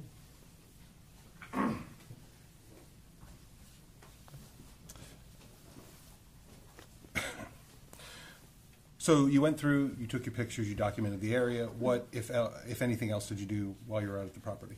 We took measurements from the barn to the vehicle. Okay, go ahead. Do you want me to refer to the, no, okay. All we did was just from the barn, from the north side or southeast side of the barn, we took measurements from that corner to the front passenger side tire and to the back passenger side tire, from the north and the southeast of the barn. And what's the purpose? Let me ask you this. Is this standard procedure to take measurements when you're at a scene? It is. It's standard procedure. Was there any reason to believe that these measurements were used in the investigation in any way? No, sir. But is it something that you would do regardless? We would still do it, yes, just in case we needed to reenact the scene. Okay. Anything else that you did in this case while you were there? No, sir. Did you retrieve any evidence? The evidence was secured. There were 3 pieces of evidence that we did seize, and we put them into, at the time, I believe he was a detective, but Sergeant Alvarez's vehicle, to secure them, and then I retrieved them back. And who actually collected that evidence, though? I'm sorry? And who actually collected that? It was Miss Wallace. All right. But you at least participated in the fact that you helped to make sure it was secure and that type. Okay. Thank you, ma'am. I have no further questions. I have no questions, Your Honor, thank you. All right. May she be excused, sir? Yes, sir. Yes, Your Honor. All right, thank you. Maybe excuse your release? Just give me a second. Dave, who's your next witness? Amanda Wallace, Your Honor. All right, let's bring in Ms. Wallace.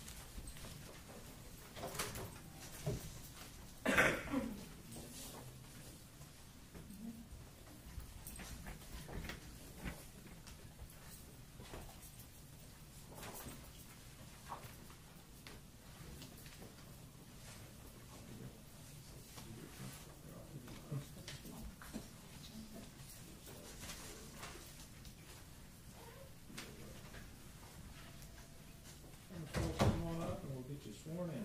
Please state your right name. Do you solemnly swear or affirm to tell the truth, the whole truth, and nothing but the truth, so help you God? Ma'am, you're gonna step this way for me, please? Step around, have a seat, and watch yourself.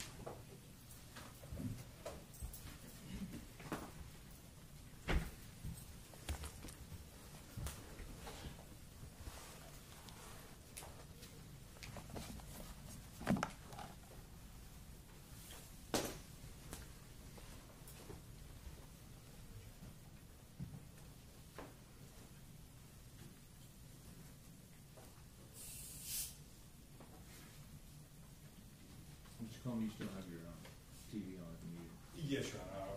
I'm going to need it for Ms. Nix. Thank you.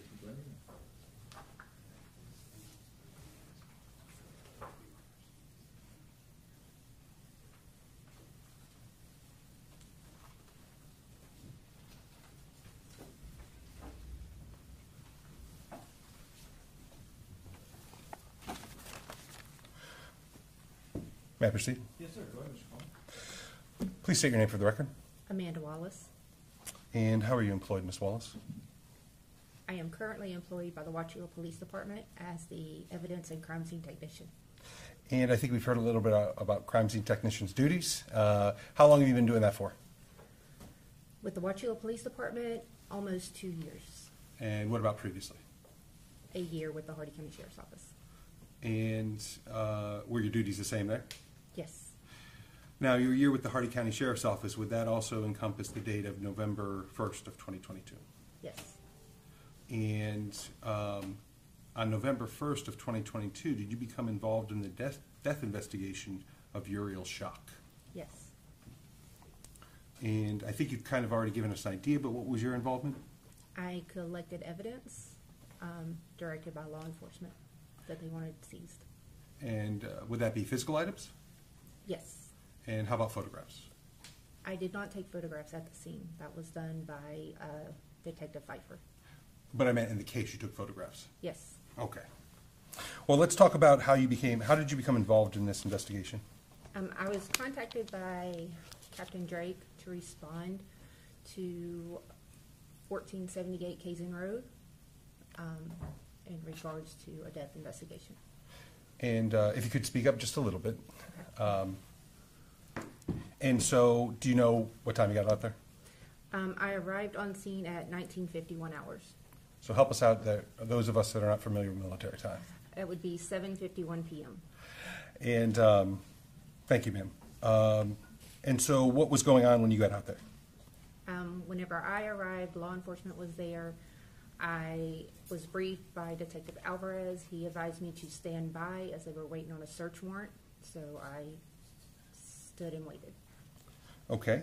And after you stood by and waited for a bit, what was the first of your duties that you performed while you were out at the property? I was teamed up with Detective Pfeiffer and walked along with her while photographs were taken of the area, and then I assisted her with taking measurements of the car to the barn and also taking measurements of the car seat to the car, and I seized a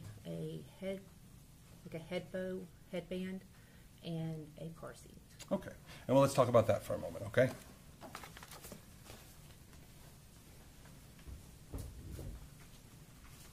I'm showing you what's been pre-marked at State's Exhibit number 57.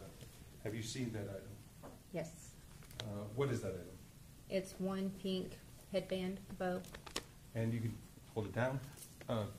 Hold it down. And how do you recognize that item? Well, this is the packaging that I placed it in. These are my initials with the seal, and I recognize it from the seal. Does it appear to be in the same or substantially same condition as when you last saw it? Yes. Your Honor, at this time, State would seek to enter into evidence State's Exhibit number 57. Defense? Yeah. Please. Oh, I showed it to you. No objection, Your Honor. Admit without objection, number 57.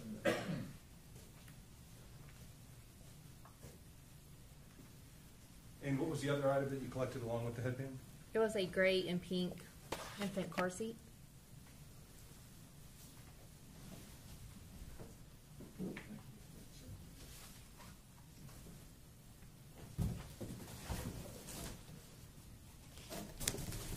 I'm showing you it's been pre-marked as State's Exhibit number 58, and I may need the assistance because we're not allowed to have. Right. Scissors or a knife. One of the bailiffs. One of the bailiffs will print out your hand. Here you go. You want to open? Yes, absolutely, sir. Thank you. You can put it down.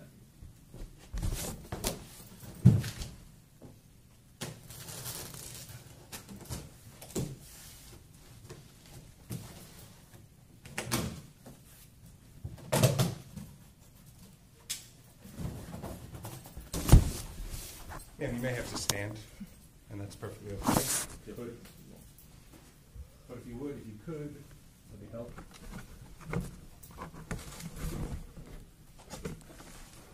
Yes. You recognize that? Yes.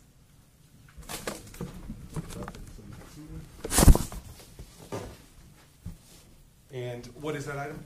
That is a car seat for an infant. And is that the car seat that you collected that night? Yes, it is. And how do you recognize that item?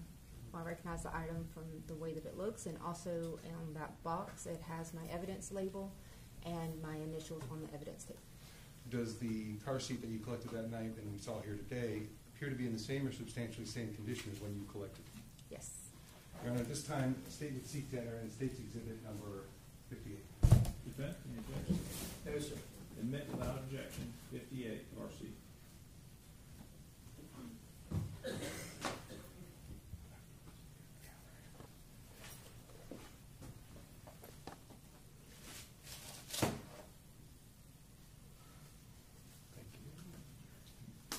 if Ms. Walsh needs to. I was going to volunteer for Ms. Wallace. And briefly, Your Honor, if you'll indulge me, I'll publish it to the jury. Take your time. I will note that the previous exhibit is packaged in plastic and can be easily viewed. If you need that, at this time, I'll have the bailiff bring it to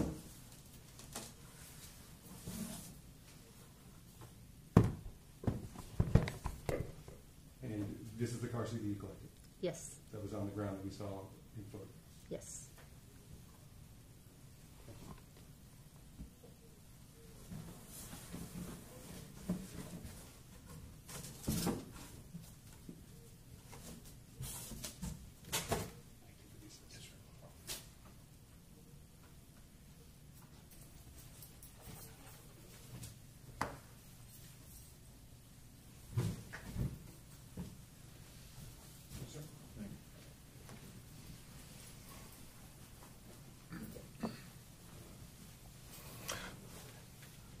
And so what did you do with these items?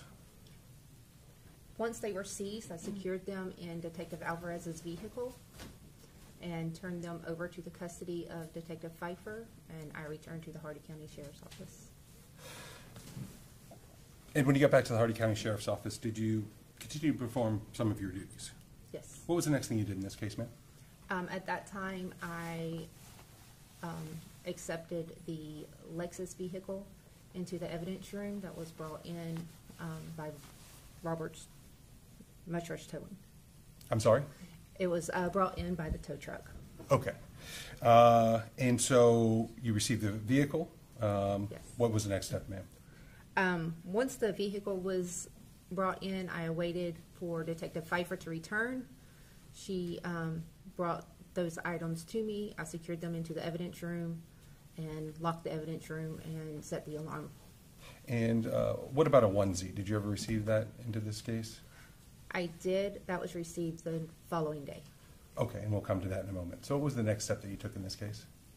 For that night, that was the end of that. Well, then let's talk about that. Did you do anything with the onesie that was collected in this case? Whenever I received the onesie, it was still damp. So I placed it into the dry safe that is located in the evidence room and dried it. And once it was dried, I then packaged it. Okay, so you had to dry it before you could package it? Correct. Now, let's talk about the Lexus. Did you participate in that search? Yes. What was your role in that? I photographed the vehicle and items inside the vehicle, and then I seized items as directed. And let me ask you this. You said you photographed the vehicle? Yes. And you photographed the items that were in the vehicle? Yes. Did you also collect a white blanket and a diaper bag? Yes.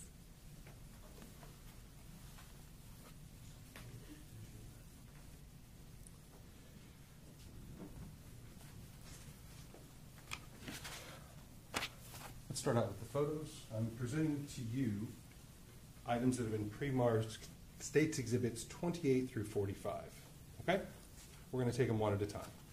If you look, they're labeled on the back. Okay? Please look at States Exhibit 28. What is that? This is a red, maroon, and color Lexus SUV. And is that the vehicle that was searched? Yes. And is that a fair and accurate depiction of that vehicle? Yes. Your Honor, at this time, State would seek to enter into evidence States Exhibit 28. Defense? Any objections? Admit without objection. Now publishing? Yes, please, publish 28.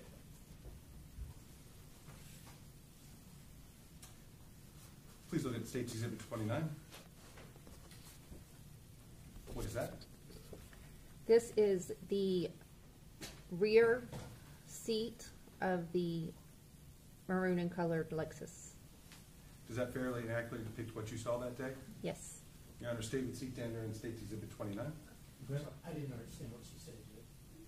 This is the rear seat to the Lexus vehicle. No objection. All right, admit without objection, number 29, please publish. Publishing. Now, in this photograph, what do we see here on the floor on the driver's rear passenger side? That is the diaper bag and blanket that were seized. So the diaper bag would be this dark item with, it looks like some type of tassel hanging down from it? Correct. And then the white blanket would be on top of that? Yes. Please look at State's Exhibit number 30. What is that item? This is also another photograph of the blanket and diaper bag. Is that a fair and accurate depiction of what you saw that day? Yes. Your Honor, this time statement seat down on State's Exhibit number 30. Defense? Any No objection? objection. All right, admit without objection. Publishing. And I guess this is more of a, how would you describe this view? It's a more close-up view, and I was directly next to the seat. Okay. Would you look at State's Exhibit 31? What is that a photo of? This is a photograph of the rear seat from the front driver's side view. And does that fairly and accurately depict what you observed that day? Yes. Your Honor, statement seat to enter in State's Exhibit 31. Defense, any objection? No, Your Honor. Admit without objection, 31s. Now publishing 31. Please. What was the purpose of this photograph? I believe it was just to be able to show the view of the rear seat, that there was nothing on the rear passenger seat. And so, from the photographer's position, where would this be? I was standing directly beside the driver's seat. Looking towards what part of the vehicle? That would be the rear passenger seat. Thank you. Would you look at State's Exhibit 32, please? And what are we looking at there? This is the blanket that was seized from the vehicle. Does that fairly and accurately depict what you saw that day? Yes. Your Honor, statement seek to enter into evidence, State's Exhibit 32. Defense, any objection? No objection. Admit without objection. Publish, please. Publishing now. And I guess this is just a unfolded view or an uncrumpled view? Yes. Would you look at State's Exhibit 33? What is that? This is a photograph of the gray diaper bag that was located in the vehicle. Does that fairly and accurately depict what you saw that day? Yes. Your Honor, statement seek to enter into evidence, State's Exhibit 32. Defense? Or, excuse me, 33. 33. Defense? No objection. Admit without objection, publish if you desire. Now publishing State's Exhibit 33. And now this is outside the vehicle? Yes. And what's on the side of the diaper bag there? That is a baby bottle. Please look at State's Exhibit 34. What is that? This is the diaper bag again with the top zipper unzipped, and you can see items inside the diaper bag. And does that fairly and accurately depict what you saw inside of that day? Yes. Your Honor, statement seek to enter into evidence, State's Exhibit 34. Defense? No objection. Admit without objection, publish if you desire. Now publishing 34. And I guess what you're saying is what type of, how was this closed? It was zipped closed. Okay, and are we unzipped here? Yes. And what type of items are we looking at? There is a, there was multiple items inside there. In this photograph, you can see, I believe that is a baby diaper, and the top of maybe some wipes. So we're looking at baby-related type of things? Yes. Okay. Would you look at State's Exhibit 35, please? What are you looking at there? It's a photograph of 2 baby bottles that were located in the diaper bag, and one of them still had milk or formula in them. Does that fair and accurately depict what you saw that day? Yes. Your Honor, the statement seek to enter in evidence, State's Exhibit 35. Defense? No objection. Admit without objection, publish as you desire. Now publishing. I guess you said there were 2 bottles there? Yes. Please look at State's Exhibit 36. What are you looking at there? It is a more open view of the main compartment to the diaper bag, and you can see miscellaneous baby items. Is it a better view than the one we saw earlier? Yes. Does it fairly accurately depict what you saw, ma'am? Yes. State and seek to enter in evidence, State's Exhibit 36. Defense? No objection, Your Honor. Admit without objection. Publish as you desire. State. Now publishing. And it looks like we're looking at articles of clothing. Yes. All right. State's Exhibit 37, what is that? This is the other compartment of the diaper bag unzipped, and you can see an article of clothing. Does it fairly and accurately depict what you saw that day? Yes. State would seek to enter into State's Exhibit 37, Your Honor. Defense? No objection. Admit without objection. Publish as you desire. State. And it looks like it's almost in half at this point?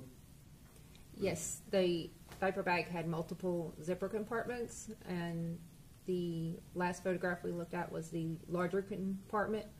And this was like the front compartment to the diaper bag. When you unzipped it, it would lay down flat.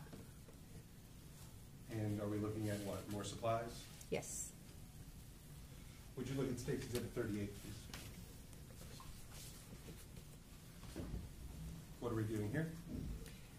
These are, it's baby medication and toiletry items that were located in the diaper bag. Okay, are the actual items that were removed? Yes. Is what's in that photograph fairly and accurately depict what you saw that day? Yes. Your Honor, State would seek to enter in evidence, State's Exhibit 38.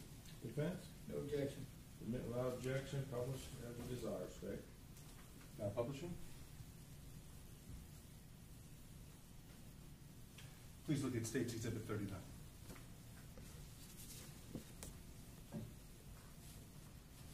What is that?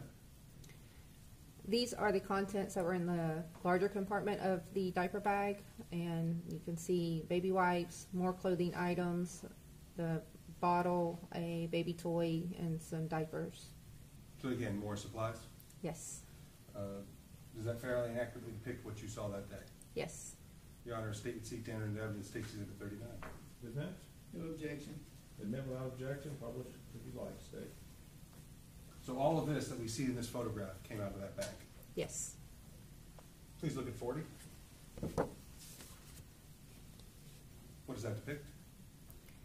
This is the front passenger seat to the Lexus vehicle. Does that fairly and accurately depict what you saw that day? Yes. Your Honor, at this time, State would seek to enter into evidence, State's Exhibit 40. Defense? No objection, Your Honor. Admit without objection. Publish as you wish. State. Now publishing. And these were the items that were just found in the front seat, passenger seat? I believe. Or just what you saw in the front Yes. seat? Okay. Go to 41, please. What is that? It's a photograph of the car seat in the rear driver's side seat. And let me ask you that. That wasn't found that way, correct? Correct. How did the car seat get into the rear seat? Detective Ward placed it there. And what was the purpose of that? He placed it there so that he could attempt to. He also sat in the driver's seat to see if he could see the car seat from the rearview mirror. Okay. And does that, once you placed, so that isn't, like I said, the car seat wasn't found in that location, but it was placed there? Correct. Was that for an investigative purpose? Yes. Okay. And does that fairly, once that car seat was placed in there, does that fairly and accurately depict the scene the way it looked once the car seat was placed in the back rear seat? Yes. Your Honor, the State seat to enter the evidence, State's Exhibit 41. Defense? No objection. Admit without objection. Publish as you wish. State.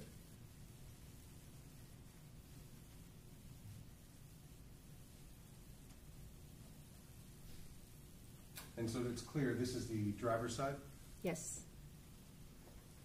and rear passenger seat. Yes. Please look at State's Exhibit 42. What does that show? It's just another photograph of the car seat with the diaper bag in it. With a different angle? Yes. And does that fairly and accurately depict what you saw? Yes. Your Honor, state and seek to enter into evidence State's Exhibit 42. Defense? No objection. All right, admitted without objection, publish as you wish. State? And where would you be standing as far as the car is concerned when you took this photograph?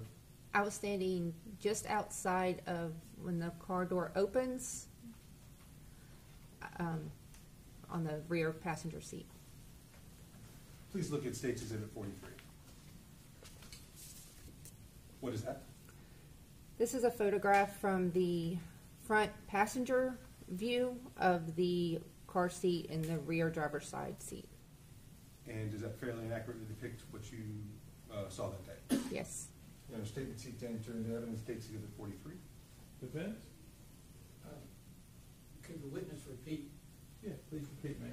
This is a photograph from the front passenger side seat of the rear driver's side seat of the car seat. Thank you. No objection. All right, admit without objection, publish as you wish. State? Now publishing. State's 43.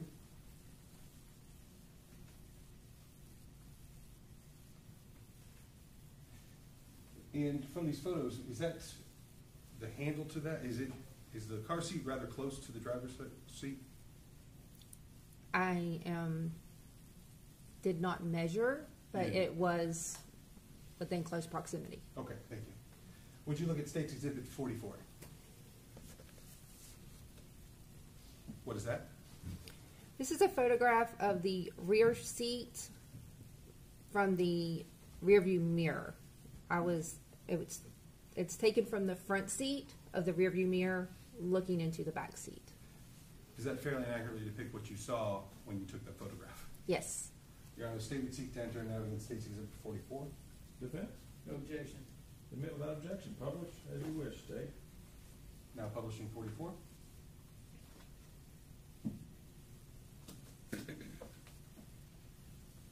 And I believe you should have one more photo up there.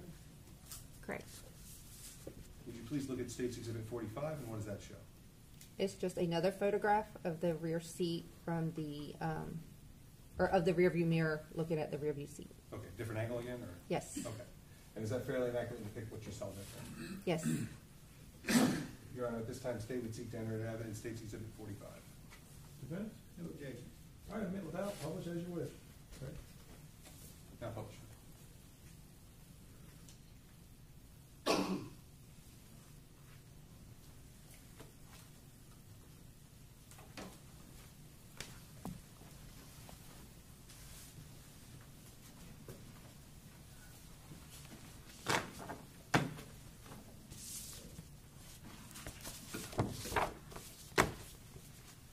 Thank you. Thank you.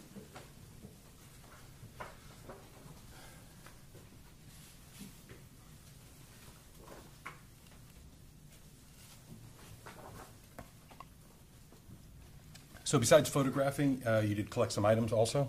Yes, I did. What were those again? I collected the small white blanket and the gray diaper bag. Okay. And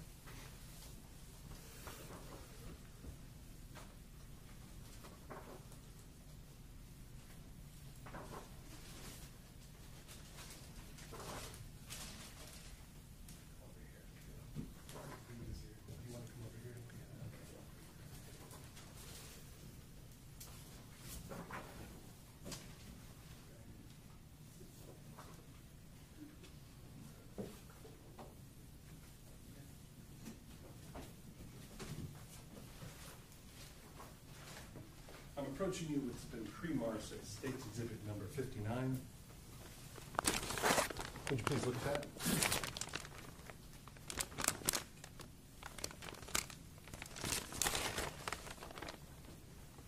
Do you recognize that item? yes, What is that item? it is the blanket that was located in the vehicle. And how do you recognize that? I recognize it from sight, but this is also my evidence label and packaging and my initials. Does it appear to be in the same or substantially same condition as when you collected it, ma'am? Yes. Your Honor, at this time, State would seek to enter into evidence State's 59. Defense?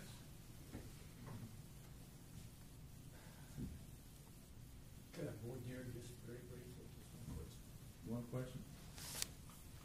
This blanket that's in front of you, ma'am, is that the same blanket that you took photographs of? Yes.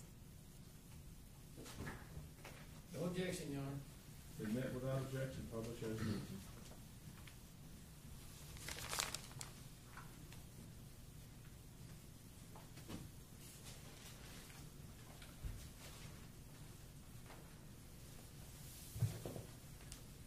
Showing you it's been pre-marked as state exhibit number 60. It is in a plastic bag, so you can't take it out, okay? Please take a look at that item. If you stand up, please do so.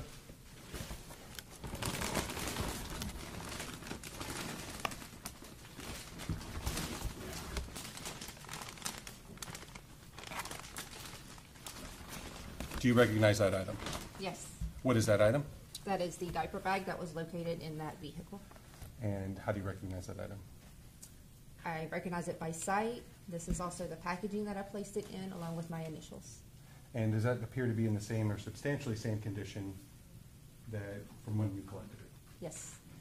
Your Honor, at this time, statement seeks to enter in evidence states exhibit 60. Briefly, are the contents of the diaper bag, or is it just the diaper bag itself? The contents are in the diaper bag. Are in there? Yes. The ones that gone through all these photographs with? Yes. No objection. All right, admitted without objection.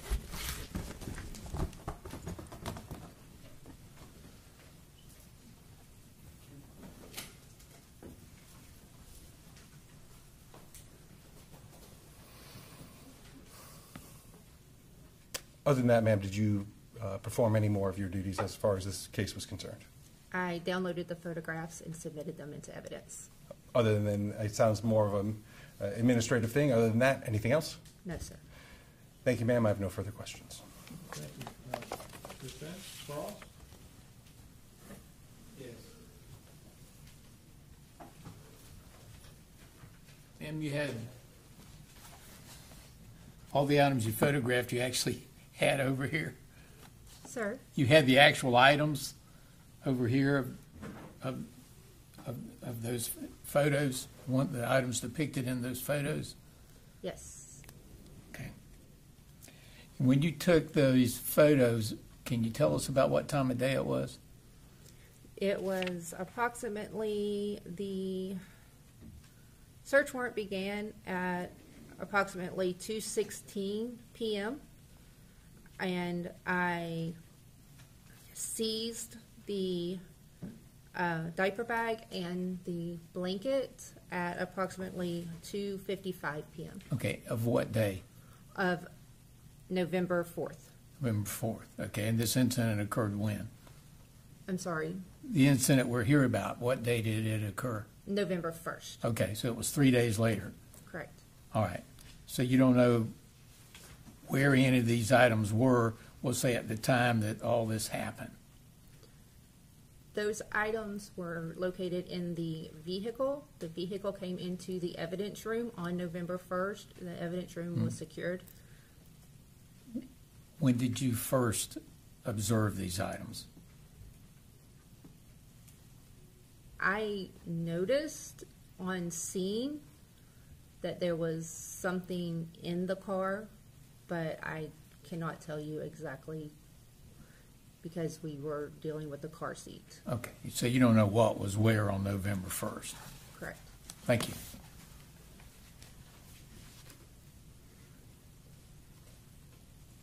Can you read your ad? Briefly, Your Honor. Please.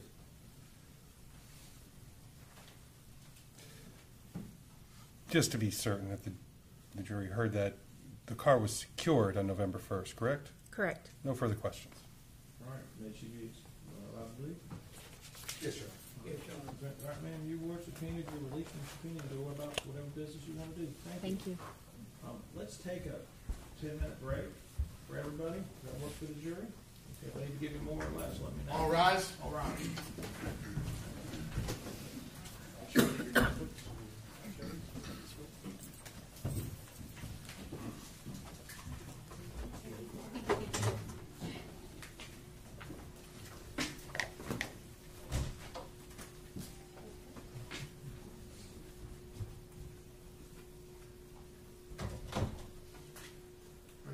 the May be seated. defense or state, anything we need to go over before the break? I just want to let Your Honor know the state has 2 more witnesses for today. However, one witness has a significant amount of, I guess, the video. We're looking at about 2 hours of video. All right, so how long is your next witness? Very short. Okay, so we should be good, finishing around 4-ish today is what you're thinking? Yes, Your Honor. I just wanted to make the court aware there is an hour and about 40-minute long statement. Then there's probably around roughly 15 to 16-minute body cam footage. You want to do, I mean, okay, we'll do it, and then maybe we get to a point in the statement, after about an hour and a half, we break for another break if we need to. That's why I was letting the court. Yeah, so what we'll do is this, we'll do the short witness, we'll do the long witness. At a certain point in time, we're going to stop and take a break, okay? Yes, Your Honor. I'll let you decide when that's going to be. I plan on publishing these matters while the witness is on the stand. I agree. I just want to take a break. Don't want to keep the jury in the chairs for more than about an hour and 20 with videos. All right, all rise. All rise. I'll see everybody about 2 minutes.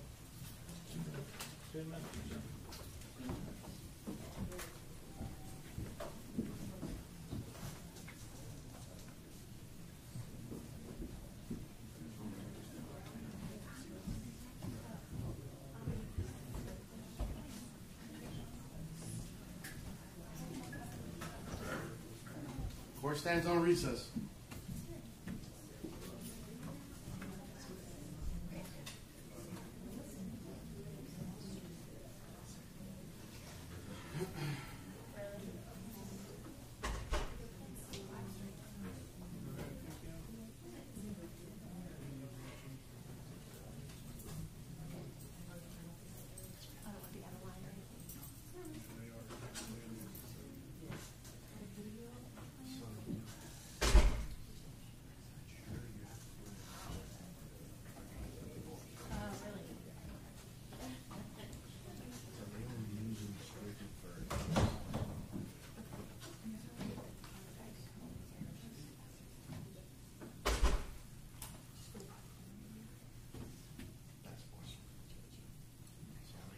When he comes back, I'll have to ask him. Okay. So when he comes back, I'll ask him. Thank you.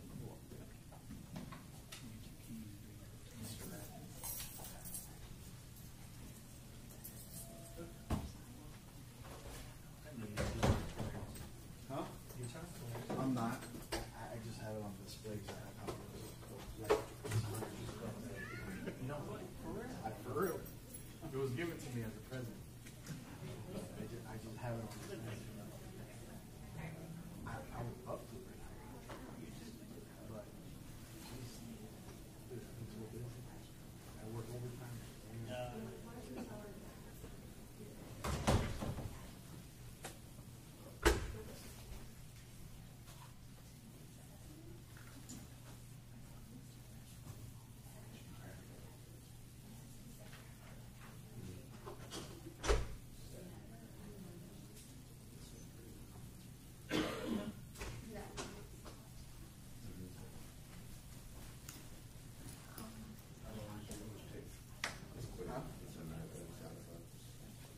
So you don't want me to ask?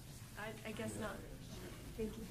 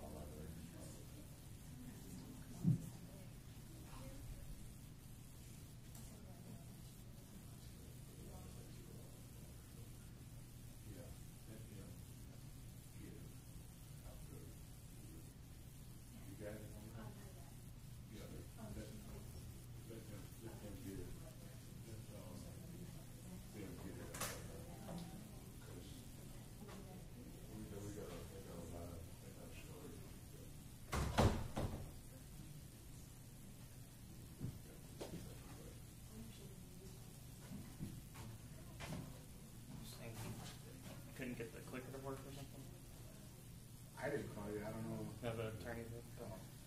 I guess he couldn't get his work.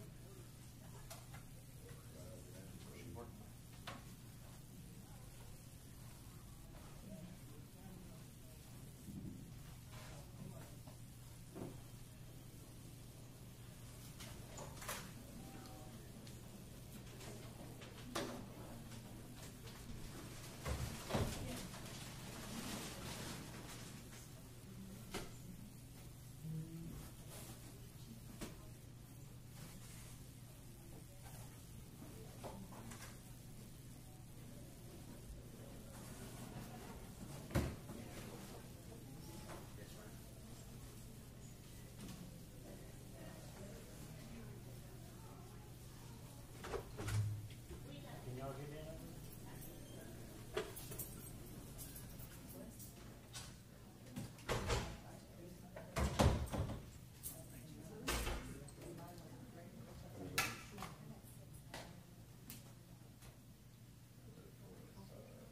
That's what she did call it, my coffee drop.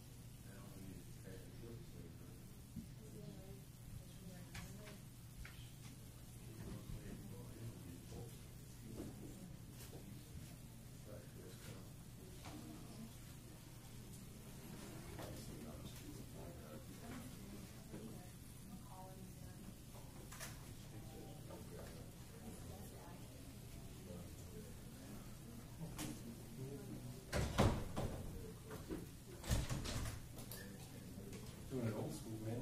Yeah. I don't even think I have yellow pads. I still use manila folders though. It's neat to have a tablet now that's basically just like this. Exactly, yeah, but I don't have to flip. Right. I just, it's basically an infinite, and here's the cool thing, I hit a button, and then I hit convert, and it learns your, Means the rest really. so it converts to a Word document. Oh, yeah. I'm on the 46 on between. I grew up with my father, like the riding a bike, but I spent my high school years in cell phones and computers and stuff. But I still remember there was a typing class. I'm like, Yeah. So the other day I was, last night I read an email to my son's school and he looked at, he's on 7, and he goes, how did you learn how to type so fast? I'm like, high school. Typing class, which my mom told me would pay off, and it did. yeah, no, I'm not one of these guys. Oh, no, But yeah, no, I wish I would have listened to my mom. That's funny because sometimes, normally I cover Sarasota and Manatee County to the box, but I got down on the other house sometimes because I type too fast and I'm typing too much.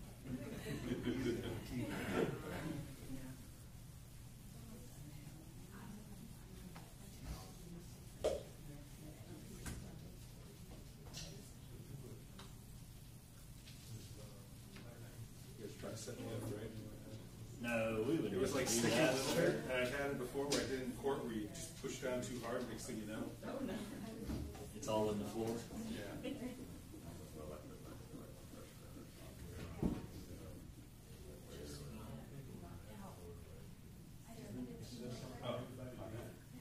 It doesn't really matter, that's not official, but yeah, I got it.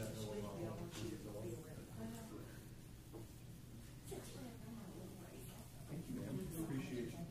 How you doing?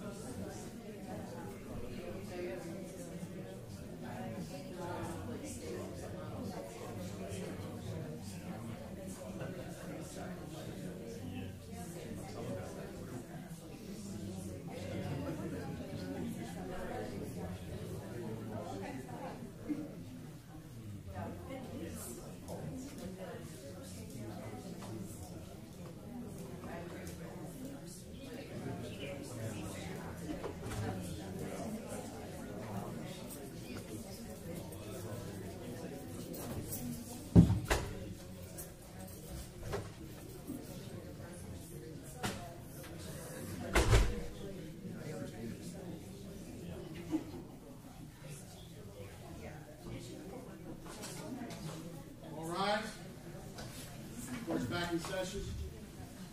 All right. Okay, ready to state defense?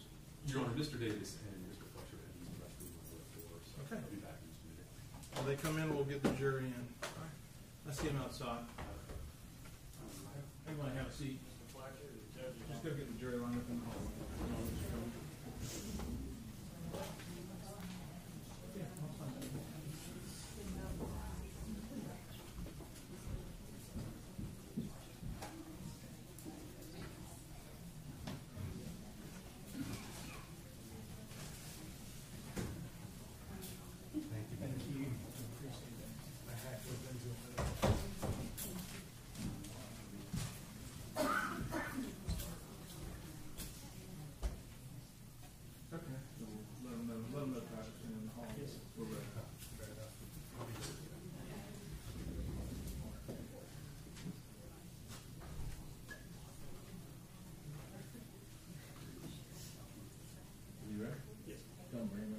All right.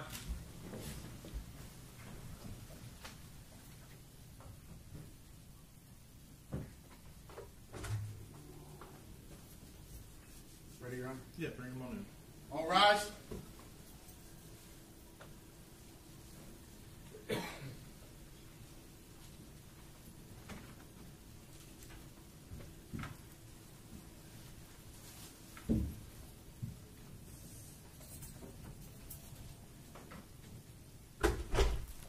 All right, everyone have a seat.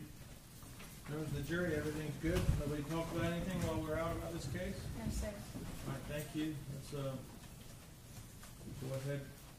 State, you ready for the next witness? Yes, Your Honor, the state called Detective Sergeant Octavio Alvarez. All right, bring him on in.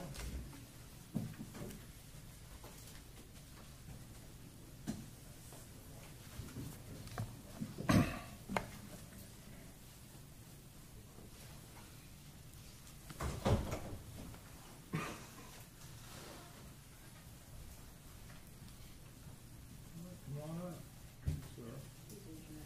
Do you solemnly swear or affirm to tell the truth, the whole truth, and nothing but the truth to help you God? Yes. Thank you. Please step this way, sir. Step around, have a seat. Just watch your step.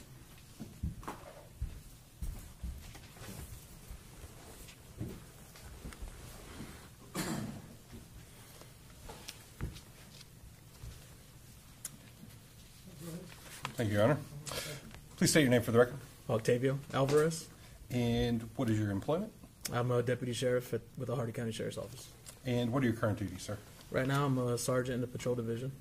And how about back in November of 2022? What was your duties then? I was a detective with our street crimes unit. On November 1st of 2022, did you become involved in a death investigation of the Uriel Schock? Yes. How did you become involved, sir?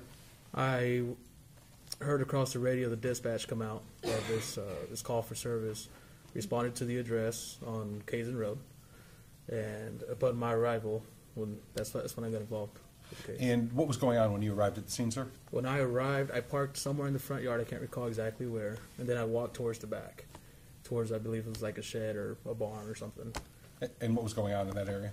In that area, I seen a red SUV and a pickup truck. There was a gentleman that was distressed. He was upset. I walk around back and I see two detectives speaking to Tracey Nix, and at that point, she was upset speaking to the detectives. From there, I walked to the front and did other things at that point. Okay.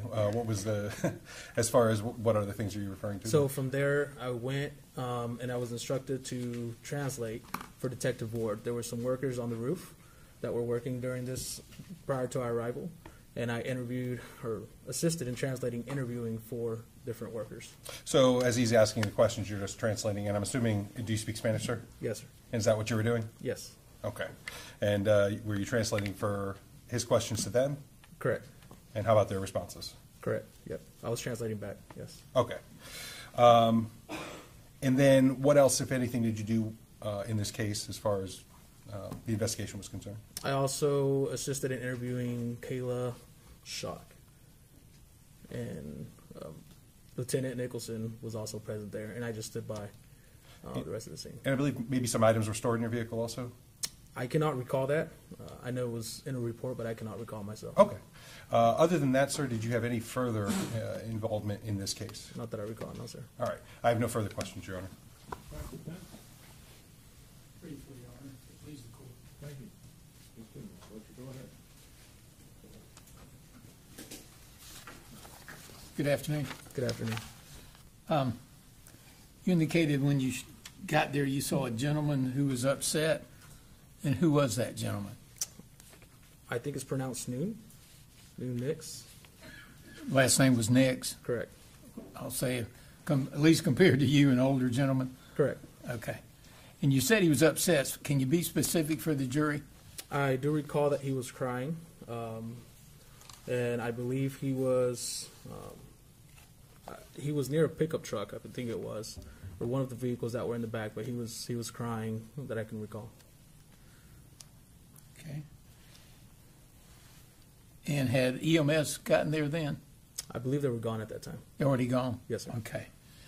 And then I think you mentioned Mrs. Nix by name. Correct. Okay.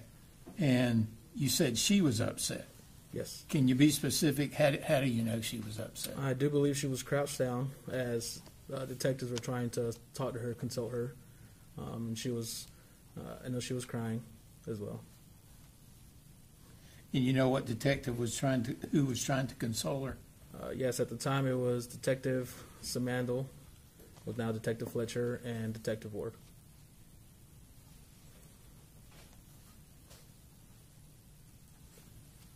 You said they were consoling her? Yeah, they were trying to.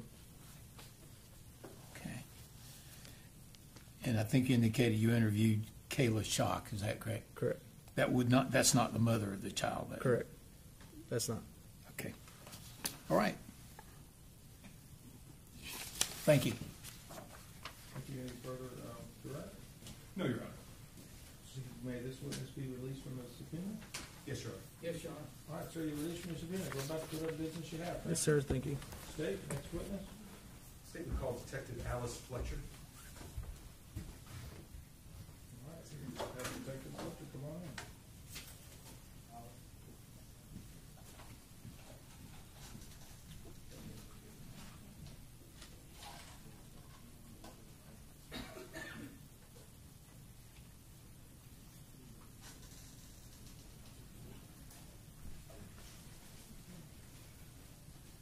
Please raise your right hand. Do you solemnly swear or affirm to tell the truth, the whole truth, and nothing but the truth, so help you God?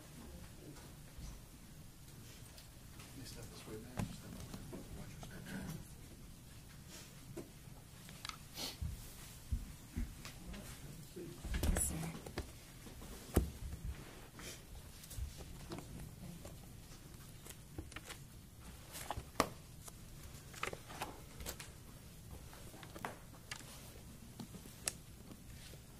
Please state your name for the record. Alice Fletcher, And how are you employed? as a detective with the Hardy County Sheriff's Office, And how long have you been with the Hardy County Sheriff's Office? about 12 years. What are your current duties, ma'am? I currently serve in the Criminal Investigations Division as a detective. What's the Criminal Investigations Division?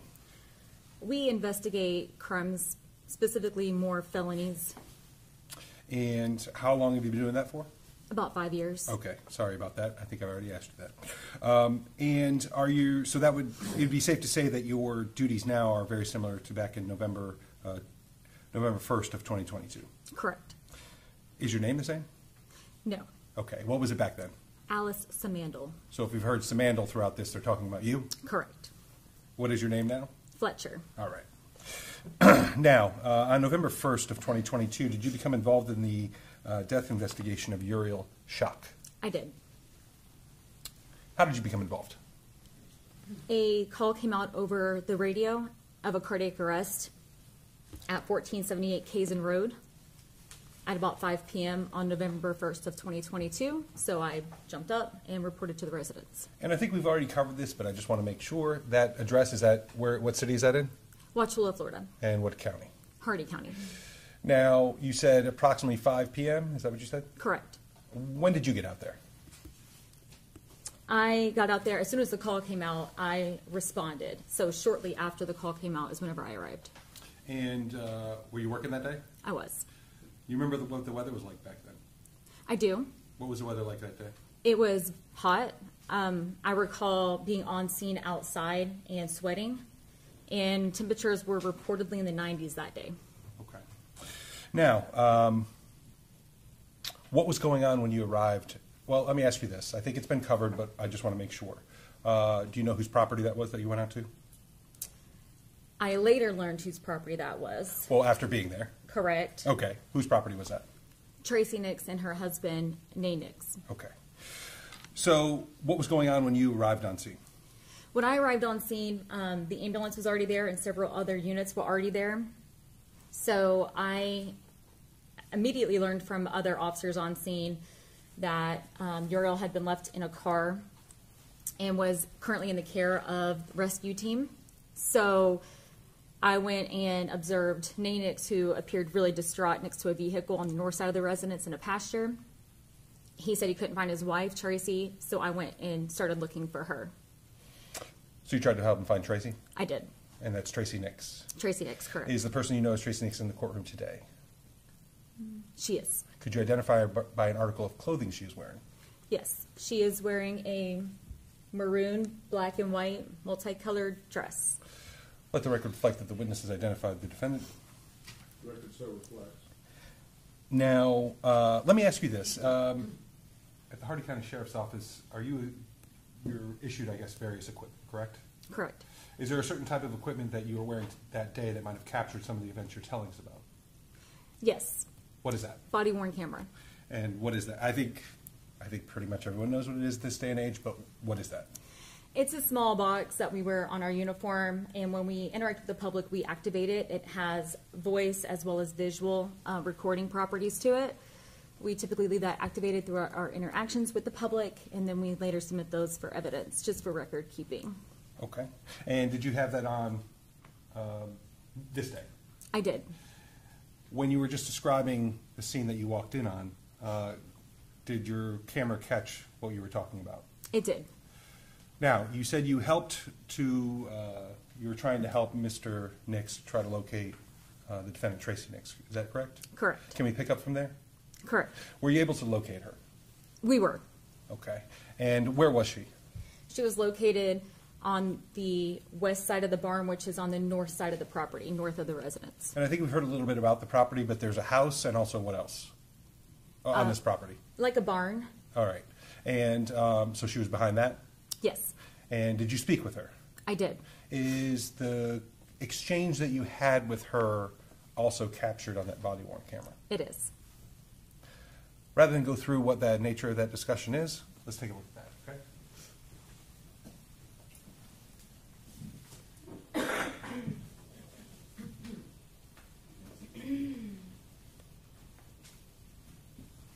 I'm showing you it's been pre-marked as State's Exhibit number 56.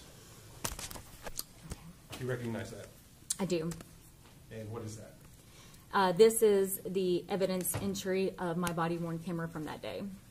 And does that appear to be and everything that's on here, is that a fair and accurate depiction of what you described and also your conversation with the defendant, Tracey Nix, that day? It is. Your Honor, at this time, the State would seek to enter into evidence States 56. Ms. Benson, any objection? No objection, Your Honor. 56, body-worn camera admitted without objection. Publish if you wish. And at this time, the State would request to publish State's Exhibit 56. All right, let's go ahead and publish. Thank you, Your Honor.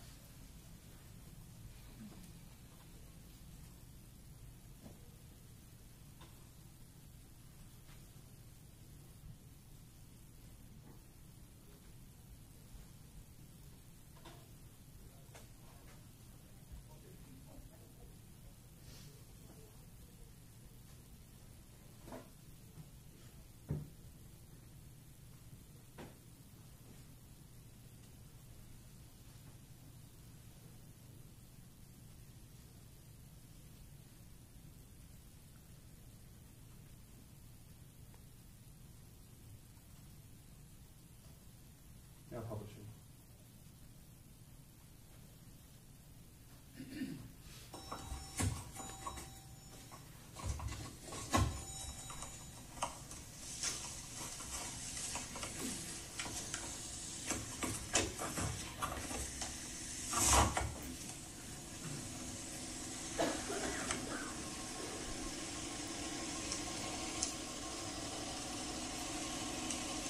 Party SO1.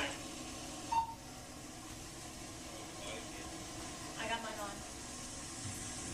Is the ambulance already here? Where are they at?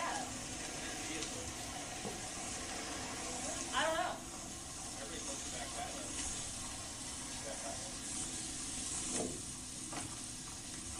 Oh, they're in the back, y'all.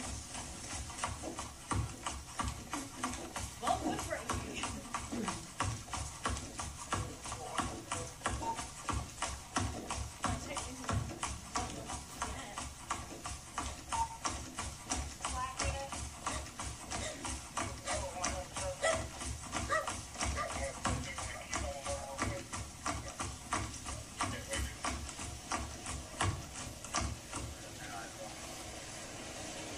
What's the status?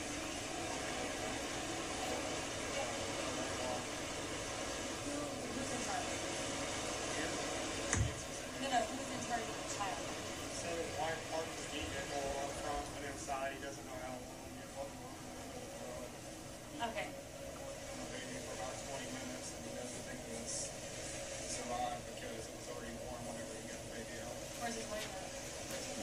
That's what I'm trying to get to without digging too deep. Okay.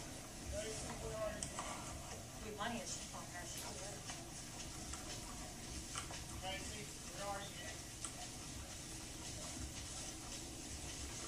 Is that her name, sir? Tracey. Tracey. Do you know where she could be? No, I have no idea she was here. And she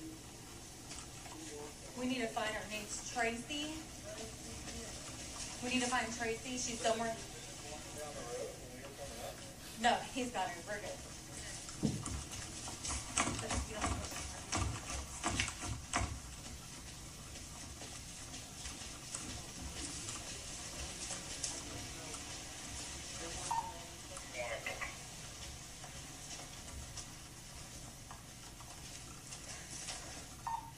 Tracy, do you have any idea maybe how long it's been? It could have been up to 2 hours. I forgot I had her.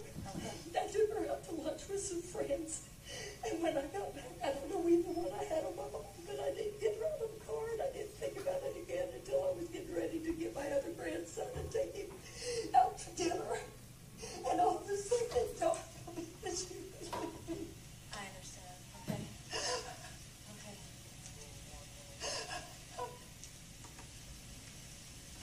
I need to drive in my car. I need to go somewhere. I can't do this. It's hard to be here. I cannot do this. I understand.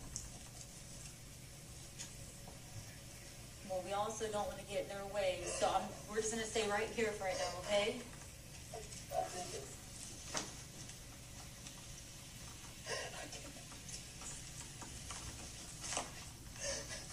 Is anyone notified? I can't do this. Okay. I don't want to be here when she comes. I can't do this. Okay. I'm going to get in my car. I need to just go somewhere. Well, Unless you're going to arrest me. I need to get a statement from you, though, okay?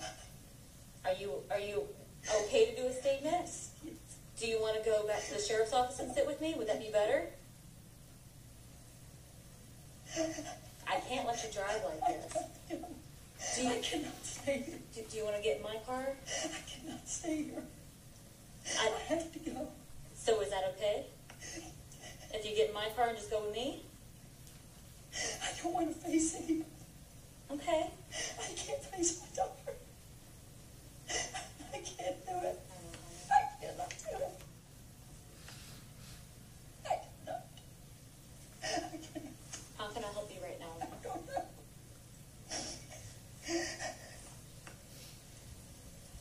I need to get in my car and go somewhere. If you need to take a statement, do it now.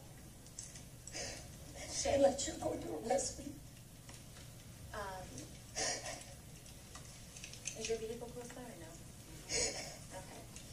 Look, then if you sat in Ward's vehicle? I cannot be here when she gets here.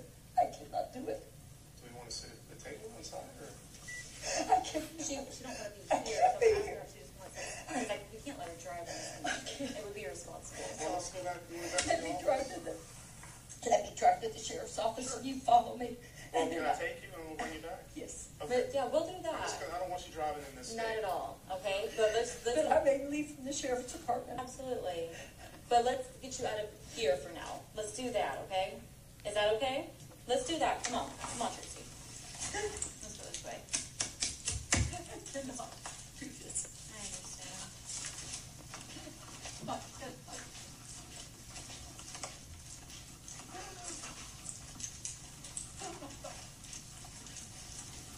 I cannot. I've got to be gone before they come. I've got to be gone before they come. Yeah. Tracy, are you okay to walk to the front, or can? Here's my car right there, the red one. I cannot do this.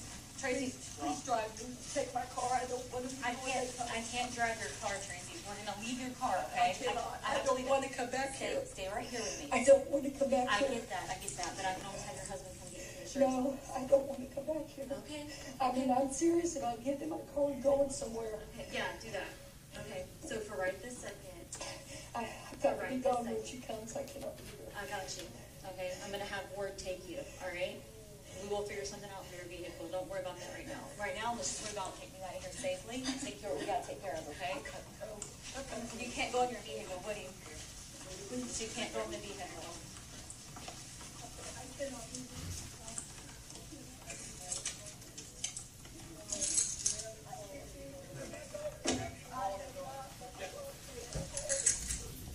She was here. I called up one.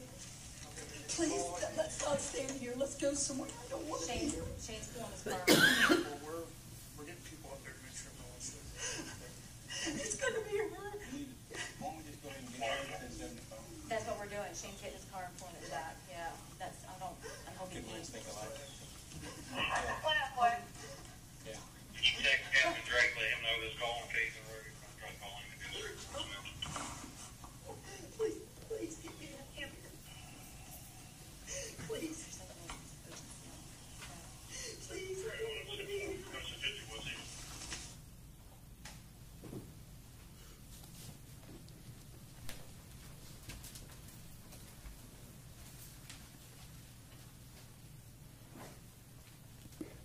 City is concluded publishing State's Exhibit 56. All right, thank you. Your Honor, the parties approach briefly, please.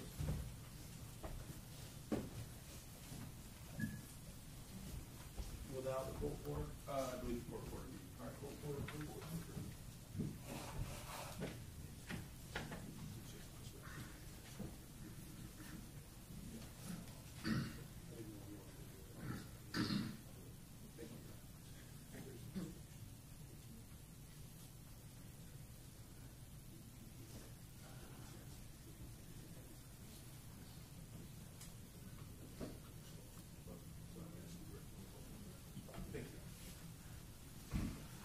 All right.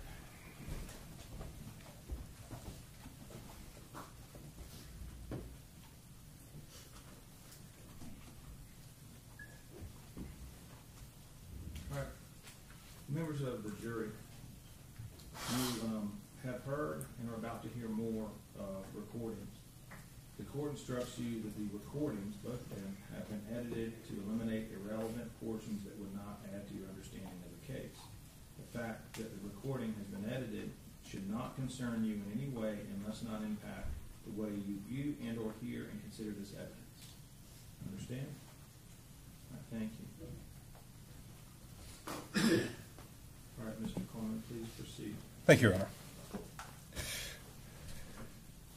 Now, Detective, we just watched your body cam footage. I believe that was what you were talking about with the jury just before that, right? Correct. Now, there was some discussion that Ms. Nix had with you regarding arrest. Was she arrested on that property? No. So, at any time, did you tell her she was under arrest while she was there? No.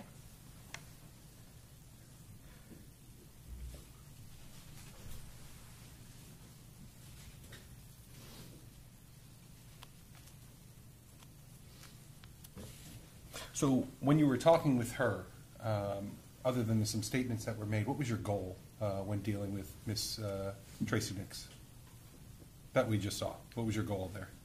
To make sure that she was okay and would remain safe. Is that one of the reasons why you wouldn't let her drive? Correct. So what was the offer of going back to the station? Why did you make that? I needed to get a statement from her of what had took place, and she also stated numerous times that she didn't want to be where she was.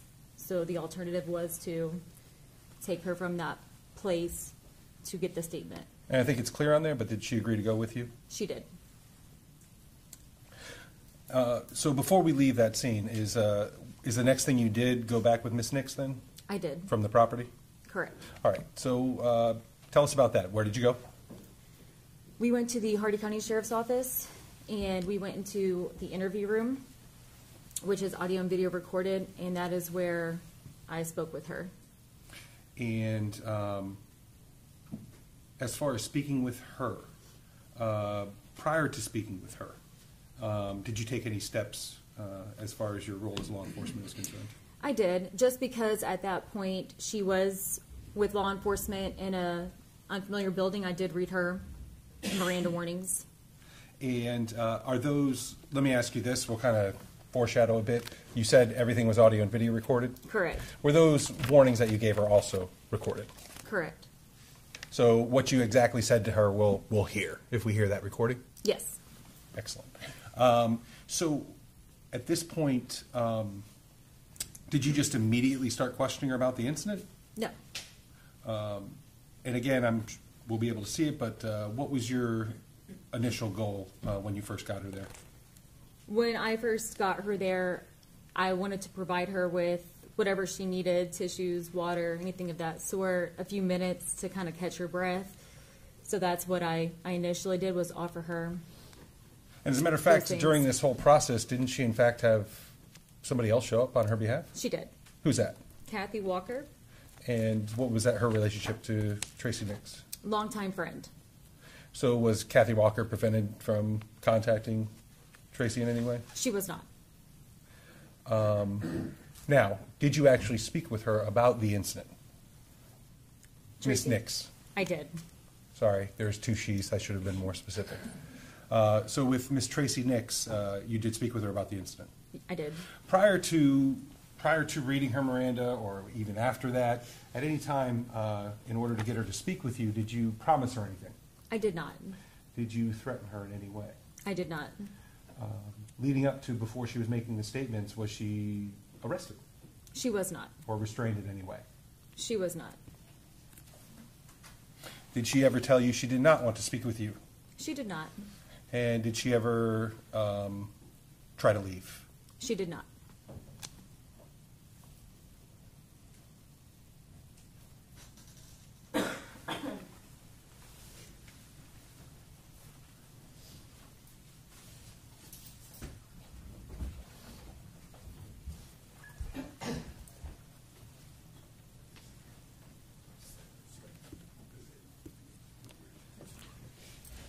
Your Honor, the state's now approaching the witness with State's Exhibit 55. Would you please look at that item? Mm-hmm. Do you recognize that item? I do. What is that item? It's a statement of Tracey Nix that I took at the sheriff's office. And is this video and audio? It is. And does this fairly and accurately depict the conversations that you had with Ms. Tracey Nix that day? It does. Your Honor, at this time, State would seek to enter into evidence State's Exhibit 55. Defense? Mr. Fletcher? Objection. I don't have any objection. All right, admit without objection. State published? Yes, Your And Honor. then we do want to make it about probably 3-ish, make it break, okay? 3-ish. Yes, Your Honor. All right.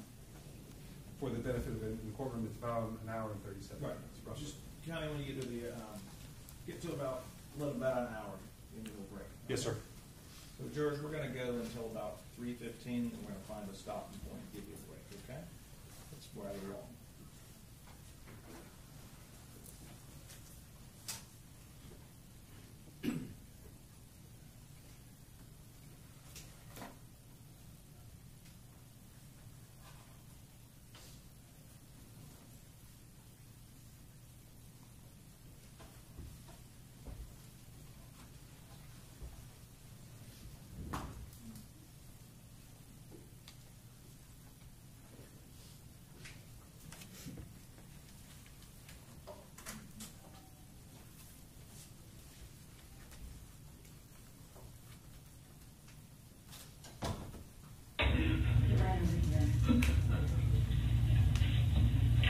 Is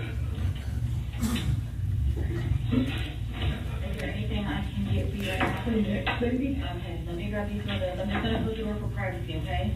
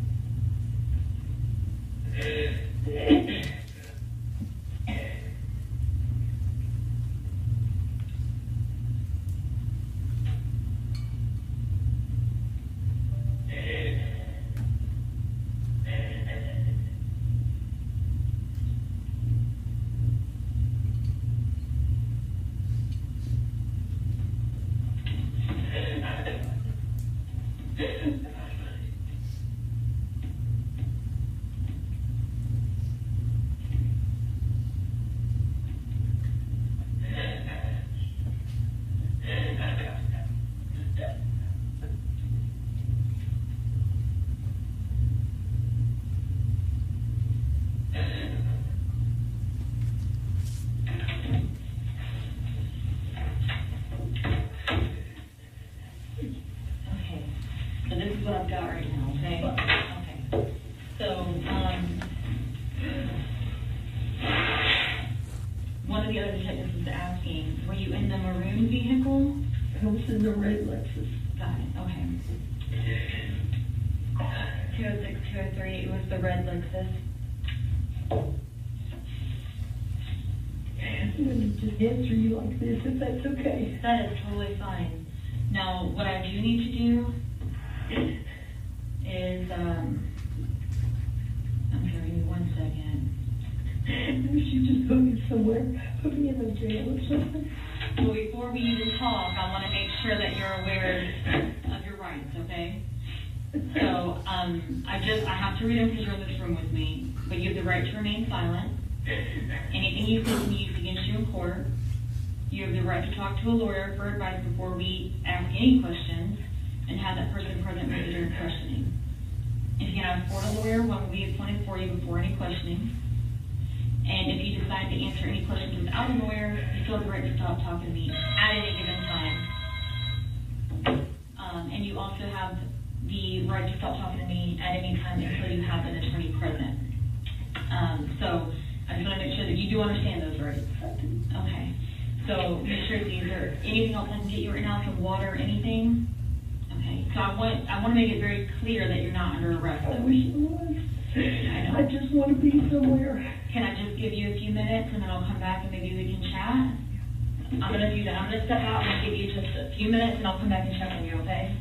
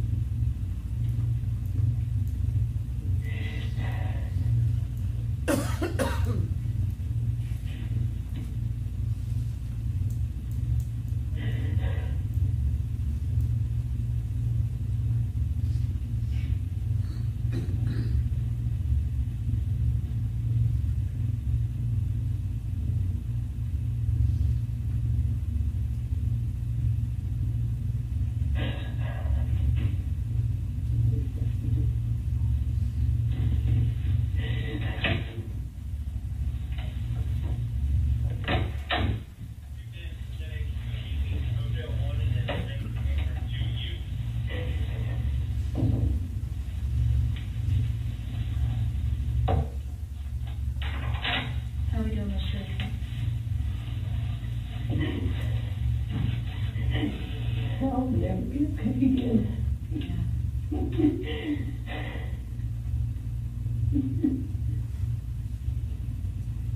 Is there anything I can get for you?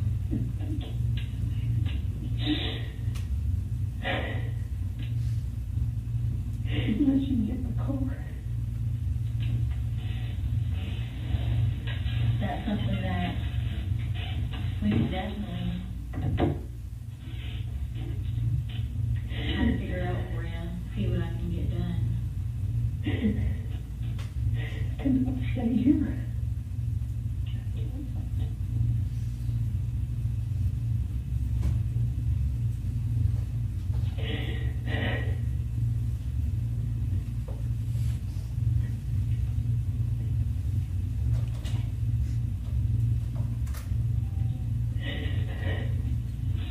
If you could leave, where would you go? Do you have any other family? I do. I have family up in Ohio. Okay. What part of Ohio? Between Dayton and Cincinnati. Okay.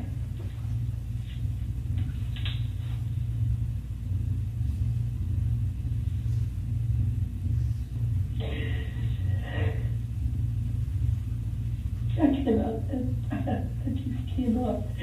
And then I'm just responsible, I just cannot do it.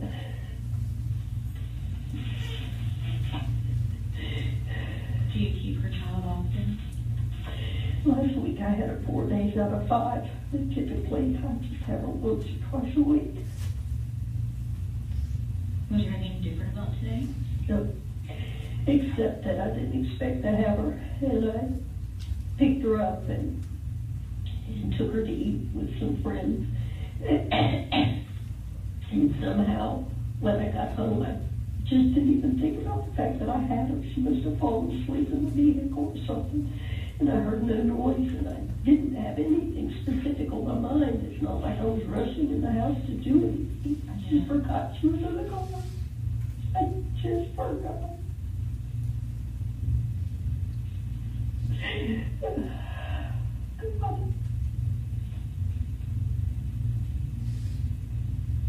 I cannot do this. I know my limits, and I cannot do this. What does that mean, you cannot do this? I can't watch everybody be in such pain because of some action of my own. What's the alternative? You know what the alternative is. Either that or just drive until I just can't go any farther.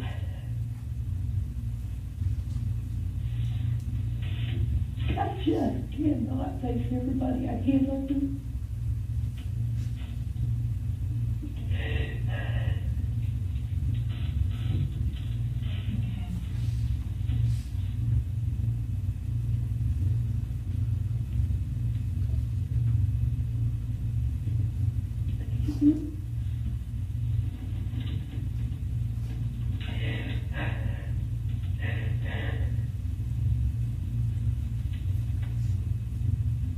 What's her name? Uriel Jane, called her Uri.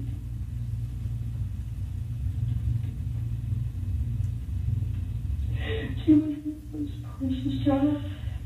What's your favorite thing about her? She's just precious. She's just precious. I don't know. Okay.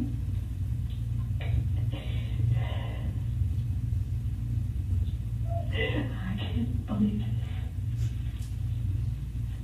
I cannot. I cannot believe this.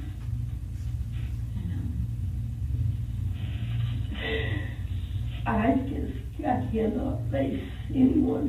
I cannot do it. I can't.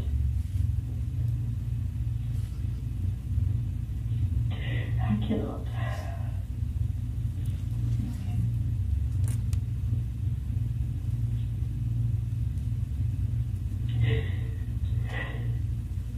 I've losing such a precious child. I can't imagine Kayla. Your daughter's name is Kayla? Yes. It was. Okay. But who could do that? Who could do that? Who could have? Who does that? What do you mean? Who could forget that a baby's in a car? Who could do that?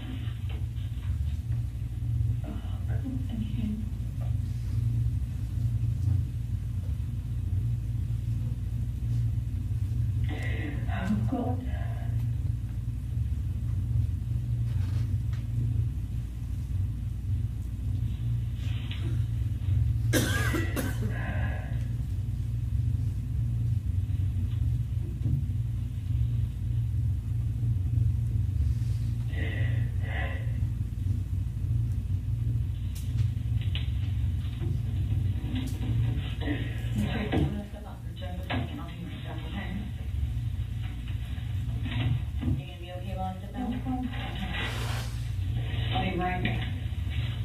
Anything else I can get you?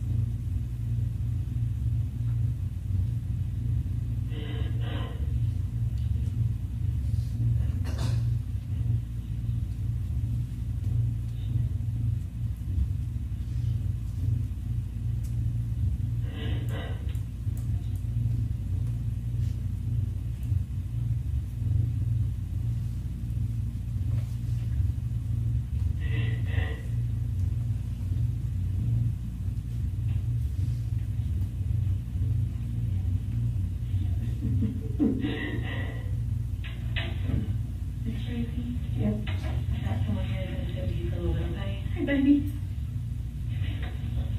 I'll come back and check on you later. Come here.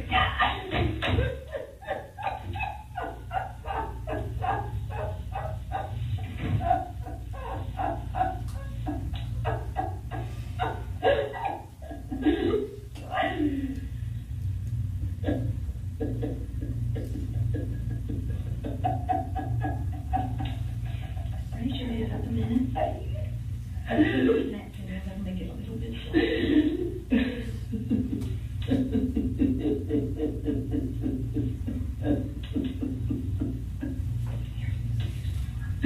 You can't do this yet. You got to. I cannot. I can't do it yet. I can't do it. I cannot do this. I cannot. I can't. You can't. No, I can't. And I can't do it here. I cannot stay here. I cannot stay on Marshall. I cannot. I don't know where I'm going, but I've got to have a car because I am not staying. I cannot. I can't do it. I can't do it. I can't do it. I don't know how to handle it. I don't know.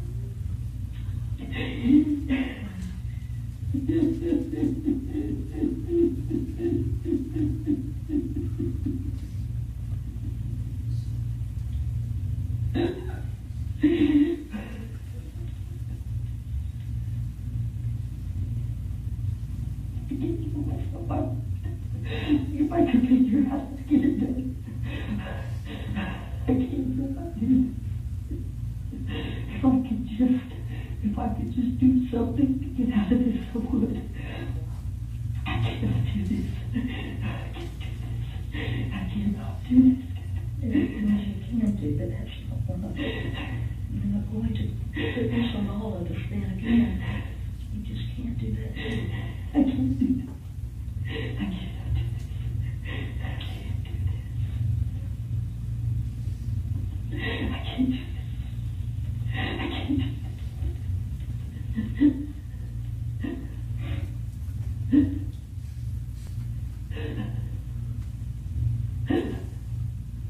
I can't do this. I can never fix Caleb. I just can't do this. I can't. He'll be happier without me here. There'll be another hole. Rebecca, Hayden. Guess how the names are going to call you. Rebecca called me. She came up on it somehow. She was there because I was supposed to take him and stop it. And they were late. And if they had been there an hour earlier, maybe it would have been too late.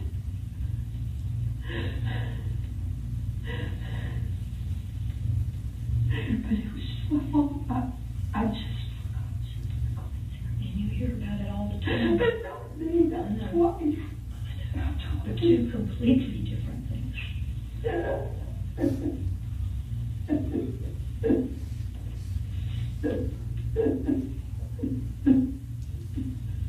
I can't do it. I have to go somewhere.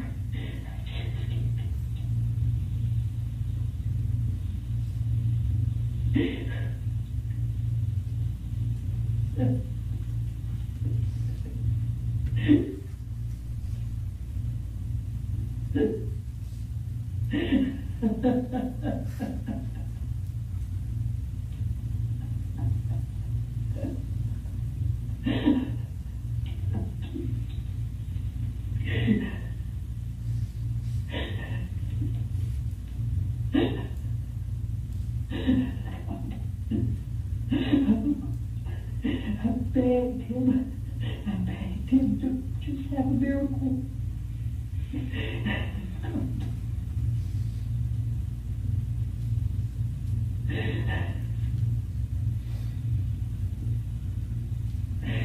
I just don't deserve to keep going. I do not deserve it.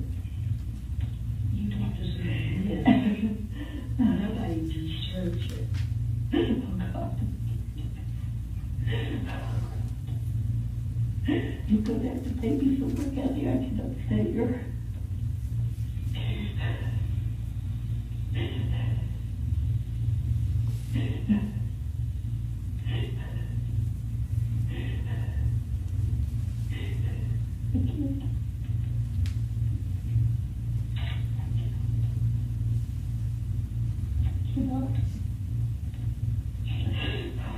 I can't do it.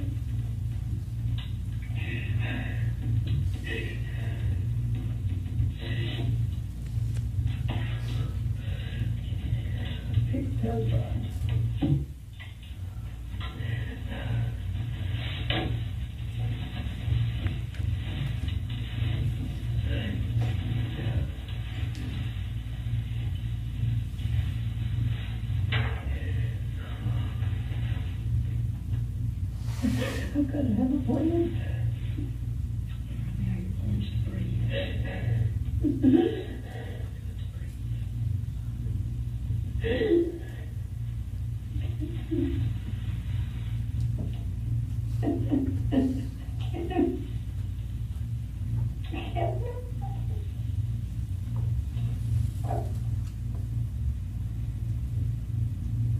It's gonna take care of it.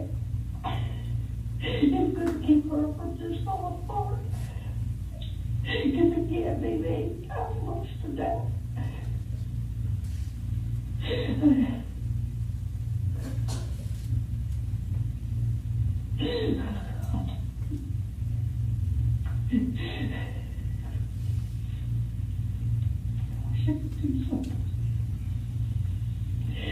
don't know what. I don't have any idea what. But I cannot stay. cannot.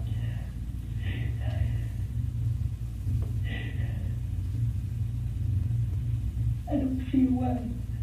You can't see anything right now.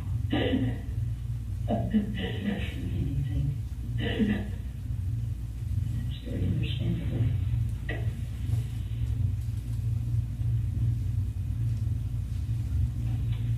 I don't want them to come. See, I can't face any of them.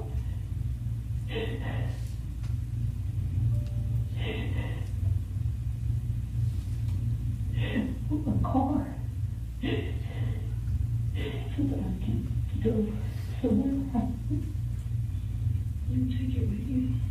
I can put it here with me. I need just a few clothes. Wherever you go, it's going to be with you. You need to be here, loved by your people. No, I can't face any of them. I can't do that. I need to be tucked away somewhere. I need to be at home. I need to put me in solitary confinement so I don't look at anybody. I don't deserve to have any kind of pleasure. Any kind of anything. This is not malicious. This is not. It wasn't malicious, but that's right.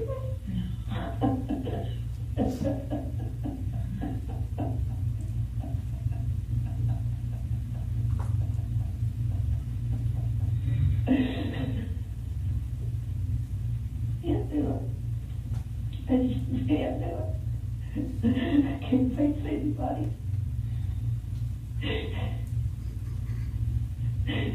God. Have you seen Caleb? I haven't gotten there one. God. And I couldn't get close to the house. I was falling on the road. All I wanted her to do was get me out of there, because I couldn't see from it.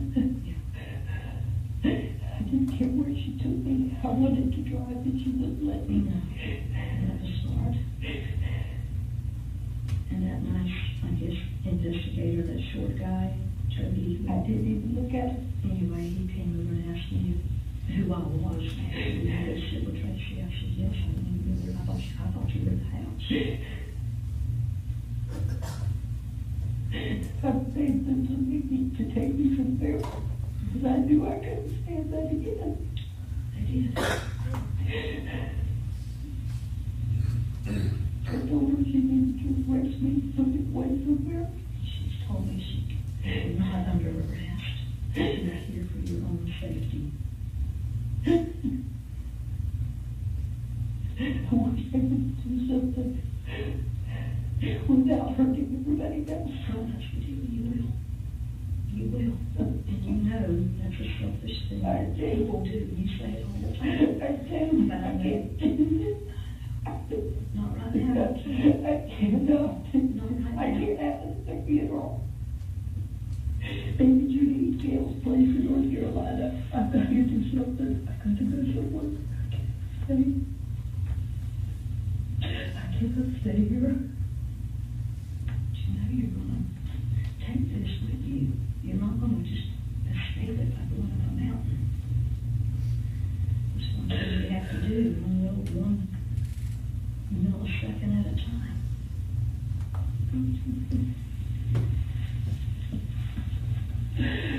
Oh, God. How can I be this quiet?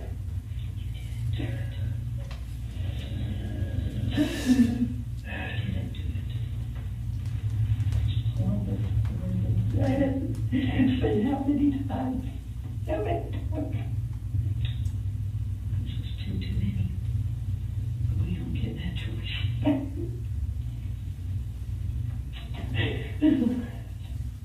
I didn't even think I could thank you. I just don't deserve it. I don't deserve to have you here. Yes, you do. Yes, you do. I need to go somewhere. I don't look at you that even No, I'll look at you as someone who's had an awful, awful happening. You would intentionally only hurt a mosquito.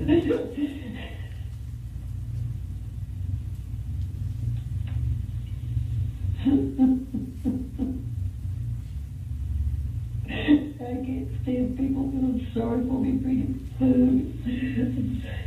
And I just, I love you.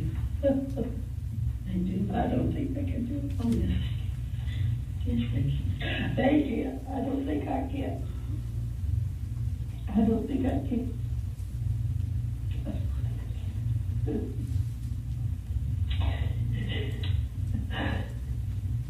Oh, God. What do you think? What? You don't know. You don't know what his ways are. You don't know what God's thinking. It's just terrible, terrible. There's no rhyme, there's no reason. And they only do this when they call actors. No. You don't listen to that. Caleb, you will never be able to get into this. They'll never be able to get over it. And they'll never be able to forgive themselves for it. And I'll never be able to see this kid. Right now it is very hard to even imagine. We don't know. We just don't know. Just take it as a second at a time.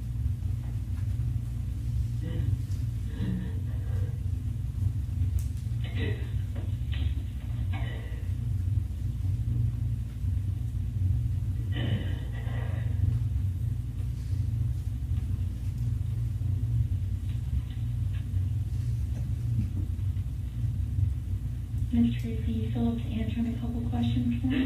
Sure. Yeah. So, because I don't have to forget you. Yes, you don't have to. Tracey, you know about what time it was you picked up Uriel?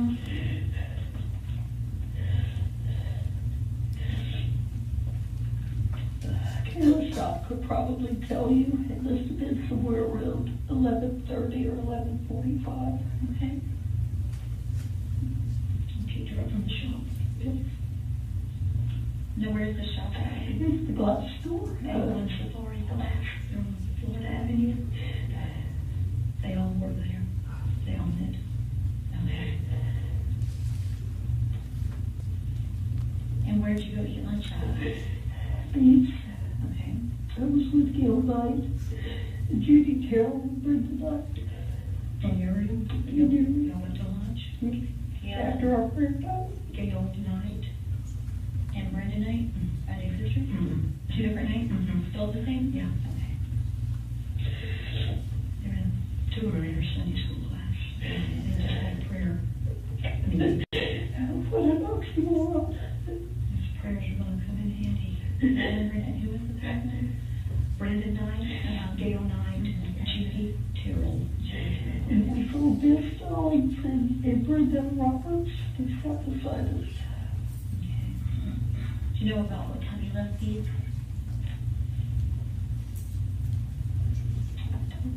Okay. Maybe 12:30, 1 o'clock.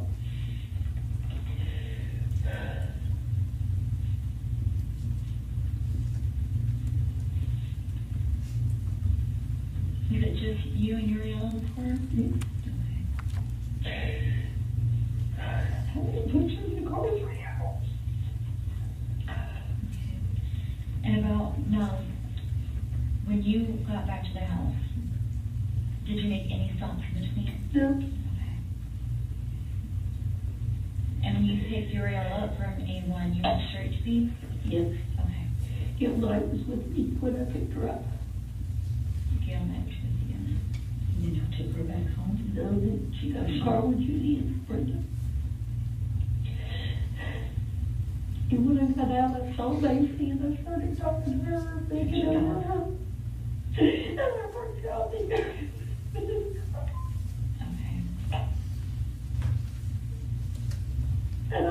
help you out.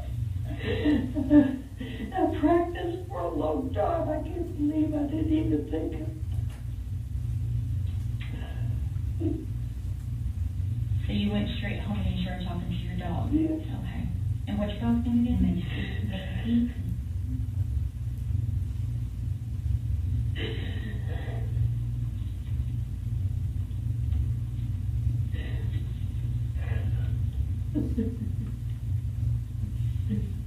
Whose idea was it for you to get Uriel for lunch?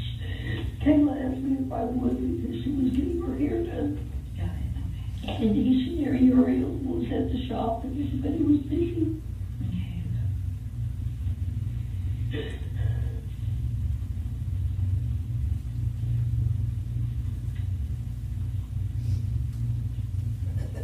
And where was your husband at? Home. At home. He was just working out in the yard. Did he know that you got the baby? Probably not. So you hadn't told I him? hadn't talked to him. Okay. I didn't know until the prayer time. I told her I could, when I left there, I could come by and pick her up. Okay, so you went from prayer to get her to go to lunch? She was at Brenda Knight's house, yes. Okay. And we decided to get lunch, and that's the first time we've ever gotten lunch.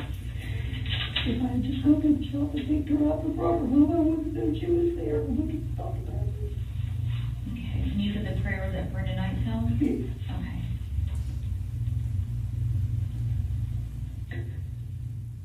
Where does she live? She lives on Crosby. On Crosby? About the fourth or fifth house down on the right.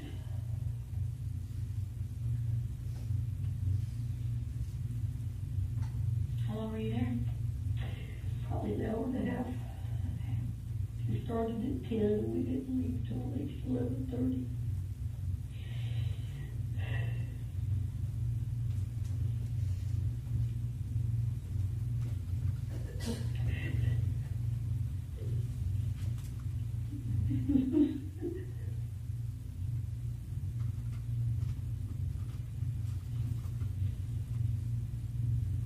And you said that you were in the red Lexus? Yes. Okay. And it was just you and Uriel on the way home in that vehicle? That was perfect.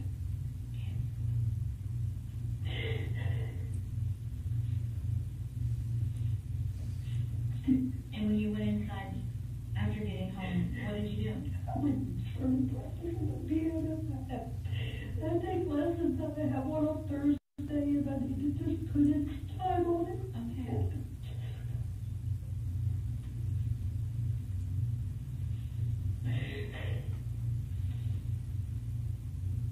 I never gave it another thought. Okay.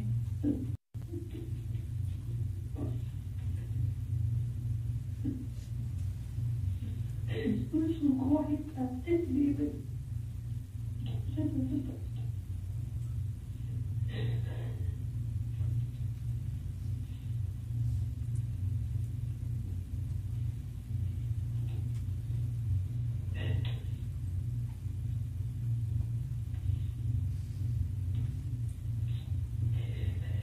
Now, what prompted you to go back outside? I was thinking my other grandson was supposed to take him out for dinner. Okay. And I was impatient because they were about an hour behind. And I finally got in the car and went down to the barn because they had to go feed the pig, 4-H pig. And all of a sudden, when I got out of the car, it came across my head that I had Uriel and what happened. Came to pick her up and couldn't remember what happened, and all of a sudden, I opened the back door and I saw her there.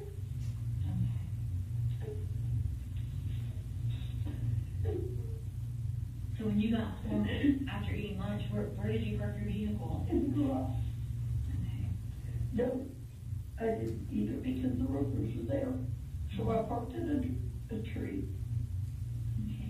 At what part of the yard was that It in? was by the wooden fence in the front. In the front yard? be the southeast corner, yes.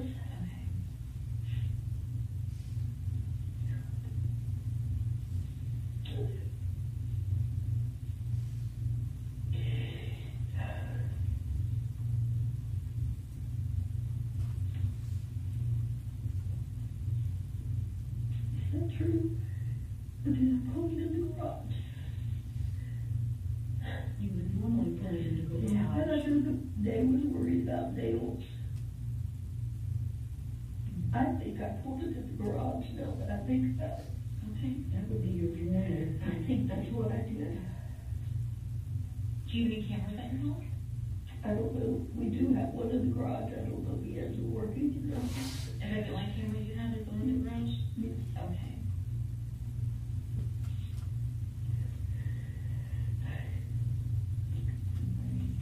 Did you talk to your husband when you got home? Yes. He was out, I guess, on the lawnmower. Oh, God.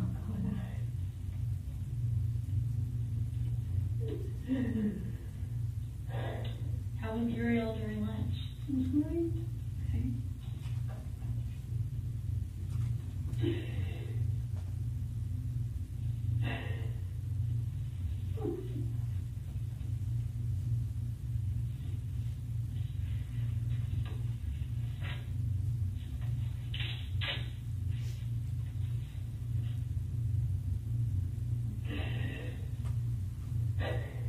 How do you spell her name, honey?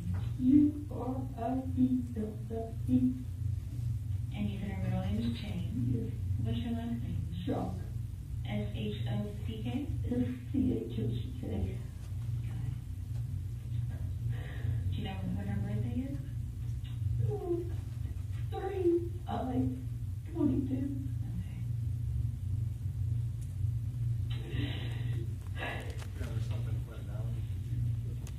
Now, just so I understand correctly, Ms. Tracy, you said that you were gonna get your other grandson for dinner. Okay.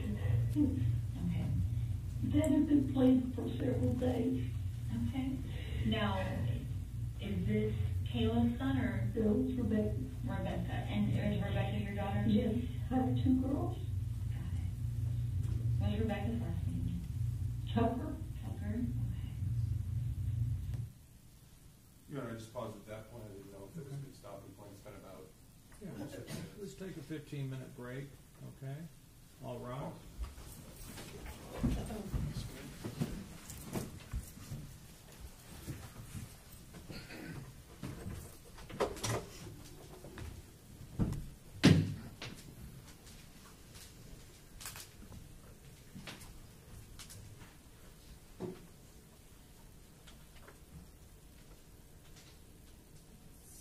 All right, state or defense, anything we need to go over? Okay, go ahead, have a seat. Sidebar. There's no jury here, you want? Oh, I think that's what he does. You wanna go outside? Yes. All right, let's go outside.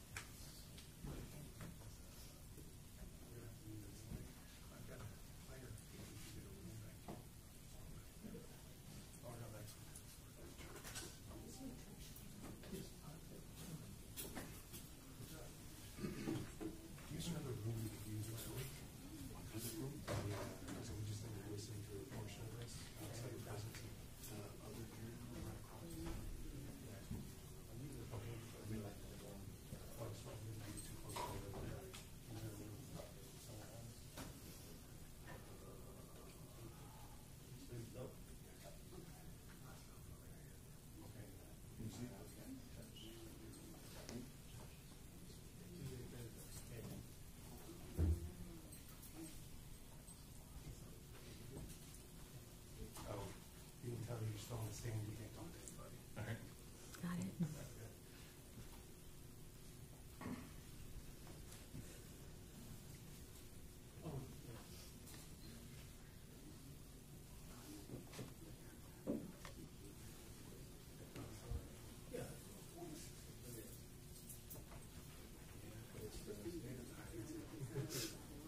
Yeah, I know, right? It's just in case some timestamps may be off.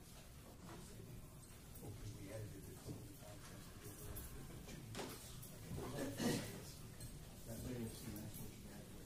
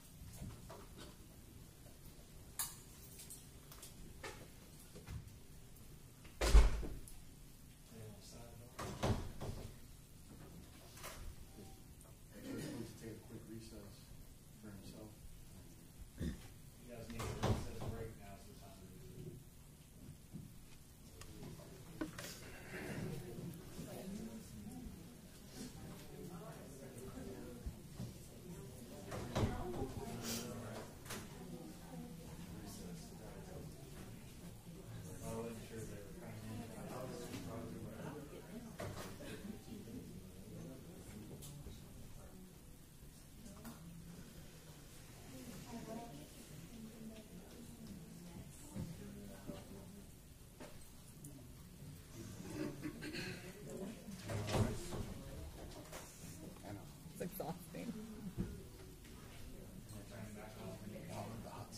I know. Not too bad so far. I've been lucky.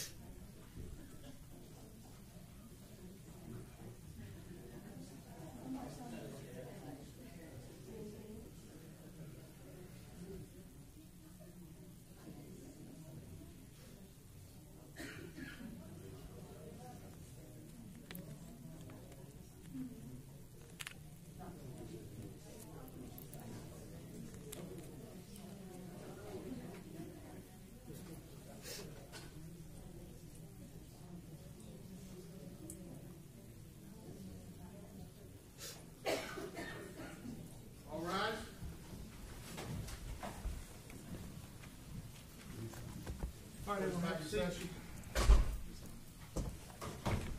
All right, everyone have a seat. Are we ready for the jury, gentlemen? Yes, sir. Okay. Let's go get this jury.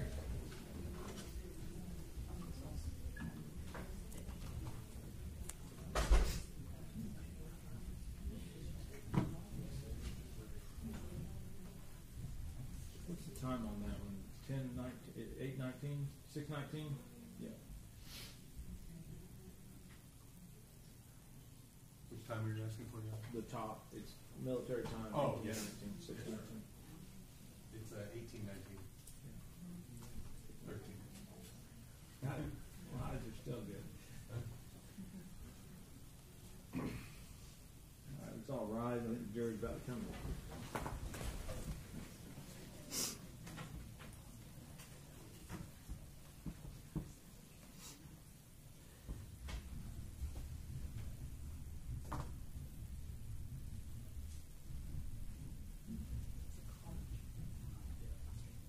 What time we had the phone?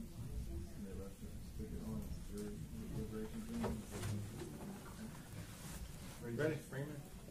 All right.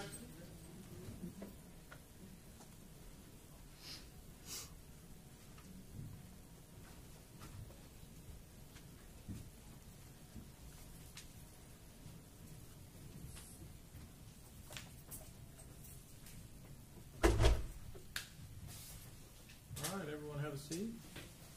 Members of the jury, did anything happen in the interim where y'all discussed or did anything you weren't supposed to? No, sir. All right, I didn't think you did. I just gotta ask it. We're gonna get you out of here probably a little over an hour, okay? So we're gonna knock out this remainder of the testimony and then call it a day. State, go ahead. Thank you, Your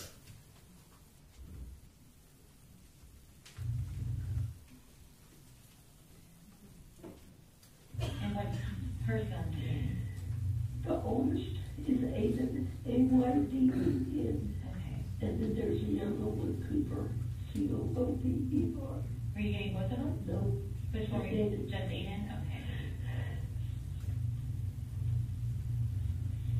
And so you said that they were behind an hour. What time were they supposed to? I was hoping to leave around 3:30. Okay. Someone told me 3:30 and 4, and it was after 4:30, and the guy in the car said that I would be there when they were even paying me to go. Okay. Okay. He was back behind the bars. Yes, ma'am. Okay. So they were coming out to your house to meet you. Okay.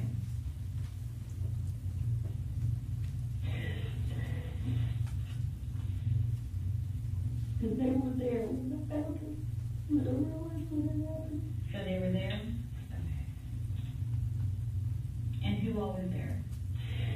Then he come around and was talking to me. He stopped the mower, and I was still sitting in the car before I realized that she was still in there. And Rebecca and Aiden had started feeding the pigs. And then there were roofer men at the new roof on our house.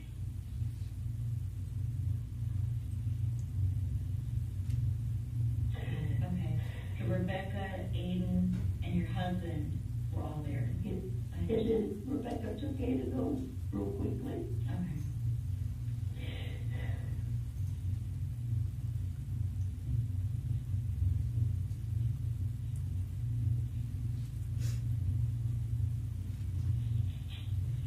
Okay. So about 4:30 is when you went out to your vehicle. Yeah. About how long after 4:30 did you realize that she was in the car? I sat and talked to Dave for probably 5 to 10 minutes Okay. with him sitting on the mower and me sitting in the car. And then I got out because Rebecca and Aiden had come up, and I was going to see if I could help them. And all of a sudden, I realized I just had that flash of what had happened a year ago. And then all of a sudden, I realized we opened the door. So maybe like 15, 20 minutes? 10, About probably. 10? Okay.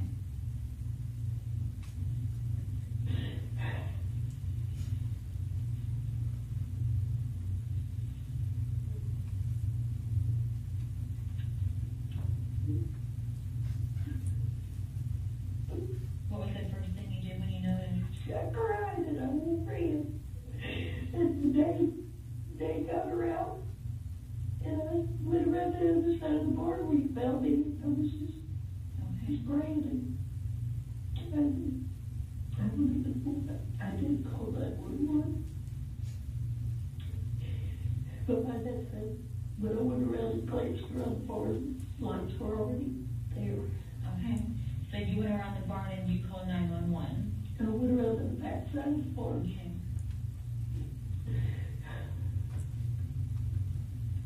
I was scared. I know. You're doing a really good job, so I appreciate it. How old is Aiden? 12. And how old is Cooper? 10.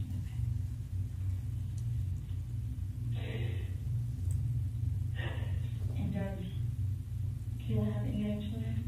Asher. Asher. How old is Asher? She's 3. She's 3.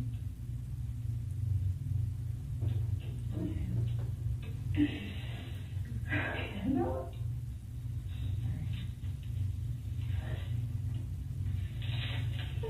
So your husband and who got Uriel out of the car? Yes. Okay. Did he say anything? He panicked like I did. He started giving her CPR and begging her to breathe.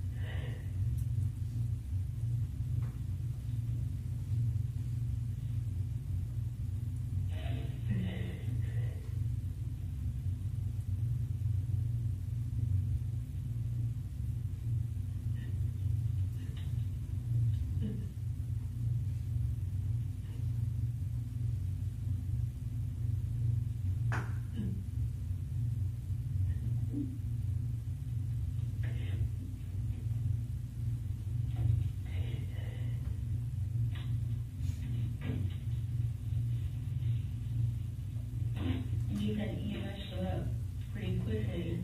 I don't know who it was. I just saw lights. Okay, so lights showed up pretty quickly if you called 911? Yeah. And they actually, by the time I had contact with one, they were there, which makes me think Rebecca must have also called. Have you talked to Rebecca? Called me. Okay. That's how I made it come. I'm like the second mother. Okay. And I had just talked to her because it's her wedding anniversary. I had just told her. I didn't even think about that. Okay. I think she'll give her a pass. I gave her enough money to split it.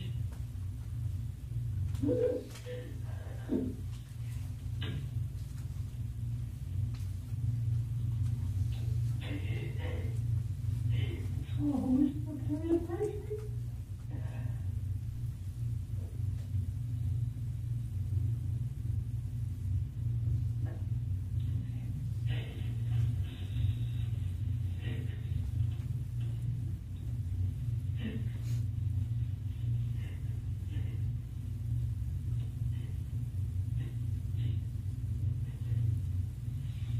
Now, Miss Tracy, you told me that you normally only get Uriel about 1 day a week. Usually once, maybe twice. And last week I had her 4 times because Kayla has not been well. Okay. Now, is it always the same days or sporadic? Often it's the first of the week, but it's sporadic. Okay. Often it's Monday or Tuesday.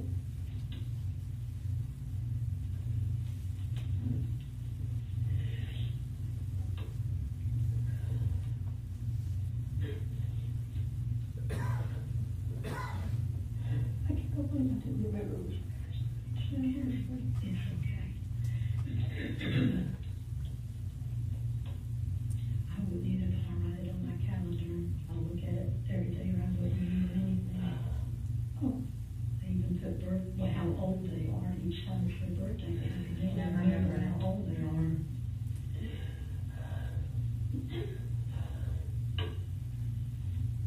You guys started with his nose.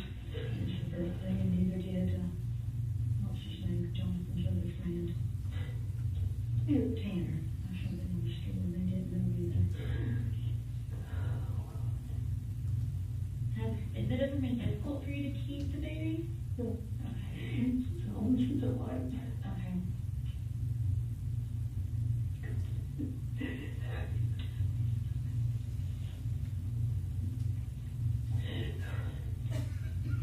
Do you think there's anything else that might be important for me to know?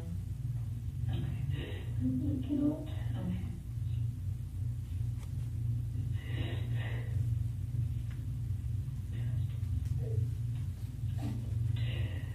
I'm gonna sit down for just a second. Just take your time, okay? And I will. Go home. Go home. And this is a safe place, and that's all I'll do. Is that what you need to do?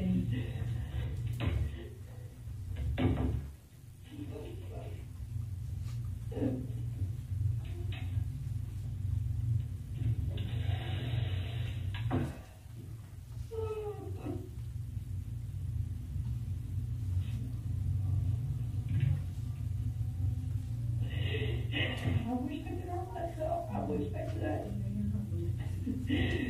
God, I deserve it. You deserve it. Oh. One parent said they deserved killing themselves because of what babies have to do. Never. Nothing was malicious. Nothing was premeditated. Nothing.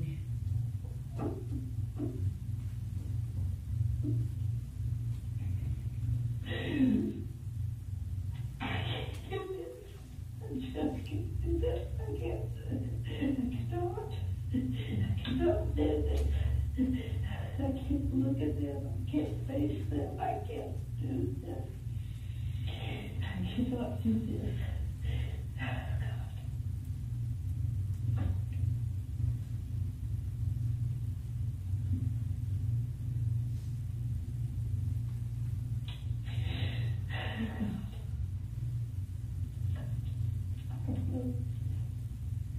I have never not known what to do anymore, and I don't know right now what to do. I don't think I'm going to know a year from now. We've done had any practice in any of this. You can take it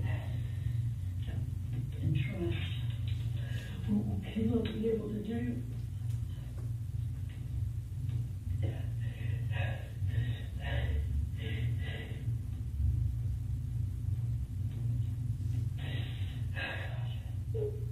I cannot do this.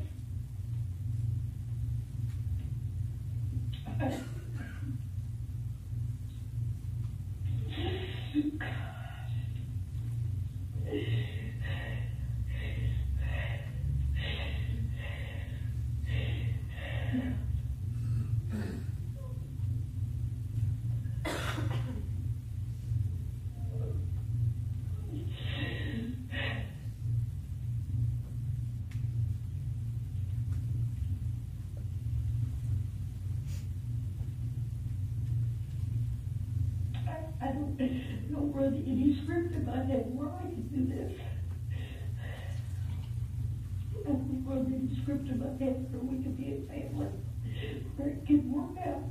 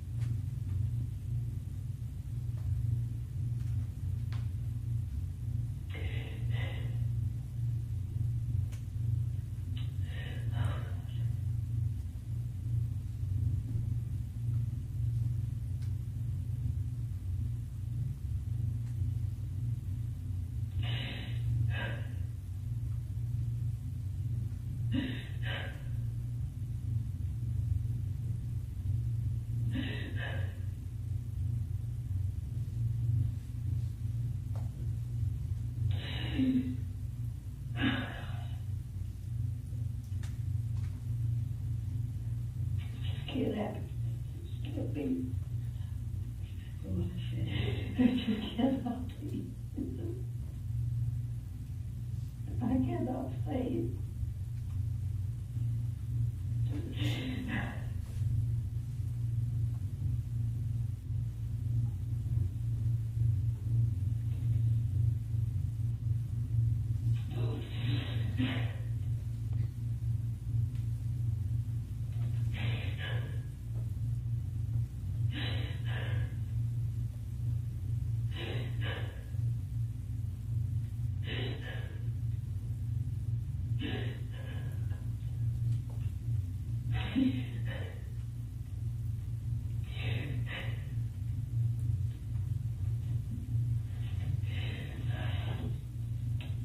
I'm kidding to see if I was going to pull back on my house.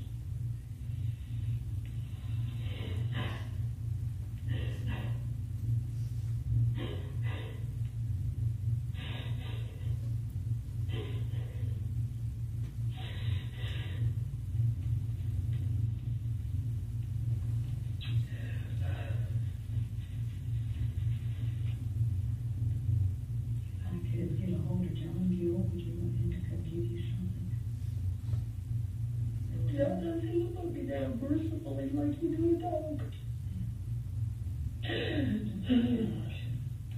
That would be very kind to speak to do.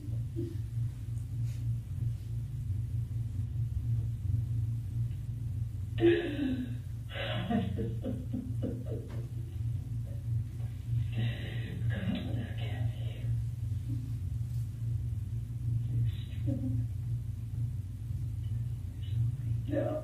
You just don't know. We don't feel it. We don't feel it. Oh, God. Kayla. I can't even imagine. I can't even imagine. I can't imagine. I don't know what to do for her. I can't do anything. I'm completely not watching this. Poor Rebecca. She's always in the middle.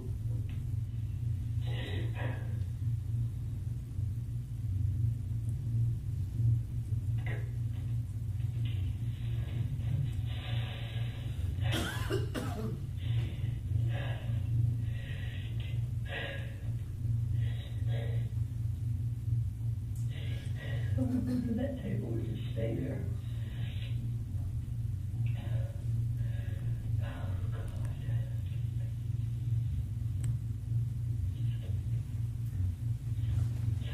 Just give me, oh God.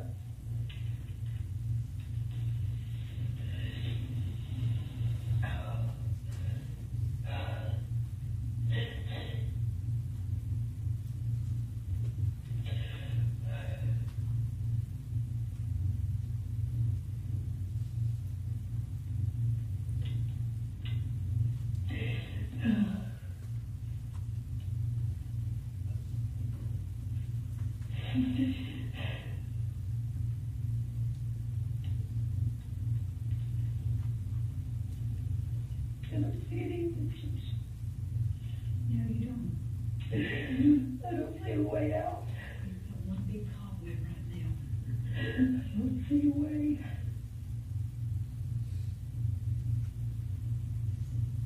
I'm not there yet.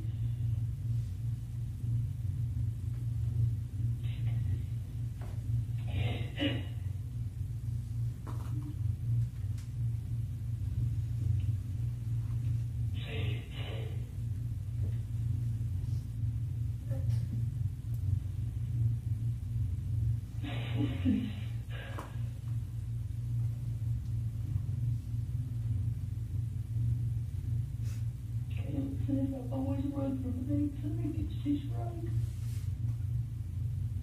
And it's just not enough of a person to face it. I can't face her. I can't face it. Unfortunately, she's a lot like you. Running. But what was she going to? That pressure. God. Oh.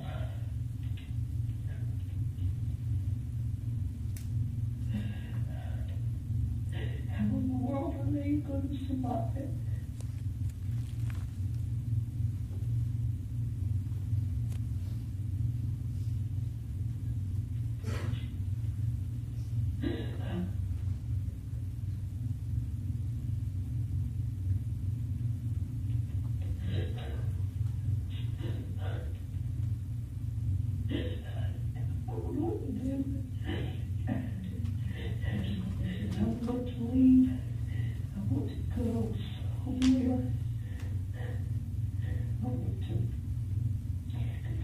For about the next 20 years.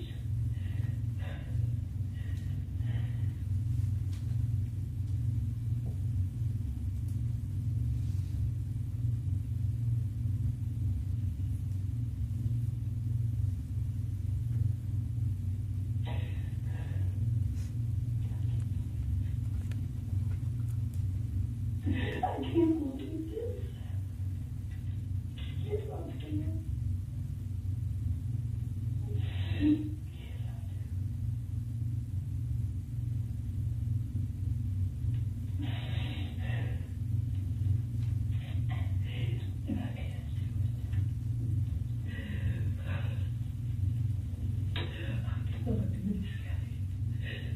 You can't.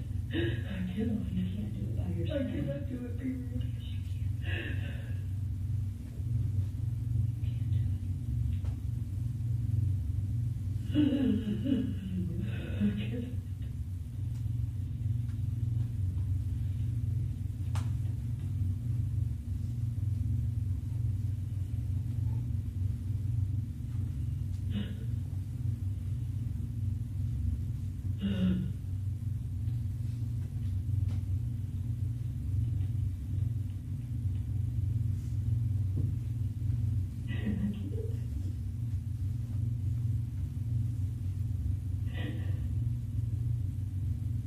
I feel deserved. Hey, if it wasn't for Rebecca and David,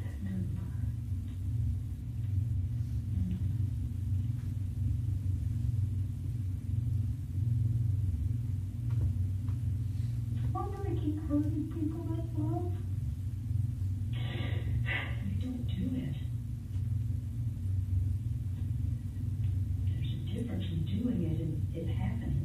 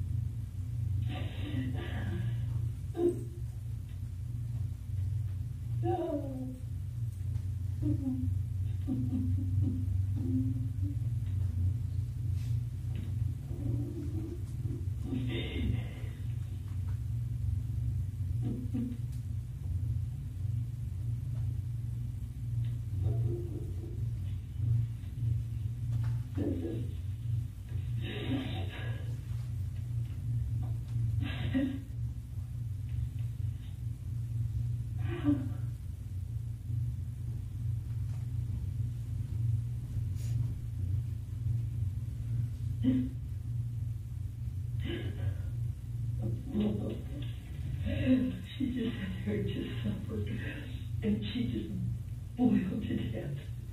She just went to sleep. She was probably taking a nap, and she was at first.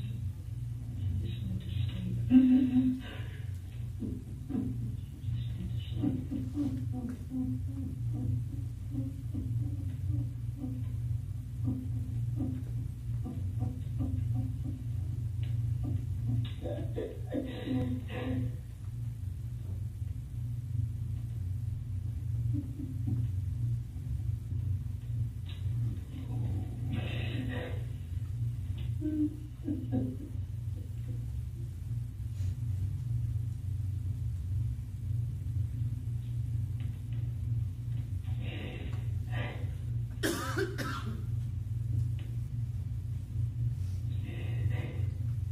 don't know what to do, okay? I don't know if she can even, I cannot believe take the heart of it again.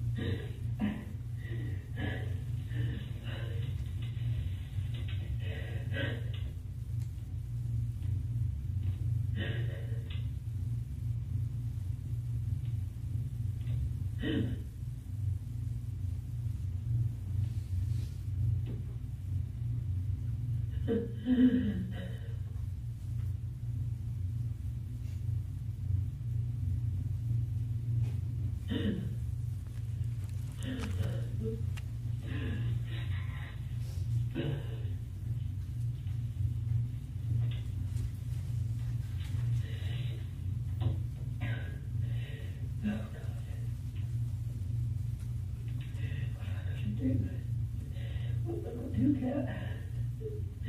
What am I gonna do? Can't do anything. I don't know what that is.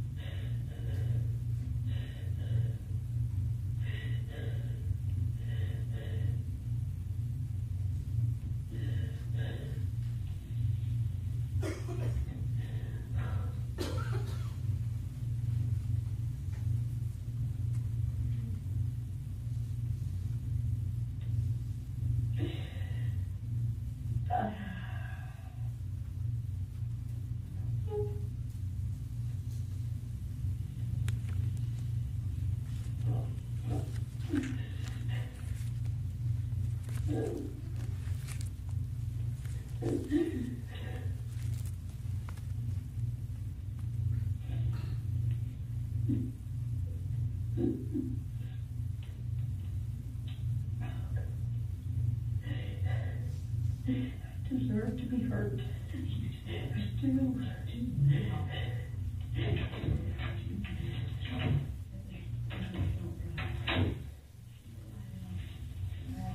Tracey, I got one more question. Well, I'd like 3 more questions for you, okay? All right, so when you came out of the house and you were going to get in the car to go around back, did you carry anything outside with you? Not that I can think of. My purse was already in the car. I had my cell phone in my back pocket. Did you take any type of food, beverage? Oh, I did. I had 2 teas. Okay. One for me and one for Aiden. Okay, so one for you and one for your grandson. Yep. My phone was in my pocket.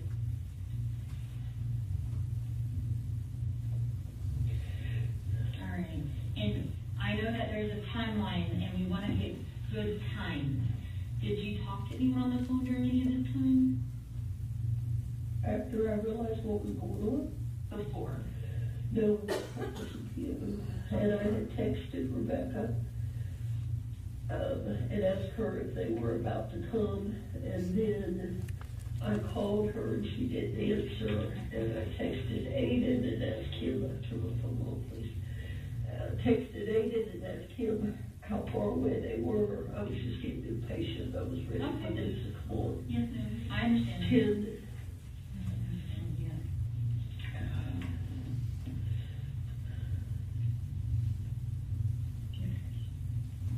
It's Mom's birthday, 10/02/18. And then go to my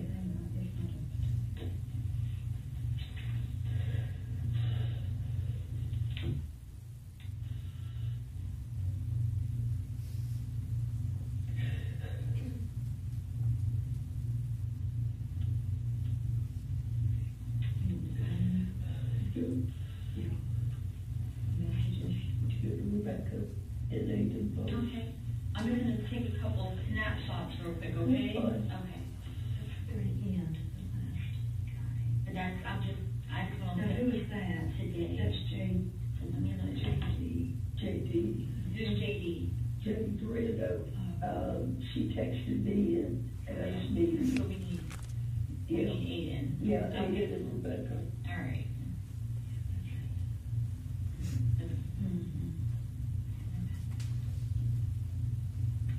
Now I see though that JD, Jane Dorando, she texted you. She did. And I read it, but I don't think I responded to her. Okay, and I see in the first text that 7 in the morning. I understand. Okay, so just for, I'm gonna fill in, didn't see it.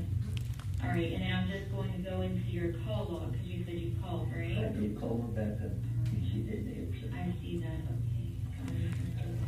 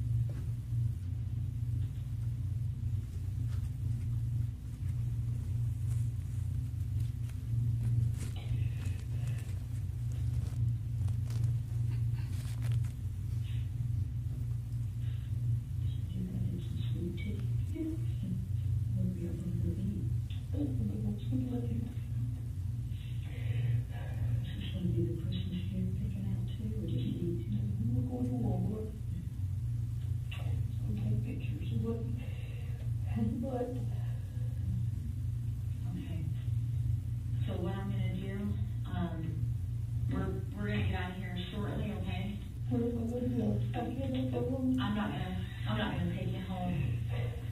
I'm gonna take you from one safe place to the next, all right?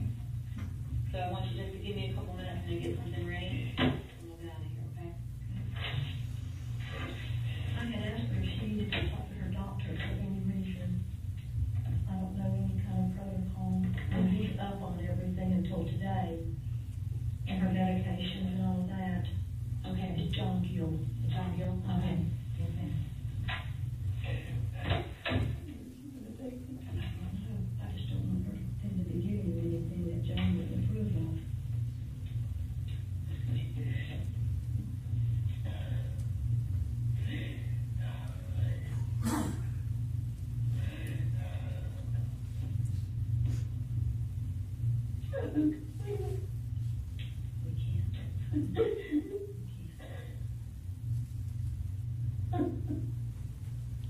She was awful.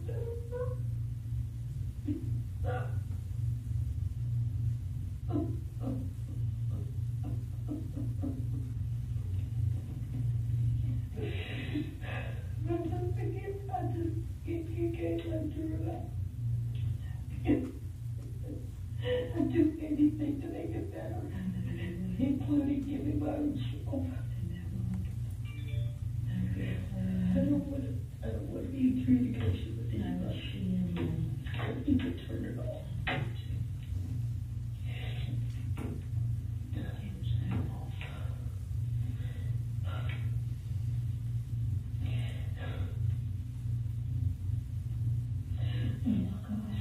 just can't believe it.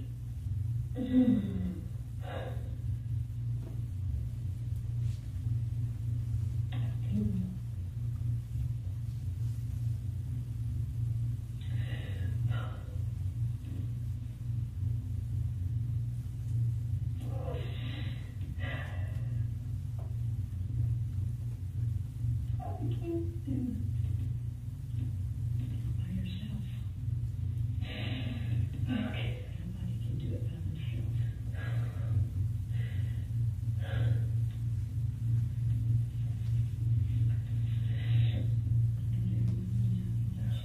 Whatever you know what you're doing and what you need.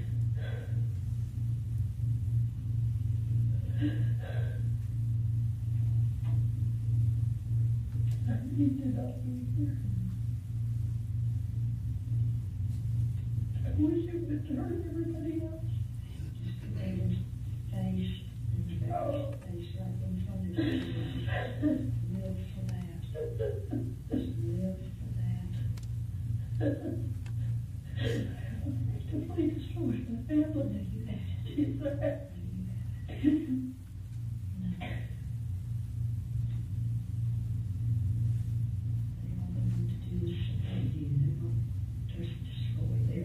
Heartbroken for you and for Kayla and for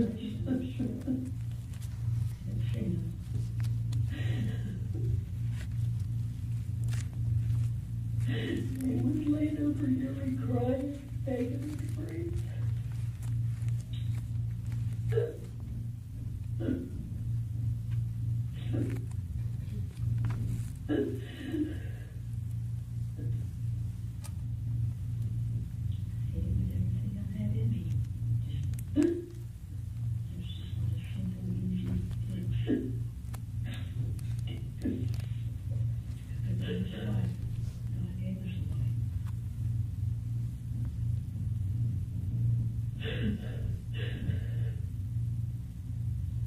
One of the first times I don't see it.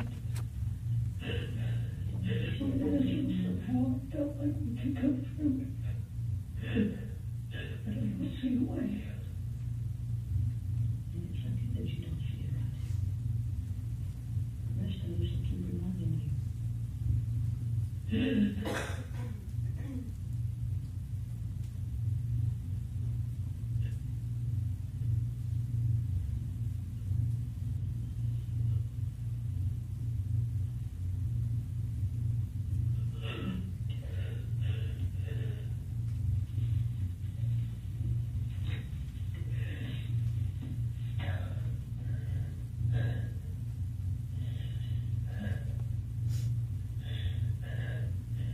To go away and do hard times somewhere, just break rocks or hide, just work,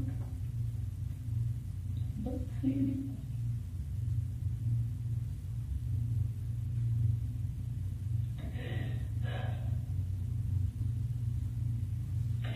My heart deserves to be broken, but there's just not.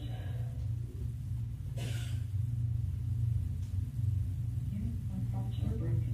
I know, but I don't think so. But that's okay. It's happened. It has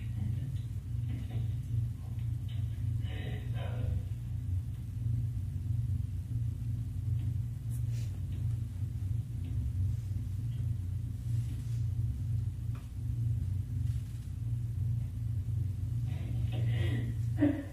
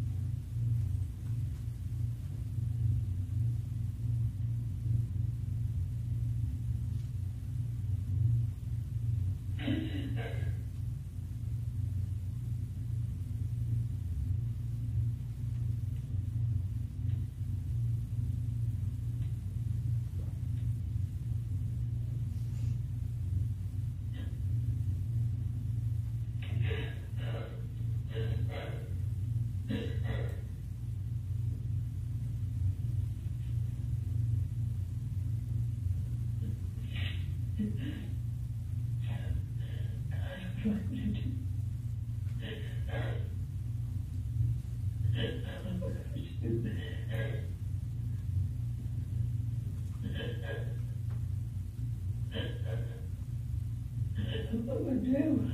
Trust the person that died on that bus. That's all we have. This is enough.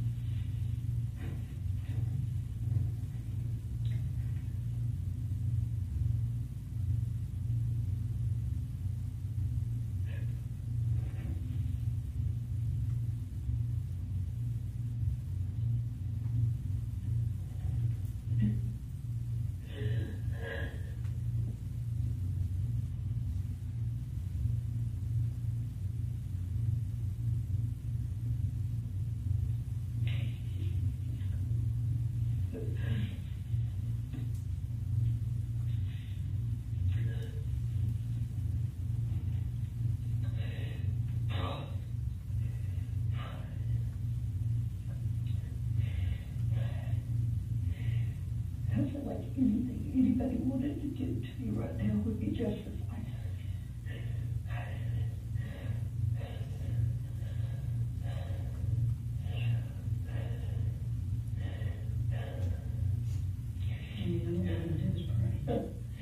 You're gonna have to pray for me, because I can't. Everyone's gonna pray you through it.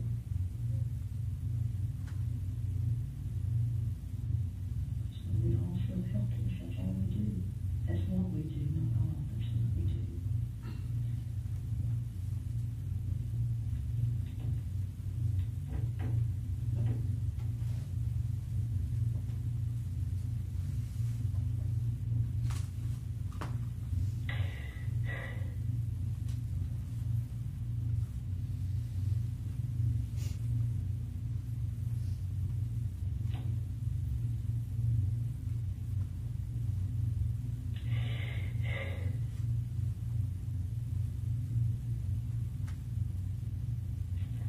Anybody?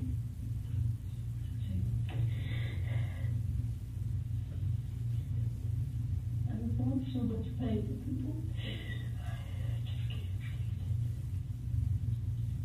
People that would want to see you, you have no pain at all. Those people love you. Pray for you forever.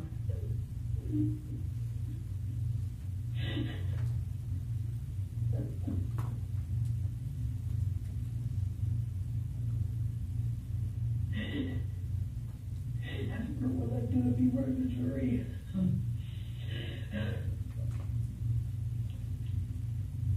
me everything about it if I'm not in the jury this time. Yeah, hardest thing. First I've ever had to do. The deputy said, I don't know that you want to see you. I said, she's going to see you. I'm going in.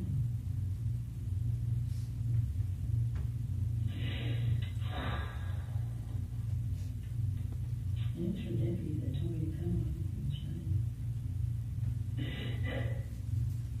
I was getting so panicky that they weren't going to take me away, but no panic came.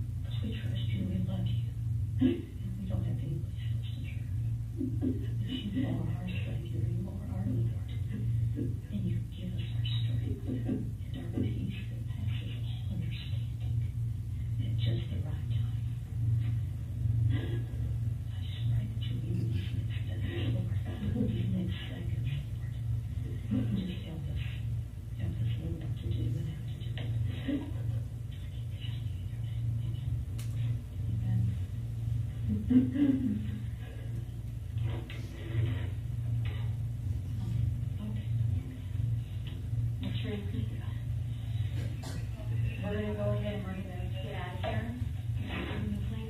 I'll take those wet ones from you. This is more, okay? And I'm gonna send it all to her. You're in really good hands with her, okay?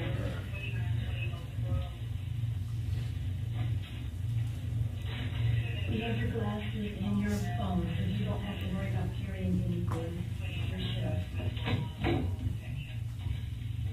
If you want, you can walk out with them, and I'll walk with you guys, and I'll let you back in, okay? Okay.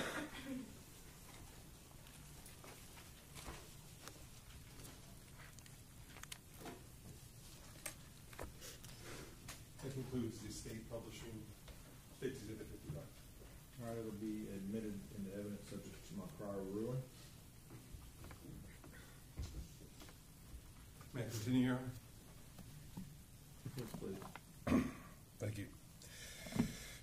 Now, I think we all heard the conversation there. I do want to touch upon a few things that were in that conversation. I want to point your attention particularly to when you were talking about a timeline. Do you recall that? I do. And I believe you were looking through Tracey Nix's phone. Correct. And you took some photographs? I did.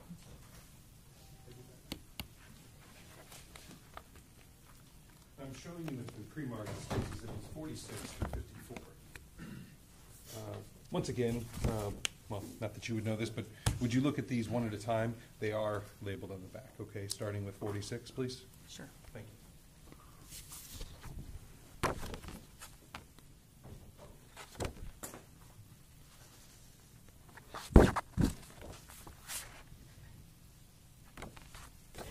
And do you recognize State's Exhibit 46, ma'am? I do.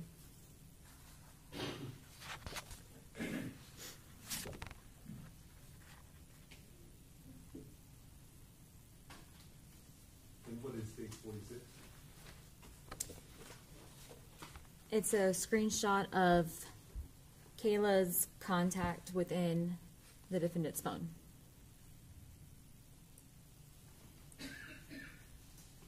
And does that fairly and accurately depict what you observed on her phone when you took that screenshot? It does. Your Honor, at this time, State would seek to enter into evidence State's Exhibit 46. Defense? No, I don't object to State's 46, and I don't object to the rest of it. All right, I'll admit. stipulate. All right, admit without objection, 46, 47, 48, 49, 50. Is that new? What other? 51, 52, 53, 54. All are admitted into evidence, published as you so deem appropriate. State. Thank you. So what was 46 again? It's the screenshot from the defendant's phone of Kayla Schock's contact, as well as showing a missed call at 11:08 a.m. Thank you, ma'am. If you wouldn't mind, would you go to State's Exhibit 47? What does that show?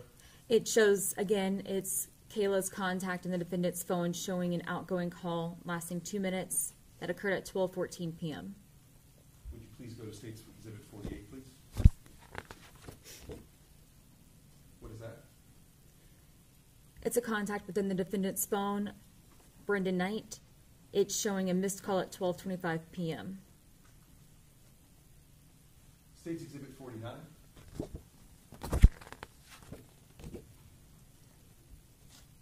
And this is a screenshot of the recent call log in the defendant's phone. And it shows some of the calls that we talked about earlier. From that day, correct. The missed call from Kayla, the answered call from Kayla, missed call from Brendan Knight, call from Rebecca, and then the 911 call. And Rebecca has 3, I guess, next to it? Yes. Okay. What about State's Exhibit 50? This would be a screenshot of the defendant's text message with her grandson, Aiden. And the time of that first message then? It's 4:43 p.m. when she's asking if the pigs have been fed yet. State's Exhibit 51. This would be a screenshot of the defendant's phone, text messages between her and Rebecca. And what's the bottom message there?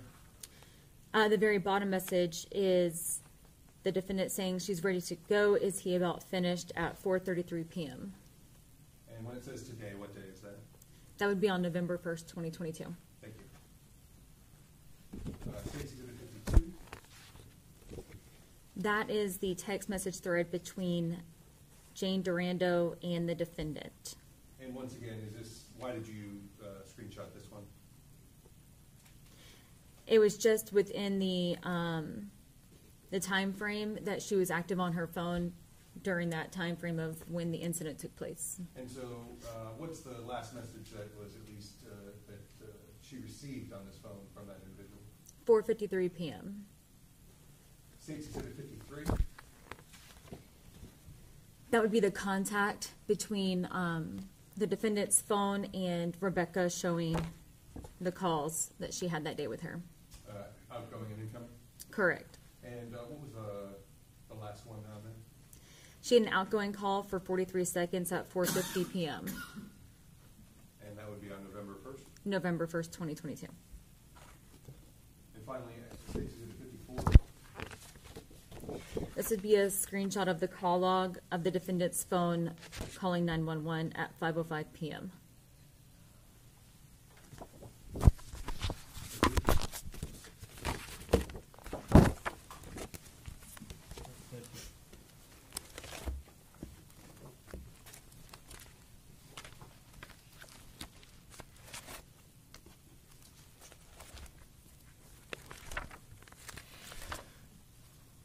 So after finishing your interview with her, what was the next step that you did in this case, ma'am?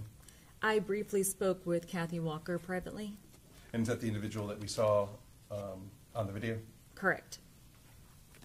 After speaking with her, did you speak with anyone else? I then reported to Beef O'Brady's. Okay, what was the purpose of that?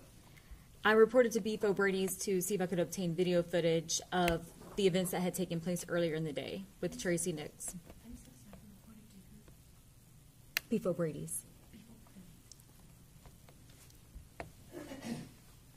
And were you able to discover if there was a video? I did discover a video. And was that taken into evidence eventually at one point? It was. Following, speaking of the Beef O'Brady's, how long have you been with the Hardy Sheriff's Office again? About 12 years. Are you rather familiar with Wauchula? I am. How far is the Beef O'Brady's from the defendant's house? Approximately between 3.5 and 4 miles, depending upon route. Sure. Average amount of time? In between 7 to 9 minutes.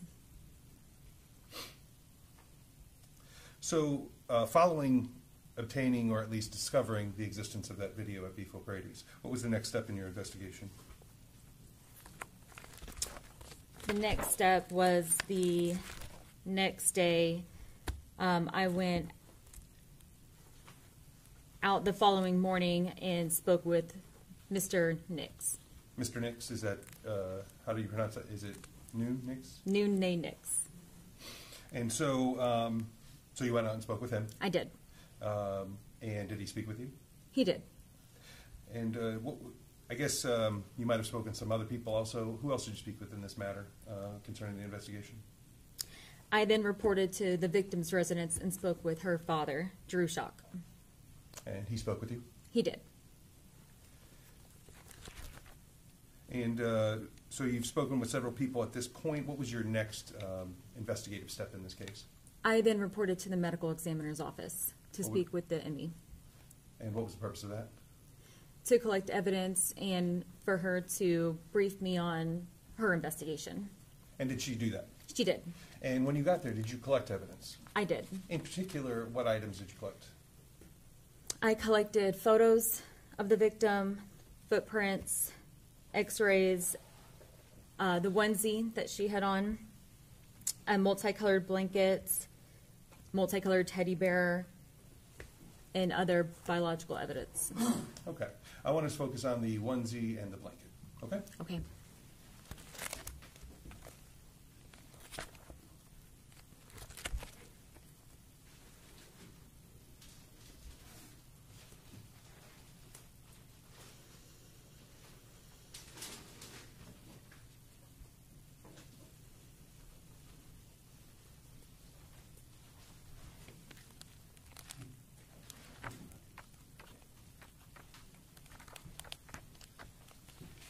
I'm showing you what's been pre-marked as State's Exhibit 61 and 62. Okay.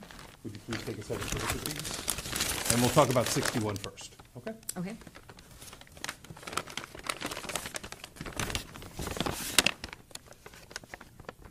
You good to proceed? Yes, sir. Do you recognize State's Exhibit 61? I do. What is 61? It is the multicolored maroon floral onesie that the victim was wearing. And how do you recognize that? Whenever I picked it up to the medical examiner's office and photographed it. And on the packaging also, do you have some demarcation on it? I do. It shows that I was the seizing agent of this from the medical examiner's office. And does that appear to be in the same or substantially same condition as when you collected it? It is. The state presented in evidence, State's Exhibit 61. Defense? All right, admit without objection, publish as you see fit. Okay. Yes, Your Honor. And if you would, turning to State's Exhibit 62, what is that item? It's going to be a multicolored crochet blanket. And how do you recognize that item? I did seize this item also from the medical examiner's office, and I did collect it and seize it according to the label. And does that appear to be in the same or substantially same condition as when you collected it? It is. Your Honor, State would seek to enter into evidence State's Exhibit 62. Okay. No objection. Admit without objection, state publish as you see fit. Thank you, Your Honor. I'll go ahead and initial when you're done. I'm sorry. I'll go ahead and initial when you're done. Yes, Your Honor.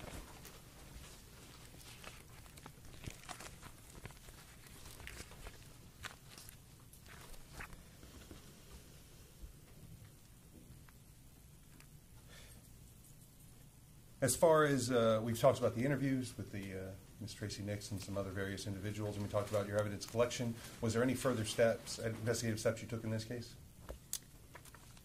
Other than we've already talked about? Not that I recall, no. At this time, I have no further questions. All right, thank you. Go ahead, defense, if you have any thoughts, when you're ready. Thank you, Your Honor.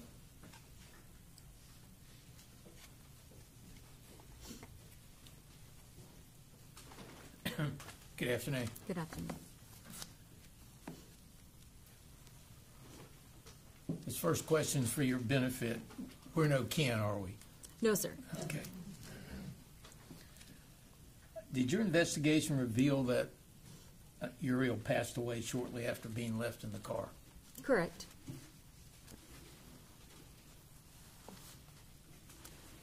And in your interview with Tracey Nix, did she indicate that she had had the child, Uriel, 4 days the week before? She did. And when you spoke with her that day, November 1st, could she remember where she parked the car? She could not. She couldn't say if it was in the garage or if it was under a tree, am I correct? Correct. She went back and forth. Okay. I think it was later determined it was under the tree. Correct. Okay. All right. Did she tell you that she didn't expect to have Uriel that day? She did. It was kind of like a last minute thing. Correct. Okay. Obviously, we've seen the video. She was pretty upset and crying when she was talking to me, probably the whole time. Correct. Okay. Was she cooperative? She was. She answered all your questions? She did. Any reason to believe that she told you anything other than the truth? No reason to believe otherwise. Okay. And at the conclusion of the video, you indicate you were taking her somewhere. I did. Okay, and you did take her somewhere. Where did you take her? Objection, Your Honor. Sustained.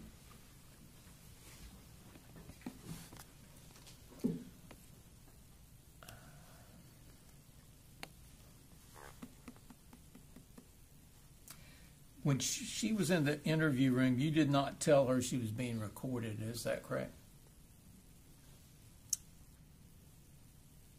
I do not recall. Don't recall if you told her that? I don't recall. Okay.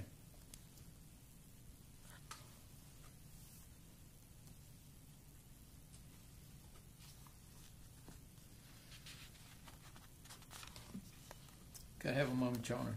Please.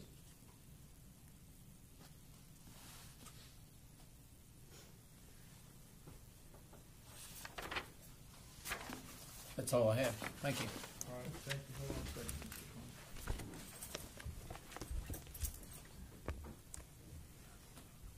All right, Mr. Coleman, any redirect? No, Your Honor.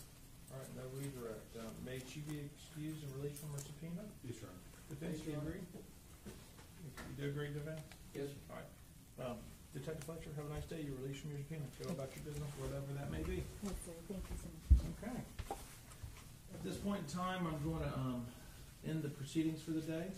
So we're gonna give y'all, the ability to go home. Let me go over a few things with you.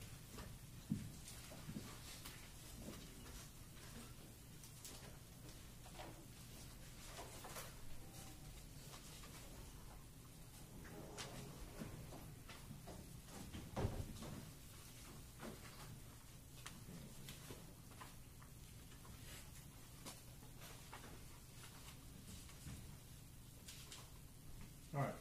As I indicated before the trial started, you as the jurors will decide the case based solely on the evidence presented in this courtroom. This means that after you leave here for the night, you must not conduct any independent research about this case, the matters in this case, the legal issues in this case, or the individuals or other entities involved in the case.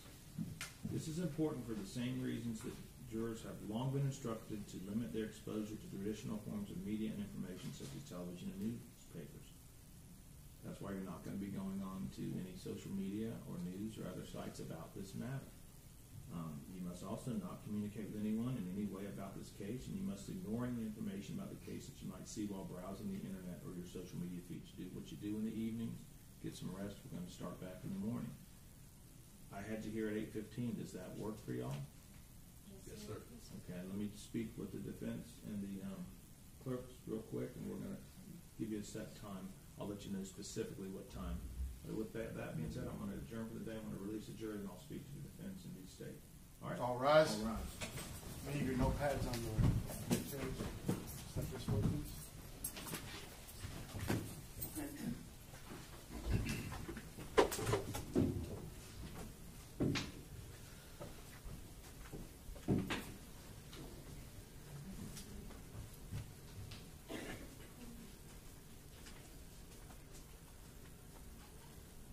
You may be seated.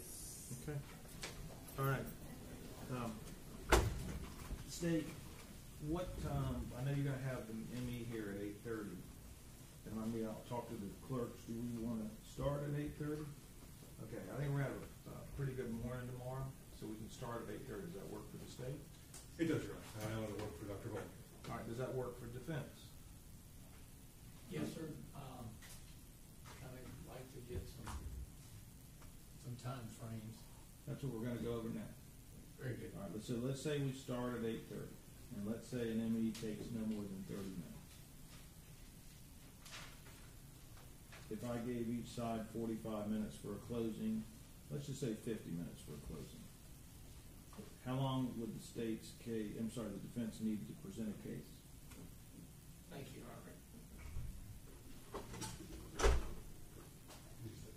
How long do you think? Because I'm going to do 50-minute closing, so if we do, say, 30 minutes for the ME, that's 9, and then we've got an hour and 40 minutes left over for a closing. How much time does the defense need? Tell me how long. Well, I need to do the proffers. We can do that during the jury. When the jury's out, we can do that. That'd be good. That's fine. Okay, so yes, and you don't have to give me a hard and fast. The judge, it would take no more than an hour, no more than 2 hours for the defense's case, no more than 6 hours. But have them. Yes, sir. I'm not holding you to it. I'm just trying to get y'all in the mindset right on the same page. And you're talking about doing the proffer after the jury goes out? Once the jury goes out, we'll do proffers.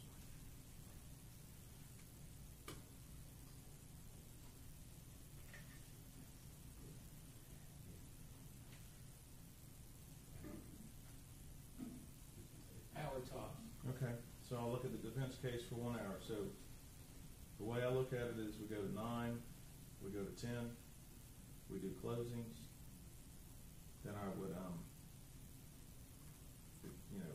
charge the jury, send them to lunch in here to start deliberations while they eat lunch. Unless y'all want me, if it goes longer than that, then we'll reevaluate and decide do we want to do closings on Thursday.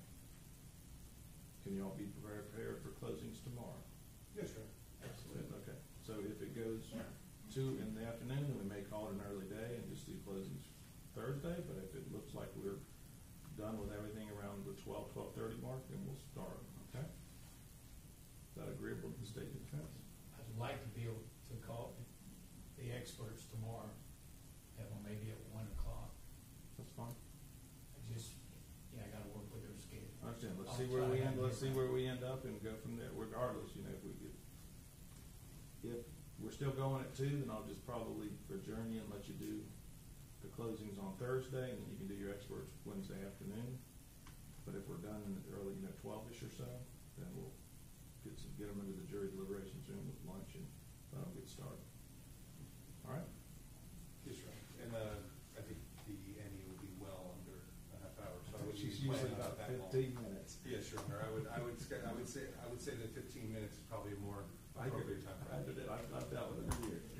All right. At that point in time, there's nothing further for the court to deal with. I do want to go over some of the charging instructions. You ready for that? You want to do it in the morning? Prefer to do it morning. Okay, let's get here at 8 o'clock. Okay.